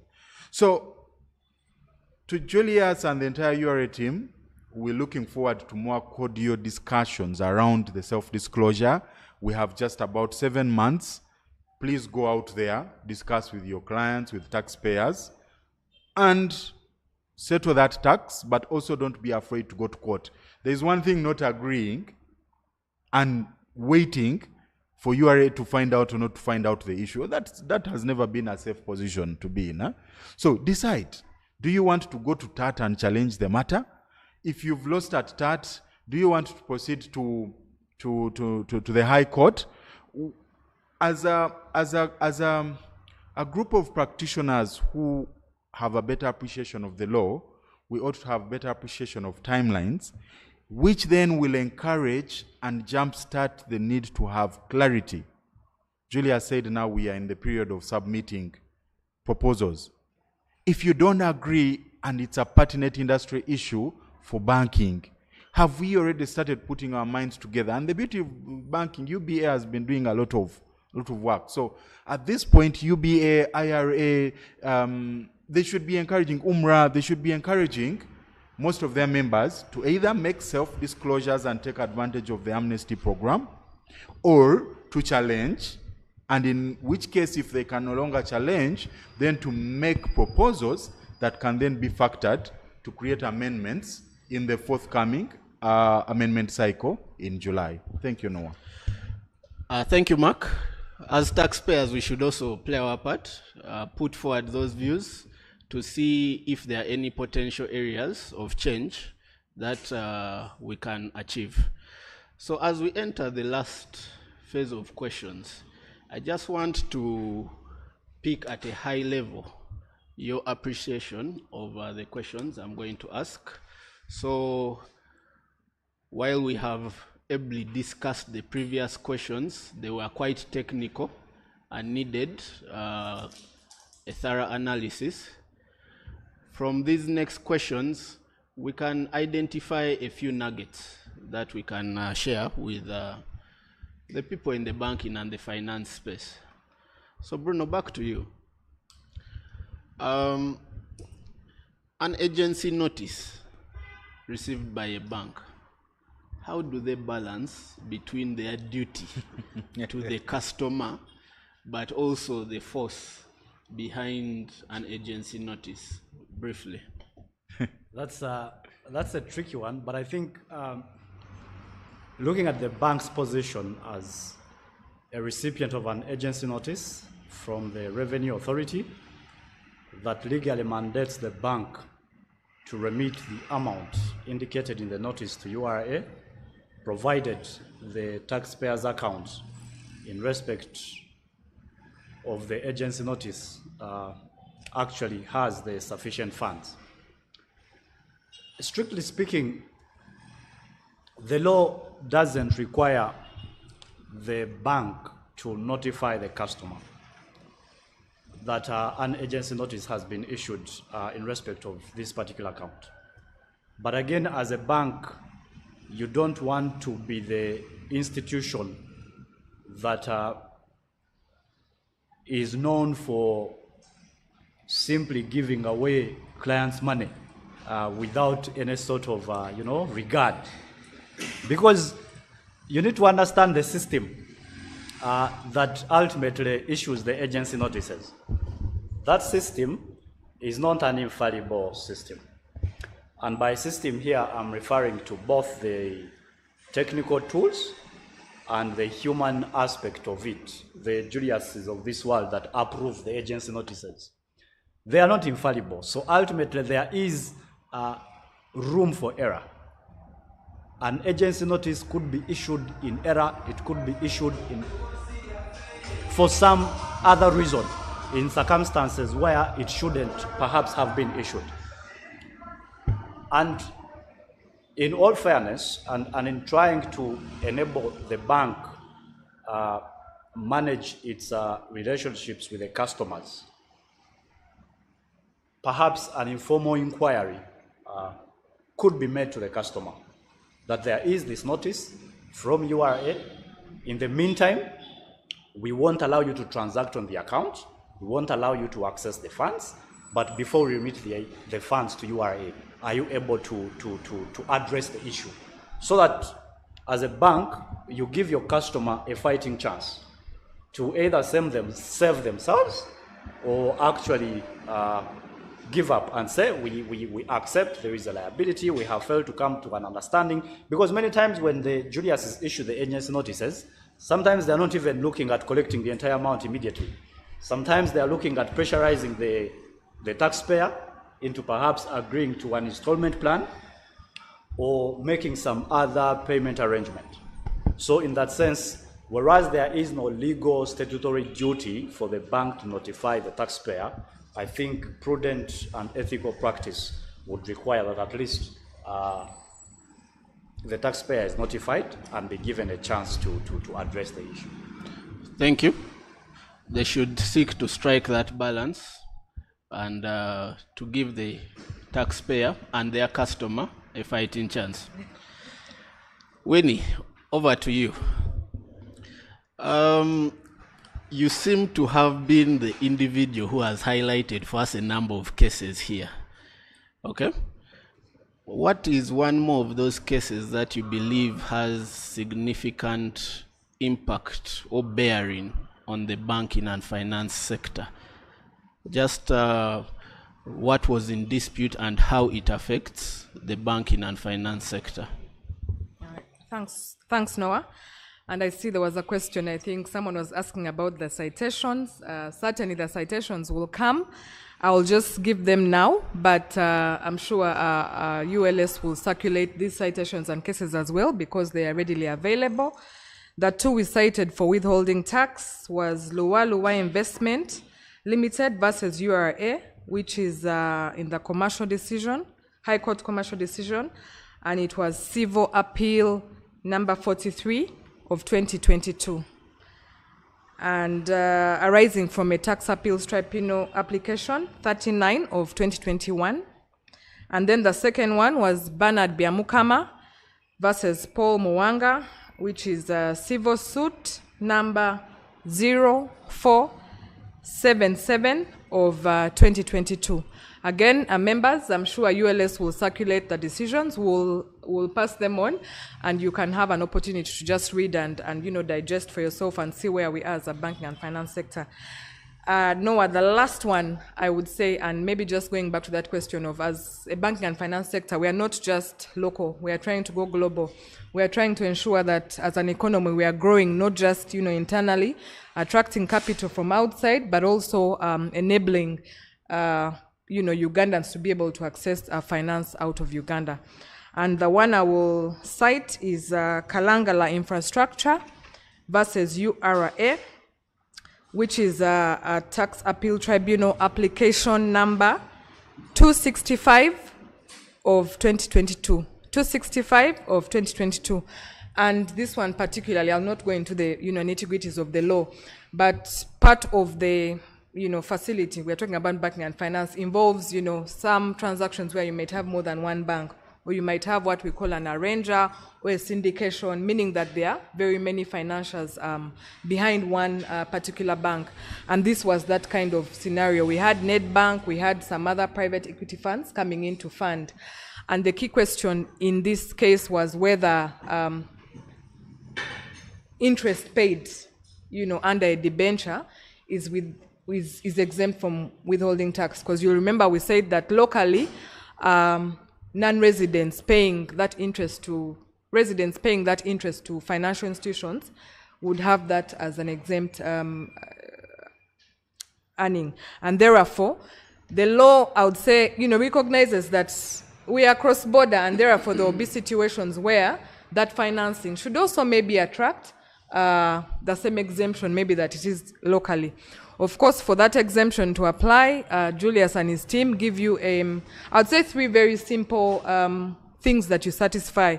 So if it's a debenture, so it cannot be a mortgage, it cannot be a further charge, it must be a debenture. And then it's a debenture outside, the capital has been raised out of Uganda, and you're going to pay that interest again out of Uganda. The key question in this particular case was whether that institution was what we call an institution of a public character. And the conclusion here is that for you to benefit as an external, you're not a resident financial institution or a bank, you have to satisfy a test which shows that your services, access to credit is available, not just to a select part of your customers, but it's generally available. So I think it goes back to that, what we talked about in the beginning, that the government is trying to get into a point of financial inclusion. So you cannot be a provider who is only providing to a select few and you want to benefit from that transaction. Yeah, thank you very much. Very insightful. We shall definitely look out for that. Robert, let's talk transfer pricing, okay?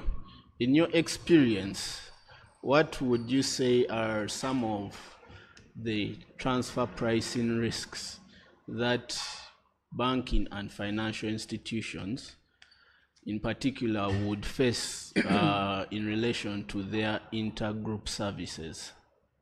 Okay.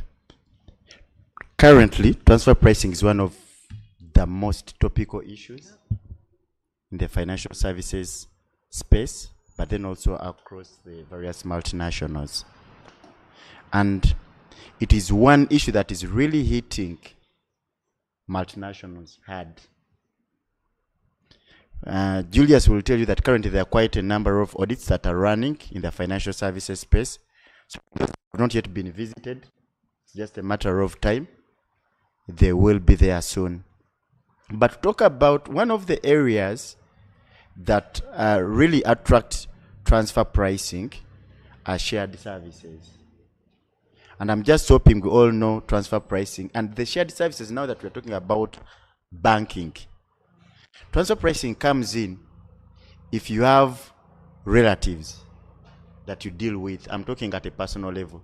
If you have relatives that you deal with, the Revenue Authority gets so much interested because oftentimes the way you deal with your relatives is not the way you deal with people that you are not related with.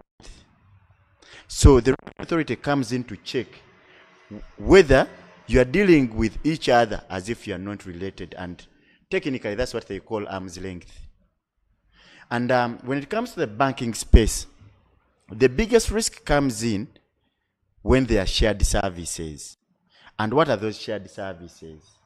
Because they're interested in relatives, most of these banks that you see here, they have their parents outside Uganda. And in that case, they usually have centralized functions. For example, IT, they would have a compliance function, head of legal group. They would have head of risk at the parent level.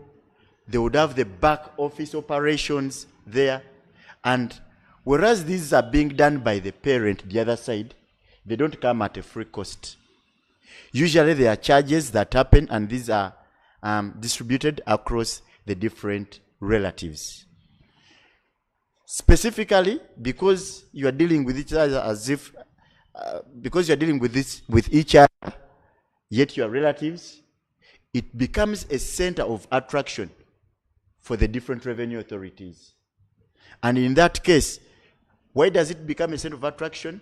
There is a very high risk of profit shifting. And Julius has kept on talking about OECD. It becomes a high risk for profit shifting. And how do they do it? Someone at head office is going to incur an hour and they will overcharge you.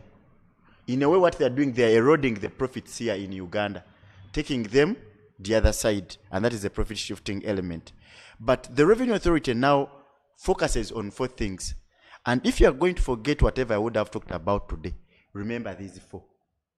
Number 1, ask yourself, was there an actual service that was rendered for that transfer pricing? So to say, are you paying for anything? 2, the service that you are paying for, don't we have anyone here locally that is providing it? And that way we are testing for duplication. 3, are those costs only benefiting the parent, or it actually also benefit you? For example, if they sat at a parent level board meetings and they are charging you, those are usually considered to be shareholder costs, in which case then they should not come back down. If those 3 questions pass, the last one is whether you are dealing with each other as if you are not related. And ultimately, there is one risk that comes through transfer pricing, and I'm sure that's why Noah is asking. At the end of the day, the biggest risk that is going to come through would be a transfer pricing adjustment. And when it comes to that, remember you would have paid VAT, which we have talked about the whole afternoon, and withholding tax. You would have paid that earlier. Now, when the Revenue Authority comes and they pass a transfer pricing adjustment, I know with the lawyers we don't usually like numbers, but already you will know that there will be a 30%, there would be an 18%, and a 15%. So they would have overloaded you with that expense. I think you'll allow me pause it there, but even at a group level, the effective tax would shoot. Hi, thank you. Okay, so I'm going to flip the final 2 questions. I want Mark to answer first, then we'll end with Julius. But it is different sides of the same question, okay? Mark, from your experience and your analysis of the banking sector vis-a-vis the tax developments, what do you think are some of the areas of interest that URA may be trying to capture in relation to the financial sector? And then we'll conclude with Julius, who will tell us what he's actually focusing on. You're going to cheat exams for Julius, because now everything I'm going to say, he's basically going to add into whatever he has. Banks, for lack of a better word, have been the blood of this economy for the longest time. And although now we've transitioned into digital currencies like mobile money, banks are still a very core unit of our economy. What we've seen from a regulatory point of view is that the government doesn't want to let this sector that is the bloodline of the economy to only contribute third-party taxes, pay as you earn, withholding tax, VAT. It wants them to contribute a share of taxes that, like Julia said, their shareholders are getting some dividends. It wants them to also contribute to corporate income tax, to be very specific. Of course, we know the sin tax, the excise duty that now has been turned into a transactional tax, and we've seen that with that, it's really the envelope of what more can be added into it. But from a regulatory point of view, most of the likely changes that are coming, one, are not just addressing banks, but are addressing all taxpayers in the economy, whether you operate like a bank or not. And one of the things that we were discussing with Julius earlier was that you can't have a sector as big as a bank in Uganda, like the banking sector of Uganda, and we're still relying on the same tax code like the farmers, like the guys in retail downtown. We have to graduate to having a tax code that focuses on our blood, where we can discuss the nitty-gritties, where we can have regulations that encompass the nitty-gritties. Before I came here, I was reading how much KRA is doing in terms of like bank guarantees now are being onboarded on 2 KRA systems, so that the government has real-time monitoring.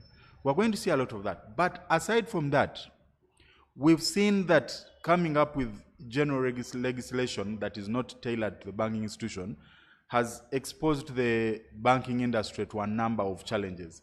We saw the 30% cap on interest and how it was applied. Because it came out in a very general nature and was not specific, a number of banks had to assess whether they should comply or not. And I know a number that had to cap their interest for that year, the interest they could claim as an allowable deduction. So banks are going to have to push the government for a specific tax code that addresses them, which will give opportunity to so many lawyers to contribute, so many practitioners to contribute. But 2, a number of transactions executed by banks have to be addressed independently. We had the issue of accrued interest, which up to now, if you actually interpret the law to the letter at the end of the year, if you're going to accrue interest, you need to disallow it. But when you look at the nature of the business, you're wondering, but does this really make sense? Ultimately, we're going to have to come up with proposals that balance the need to make banks profitable and the need to allow banks to continue operating in a sustainable manner. The stamp duty provisions. Simply saying stamp duty is nil on a certain aspect, does not take away the fact that URA is going to come back a few years later and look at situations when the stamp duty was not nil and assess your liabilities. Now, if you're a bank that is operating, on a year-by-year basis, you're not doing a lot of projection on past liabilities, you're carrying a lot of inherent risks that are not being addressed by laws. If I was UBA, I would be pushing for amendments that have a prospective application. Whether we're talking about stamp duty, whether we're talking about expenses, whether we're going to go back now and get clarity on expenses for government bonds and treasury bills, whether we're talking about amendments around treatment of transactions like the Visa, the Nostro, all of them should be going forward. Now in our law, like now we have the loss issue, the government is going to write off 50% of losses. We've seen a difference in interpretation on a number of cases. You imagine banks don't have significant assets on their balance sheet aside from cash. Now, that loss is balancing off a big chunk of their balance sheet. Once you write off 50%, you've written off significant value of that bank. But the banks are quiet. Even if you were to go with the safest interpretation of 7 years started in 2023, at a certain point T, we are going to write off 50%. So, I don't know, I don't have the exact facts of how many of our banks are actually tax paying, but I don't think they are more than 5. out of all the banks that we have that are actually paying tax. Meaning all the rest have a balance sheet that is leveraged by a tax loss. So when you are a write off that tax loss, whether now or in the remaining 5 years' time, we are going to have significant impact. So as Julius and his team focus on the day-to-day amendments around IFRS, around these other adjustments, there is need for a long-term view of this banking sector. Otherwise, it's going to cripple and die. All right. Thank you, Mark. I think you said it quite well. The banking sector has been the blood of the economy. And if we are going to sustain it, then there has to be progressive policy making on the side of the regulator. And that's where now we invite Mr. Julius to tell us what, as the regulator, they are proposing, what they are focusing on in relation to the banking and finance sector. Okay, thank you so much. I told you it is an interesting discussion to have, to be on this roundtable, because when you're discussing with people who have big minds, then the discussion is balanced. And I want to thank you for having a balanced discussion. Now, for me, I am going to highlight about quickly as pointers, so that when you go back as bankers, these are the things that you must actually be able to point out and be able to check your house. Number one, transfer pricing cases are our number one target. And if you see, once we touch them, the impact is big. Robert has actually highlighted the issues. But I want to add on what we call a functional analysis. When you're looking at any transfer pricing documentation, make sure you balance between your functions, the assets you're employing, and the risks that you're assuming, because that then will determine your reward that we can assess. Number two, Section 139 that we discussed. The deadline that we gave to the taxpayers to do a self-face review is 30th November. Why did we do that? Because we wanted that process to be as smooth and conflictless process, so that advantage can be taken before 30th of June 2026. After 30th of November, definitely now we'll take the mantle to do the administrative reviews. Do we have the capacity to finish these reviews before 30th June 2026? No. It simply means that there are reviews that are going to cross beyond 30th June 2026. Will you still benefit from the waiver? The answer is no. So you must have a balance. Number three, we talked about whatever discussions we've had about nostro charges. It is a matter that we are looking at, and definitely it is important for everyone to go and review. Number five is about local excise duty. You must have realized that I wrote to all the banks to give me a catalog of all their services. And the reason is, whereas we've allowed you to just bundle all your services in one line, we now want to break them down so that we're able to see the transactions that are happening. For example, the letters of credit, the bank guarantees, all those things are things that we've already communicated, and there are even taxpayers that we've already specifically written to and confirming our position. Number next is IFRS. We all know that there was an extension of the scope of IFRS, and that has an impact on the transactions that you have with your clients. Next is your relationship between the insurance and the banking business. You know now the banks have actually entered into the insurance platform, bank assurance. So you need to see the risks that you have with that platform. And then important, very, very important, is automatic exchange of information. You know that effective 1st of September 2025, we are now sharing information with about 125 countries. And this information is coming in. What does that mean? That as a bank, you must also warn your clients in advance that these transactions are actually going to be shared across without any limitation. And then finally, a balance between shareholder value and the tax contribution. As banks, as you maximize the shareholder value, always know that when the government realizes that you're not contributing as you should be contributing, it doesn't matter whether the shareholder is happy, the government will definitely come back to you, and we'll call those that adjustments that we're talking about, because imagine you've already distributed the dividends to the shareholders, and then a tax bill of 100 billion comes to you. Do you go back to the shareholders and say, look here, I actually did not give you the profit that was due to you? So as you actually look at others, please make sure, take note that we still have voluntary disclosure.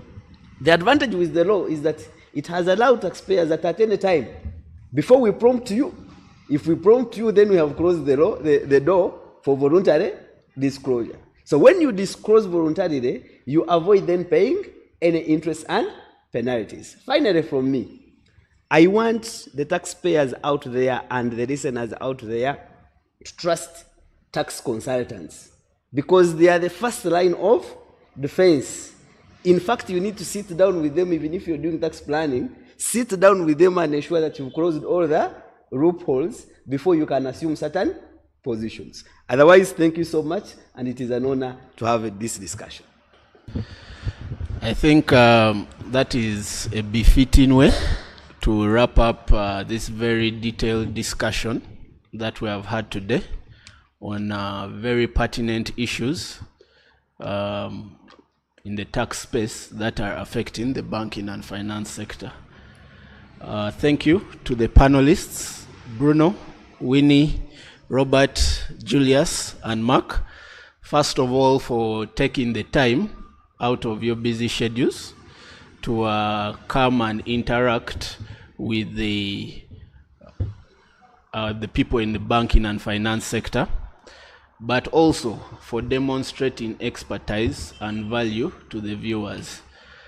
I think at this point, maybe the viewers also have one or two questions for the panelists.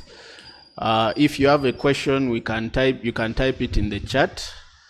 But otherwise, it has been a pleasure to moderate this discussion, and we wish you a very good rest of your day. Finally, also thank you to the Uganda Law Society for putting together this very informative session and reaching out to these esteemed panelists. Thank you.